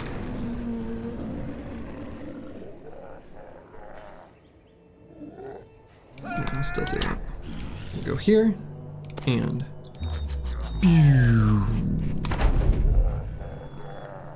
So we're gonna attack. And do I hit the champion? Probably not. Probably go on this other warlord, or warrior, considering he's already wavering. Excellent. And will I end up being able to have enough fatigue to put the dog down? No, it's just not gonna happen. Let's wait in case we get charged up. But... So now Dark Paladin's definitely gonna shoot. I guess we'll shoot at the top side with both of them.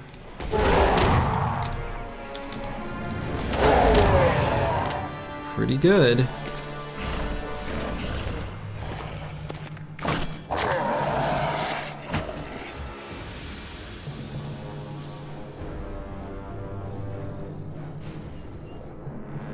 I think I'm okay freeing this hex.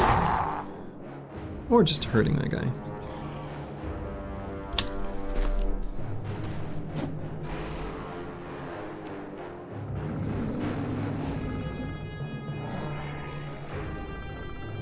Alright, we don't want these to rally.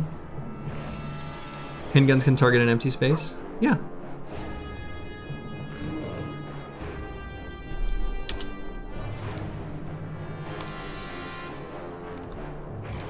%65% chance to hit. Let's make that better. Let's pull out this. Actually, maybe let's hit this young. See if between Fallenstallin and Snoozy they can just take it out. Okay. Let's free this hex. We want this Berserker to occupy this hex, actually.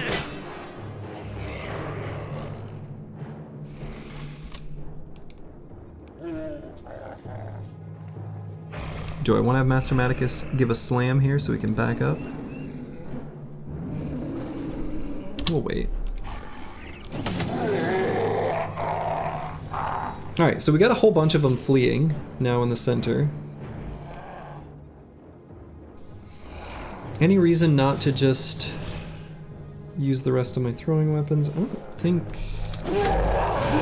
there's any reason to not do that.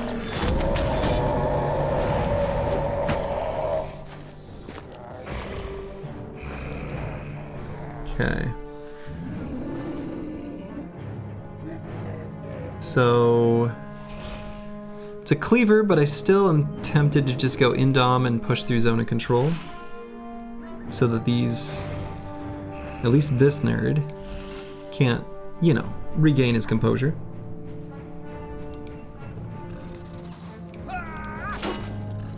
Okay.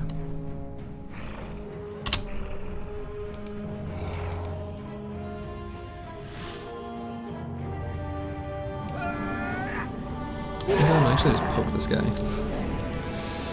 So Eagle It Up has to go here. We can't let Vance Lightning get surrounded by another enemy.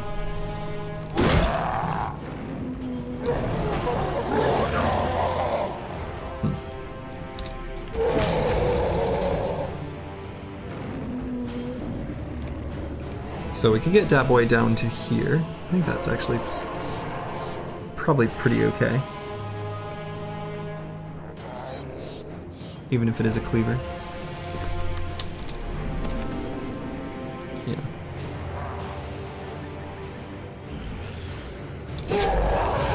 So if I guess I just stay here. You can handle it? I hope so.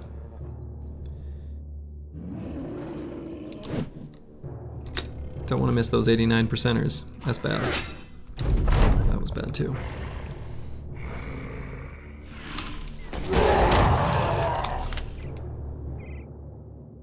No good shot for Dark Paladin. Could just pull out the jabs and throw here on this young. I think softening him up is good.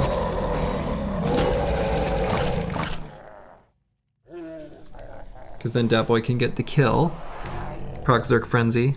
Follow up with an attack on the warrior.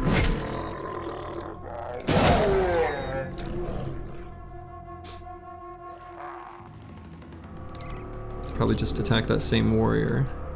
Get some fearsome procs on him. I think he's got enough, probably enough armor destroyed that I can. Might not be enough though.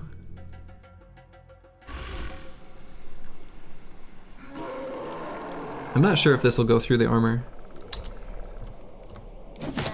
Okay, it can. Still gets a single point of damage. Alright, got him fleeing. Good.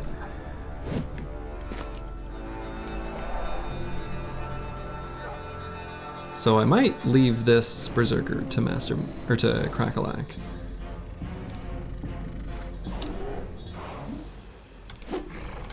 Okay, I was gonna say, don't miss 2 95%ers in a row, please. And thanks. So Ballenstalin's out of ammo. His weapons are not good against armored foes. Kind of just positioning him for next turn, I suppose. Could also just pull out the whip and crack this orc young.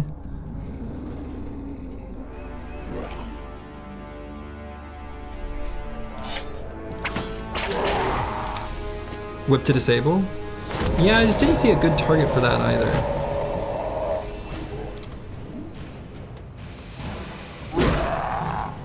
Nice.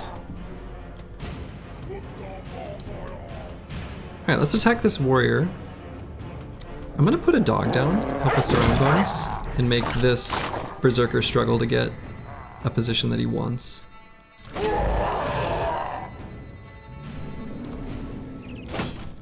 Exciter's already in a good enough spot.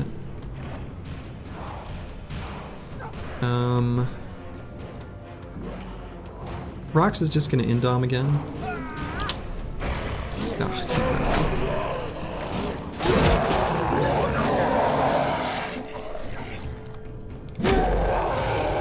okay, hit him in the head. He's got a good helmet on though, unfortunately. So Cracklock will just give him a regular smack. Still good.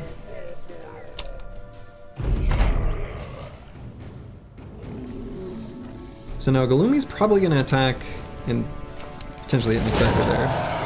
Did hit an Exciter, but that's okay. Dark Paladin could do the same. We want to hit this Berserker before he has a chance to go. He has a burnt leg. That's good. Let's just kill him.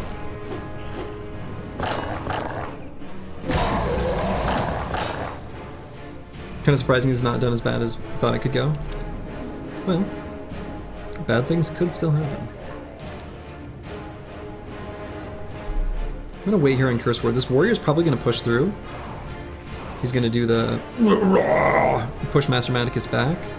So Curse Word might have to bail himself out with a smoke pot, but we'll let that guy waste his turn and do it first.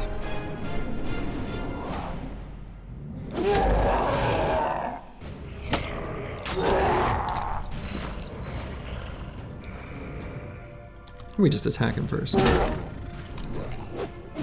No, he went for 2 attacks.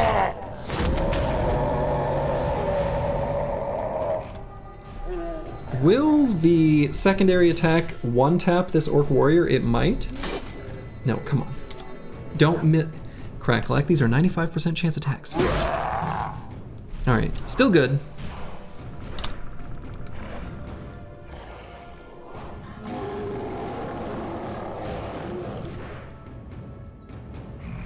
Kinda think I should put this dog down just to finish off that Berserker.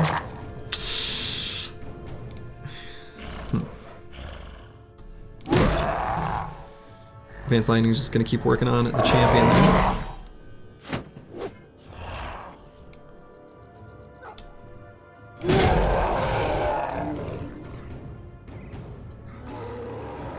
Press this blue skip turn button.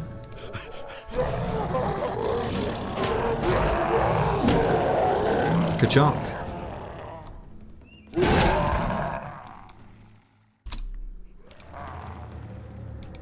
So I guess for now, Curse Word can stay here. He doesn't have to retreat from this Berserker.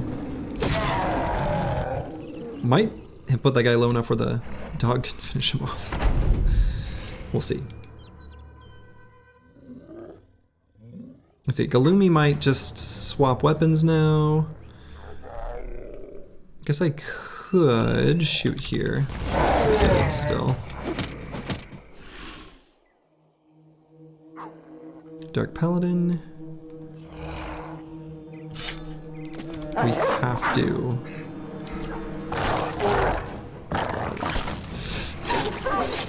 Damn it! I was trying to save. Well.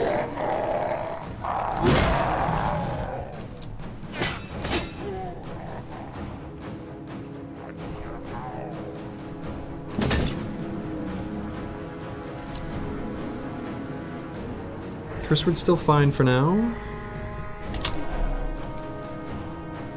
Snoozy 702 is a little rough, but come on, stop missing these 95s. Team, 95s are not to be missed. Thank you, Ball and Stalin. Show them how it goes. You have a 95% chance to hit, you hit. Is that Shrimple? RNG generator's broken again? I know, I gotta press that streamer button. Ooh, I suppose I don't go here with Crackalack. I probably just go to here.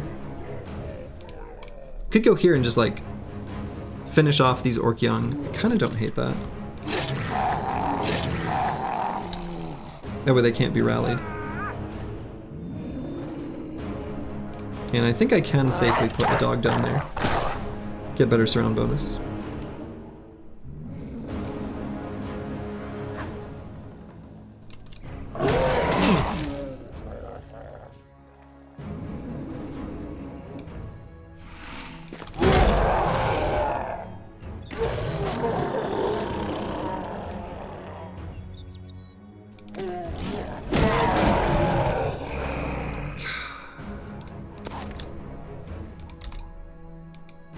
Alright, so now that that guy pushed through, I think I am going to do a,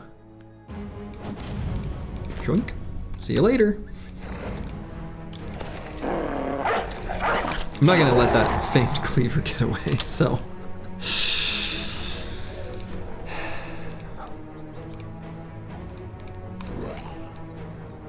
Let's just press that button.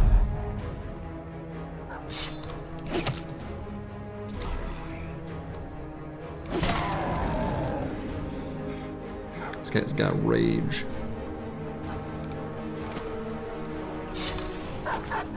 Oh no, oh, don't do that, dog. That was so very brave.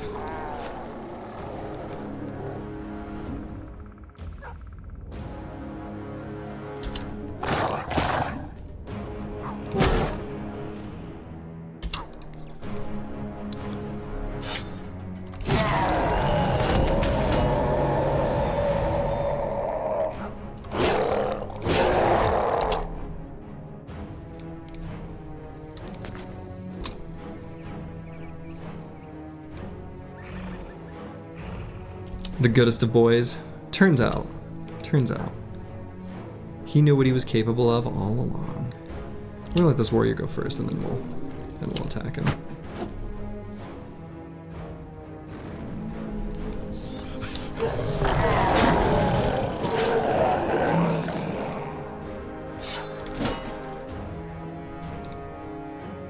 Okay, 81% chance. You can miss those. That's fine.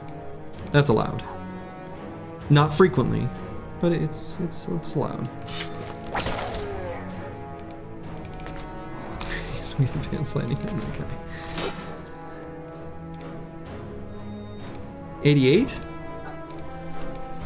Team.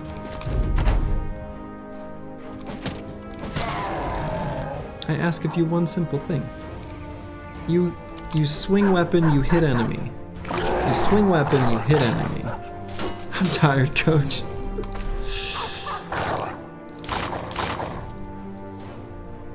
Swing weapon. 86! Team!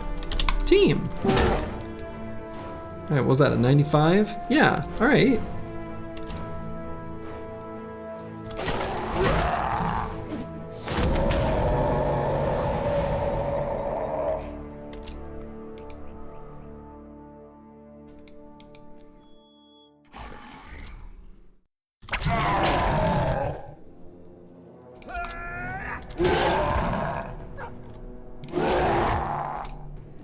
Almost a kill there. Good. Goodbye, Mr. Champion. We'll take a look at that cleaver later. No.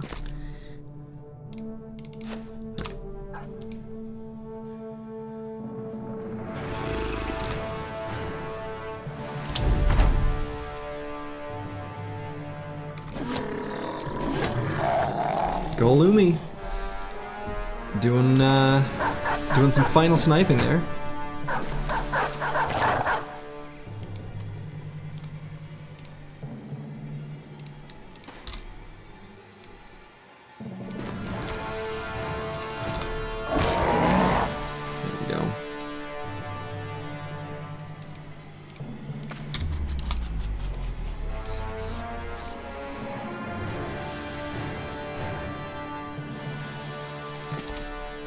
He started missing to give Roxanne It's Me more time to shine with his face tanking. Truly a selfless act.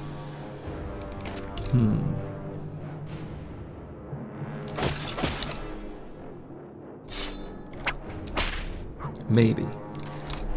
Maybe. We went ahead and disabled him there. Because, you know, felt like the right thing to do.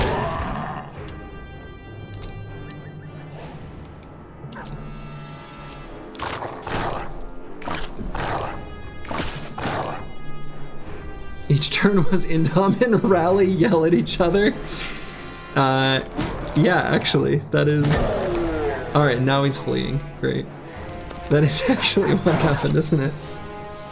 It's kind of funny. They spent the whole battle just shouting back and forth. Oh, that didn't connect till just now. That's good stuff. The whole battle, just screaming at each other. Just yelling at each other for 8 rounds. Oh my god. That's good. That's good stuff. Screaming competition. Hiya! Hiya! It's like an anime. I don't really watch much anime, but you know, I've seen Dragon Ball Z. I've seen how long it takes to launch a Kamehameha wave. All right, and then Crackalack from the sidelines. You know, the most impressive damage output in this particular fight was Vance Lightning. He just smashed down that champion and was like, get out of my sight. And the only famed item here is our champion's item. No fames from the camp. What a shame. And you know, it's not even that good.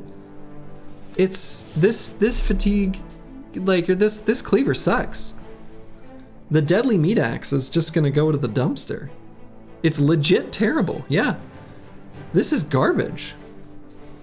But you know what? It was a fun fight. So, the real fight was the friends we made along the way.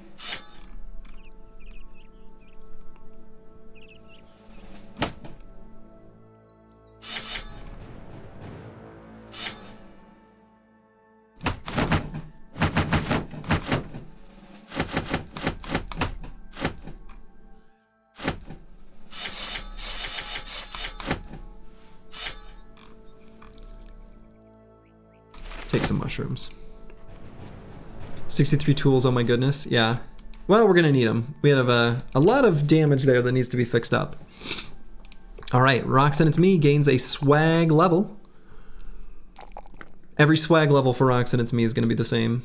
It's gonna be fatigue, resolve, melee defense.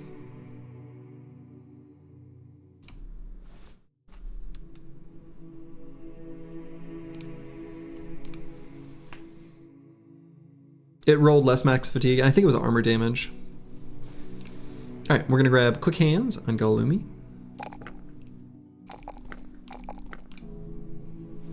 All right, and our 2 specialist bros are rocking and rolling. Let's make our way down to Hikmah.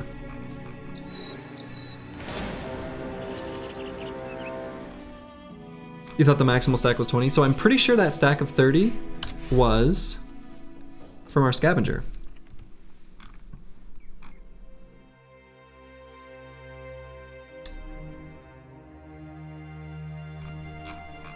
Okay.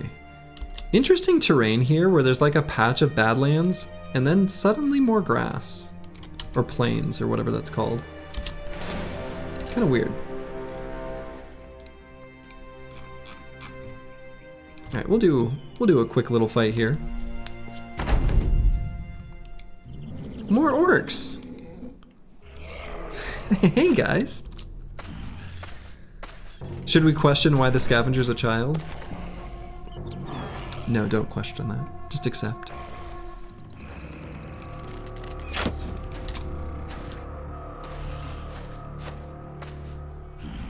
It's because of the mountain's rain shadow. Actually, that's pretty legit reasoning.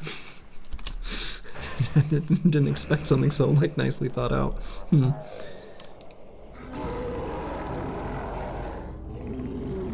Bro with a head injury is back? Hell yeah. Wonderful. Wee baby orc camp. Yeah. Just a wee baby orc camp. Try that again. So I kind of want to push this guy and take that hex.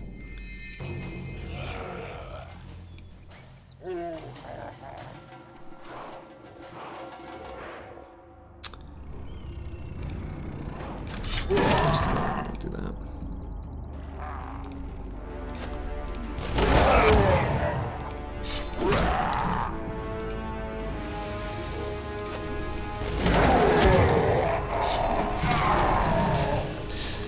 I think the handguns have done more damage to the tanks than, well, they've done a lot of damage to them.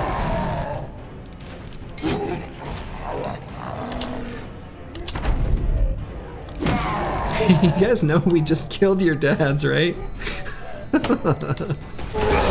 Right, yeah, that is, that's basically what's going on here.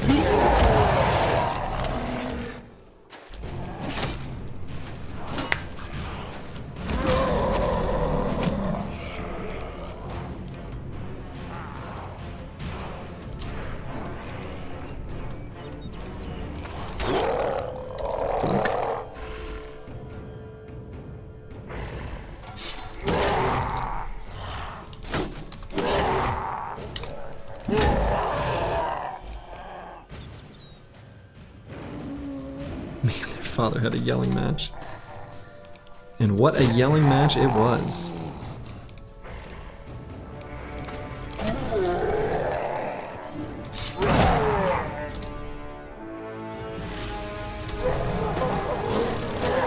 Excuse me?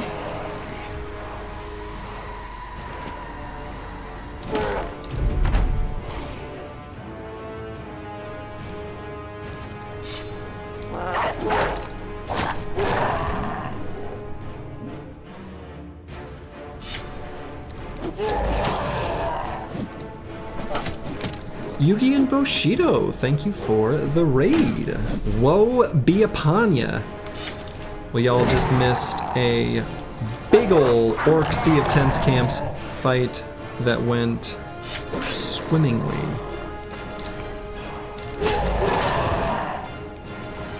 Now we're just beating up on their children. As you do. How was your stream, Yugi and Bushido? Hope it was good. Defend. They're welcome here. I did say welcome, Raiders, not welcome to the spear wall. That's right, have a cup of keep water. We got fucking plastered by the South. It's unfortunate, but it happens. Ah, shoot. Was it like Holy War, like Crisis, or are you just fighting them for fun and glory? Southern armies they're no joke. They're tough.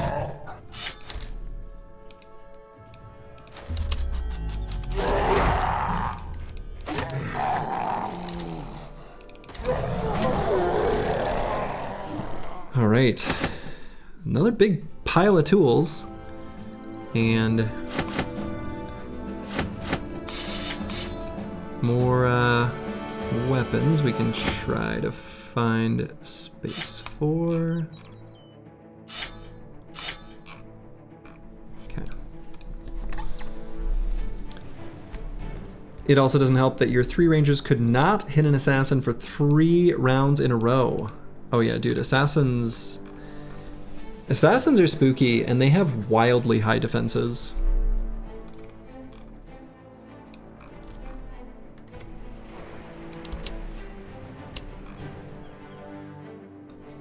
Yeah, assassins are... The amount of times I've tried to surround and kill assassins because I was like, I really want that armor. Oof. Oof. 70s are a fucking... Well, I mean, in my last fight in the Orc Sea of Tents camp, how many 95% attacks did we miss? At least a few, and we missed a whole bunch of like 80% ones. Luckily, we still got a pretty good like anti-orc team kind of going, but oof. It was a little dicey. Okay, do I want to fight this cute old lady? At some point I want to grab my one little thing of web-necked poison.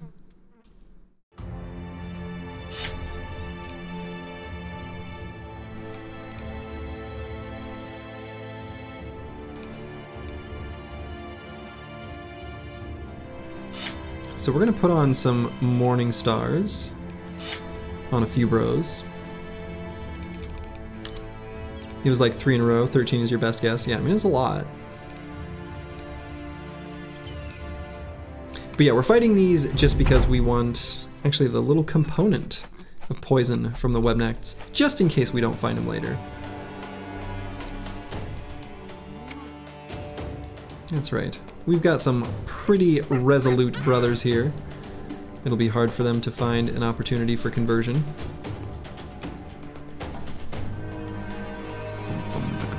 So do I just push forward and try to get in melee range? Probably.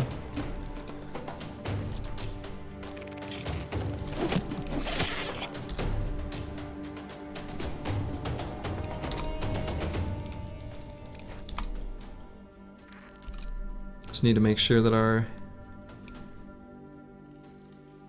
banner is always in range of basically everyone. Let's do adrenaline there. And we can get a shot that hits that one, potentially.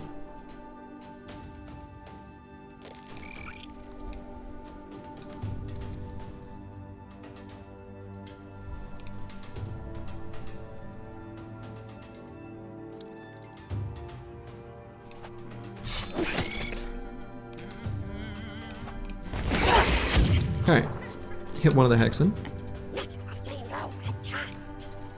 Also did potentially shoot. So let's get the banner here, front and center.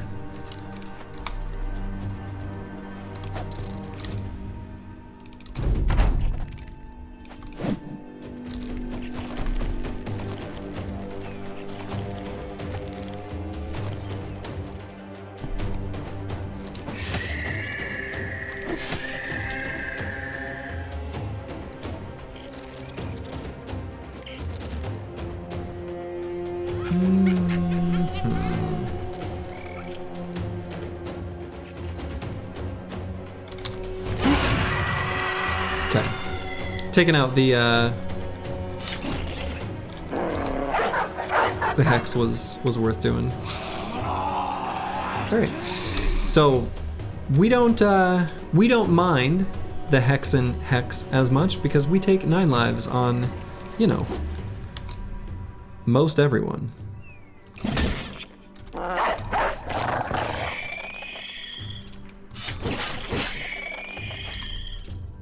So not too concerned about that.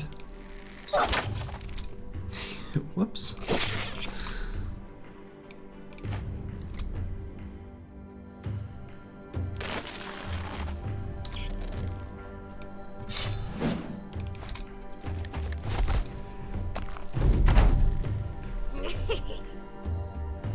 Can still save the hit points by waiting. May as well.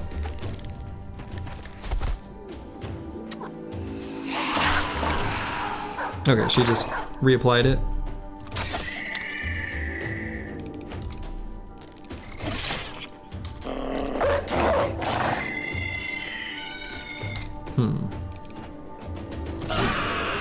Alright, we'll just proc 9 lives and say it's time for this fight to just be over.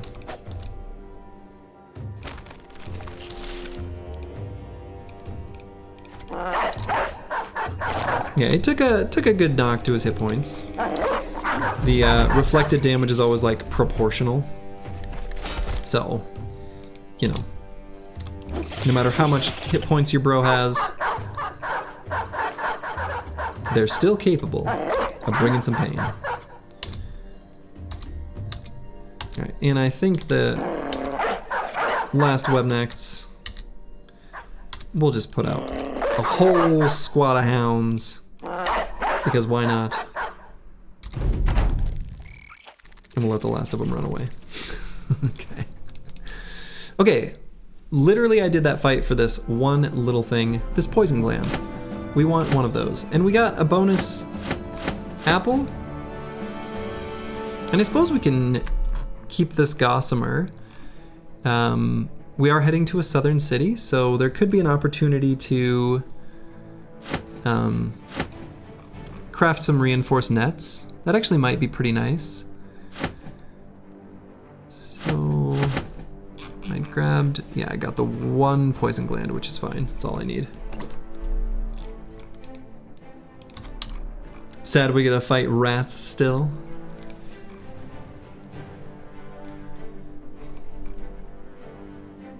Yeah, little webnects.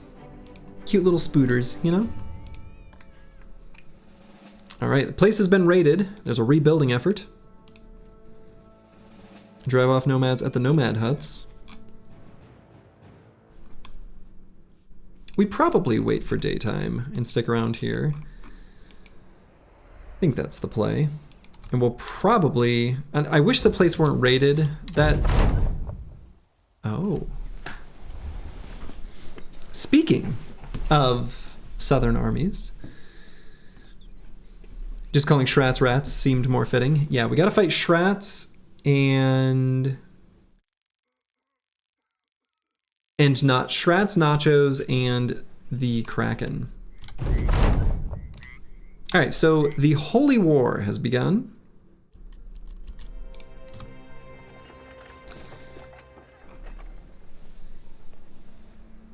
Okay, so we have a lot of things we can make from our crafting components.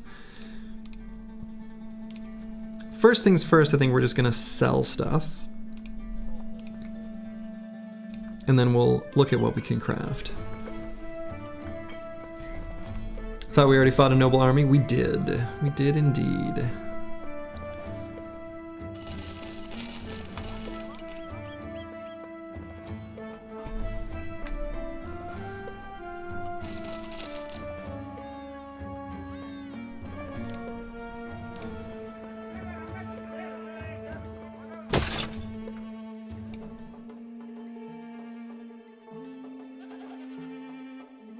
Is that a named orb cleaver? It is, and we're gonna sell it because it sucks.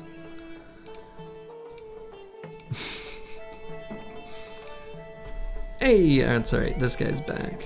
Back in action. Alright, we'll give Dabboy4792 a bit of a break. Much needed.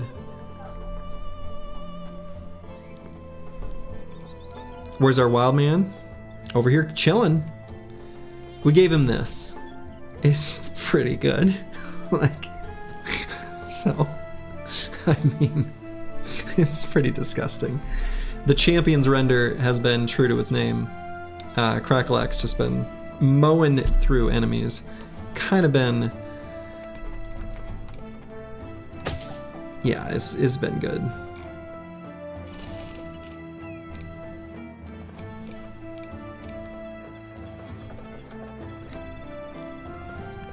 The fucking jokes about Duelist and named Rusty Cleaver came true. Yeah, actually. They actually did. And look at this thing. This thing sucks. This thing really sucks. So we're just gonna sell it. Yeah, so unfortunately Duelist is basically a completely wasted perk on that bro. That's fine. One dead perk is honestly... Some people build a team of bros that have 10 dead perks.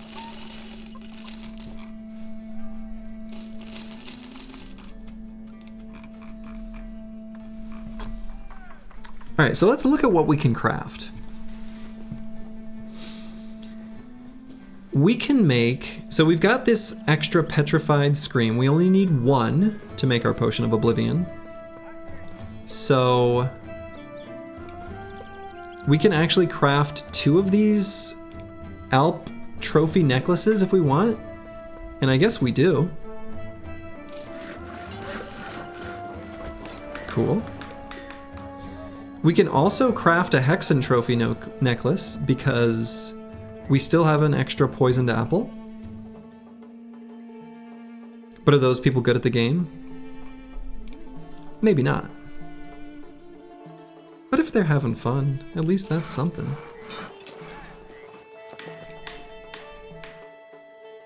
Okay, so these 2 parched skins, I don't need these. Yoink, yoink. No nets for sale. I was gonna maybe make some reinforced nets. It's too bad. Shiny greatsword? Yeah, we got a shiny greatsword. It's okay. Additional chance to hit head, and it's lighter, so not very exciting. But we ballin' hard? Oh yeah. Absolutely. We got the team's kitted out. Yeah, it's meh. It's not very exciting.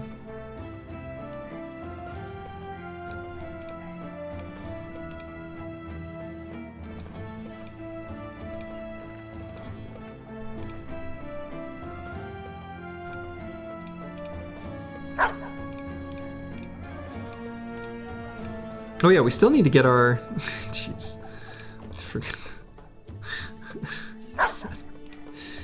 We still need to get our Sergeant Sash back. I kinda just now realized that. Fashion Brothers greatsword more than anything else, really? Probably true. Okay, and we are gonna hang on to these bundle of throwing axes for now, because probably next stream, I think we're gonna be scouring the desert looking for the library, considering we are down here. And a named Shamshire, oh yeah, we've got named items all over the place. Like the whole team is kitted out in named gear. That's our life right now. We're just living this dream. We got so many extra shinies, they're just hanging out on the back lines. It's also decidedly mediocre. No, the Shamshir's not bad. It's got a damage roll. Damage roll and weapon skills build up -1 fatigue. This one's, I mean, yeah, I guess I describe it as mediocre, but like mediocre in a good way. Yeah, we're swimming in shinies. The team's doing well.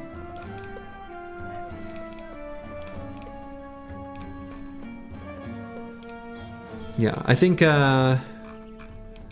20% damage roll isn't something to scoff at. Yeah, exactly. And Ballin' Stalin has been, he's been ballin' with this Shamshire. He's been doing some good damage, for sure. All right, I think that's probably a good place for me to call it for the evening though. I think tomorrow, I'm gonna play some more, and tomorrow, we're gonna be hopefully finding the library wherever it happens to be. There can't be that much desert left to explore, after all. So we'll be able to do the library.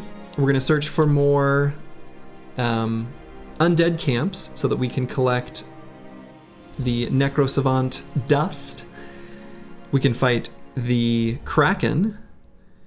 And if we find some nachos, that's enough to craft the Potion of Oblivion! Oblivion!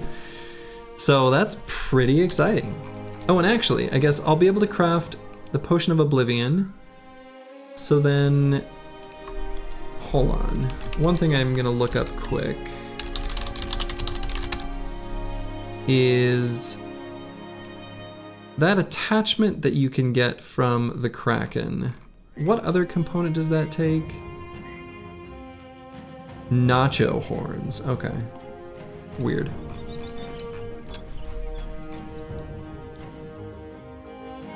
So, yeah. Cool. Alright. I think it's a good place to stop, so I'll send you over to We'll just raid our buddy Sins. Even though he's playing some weird game. Whatever. He's still a lovely human and an incredible Battle Brothers player. And worthy of our time and attention. So, we'll be back tomorrow for some more adventures. So to all of you, wherever you are in the world, make it a good one. Ta-ta.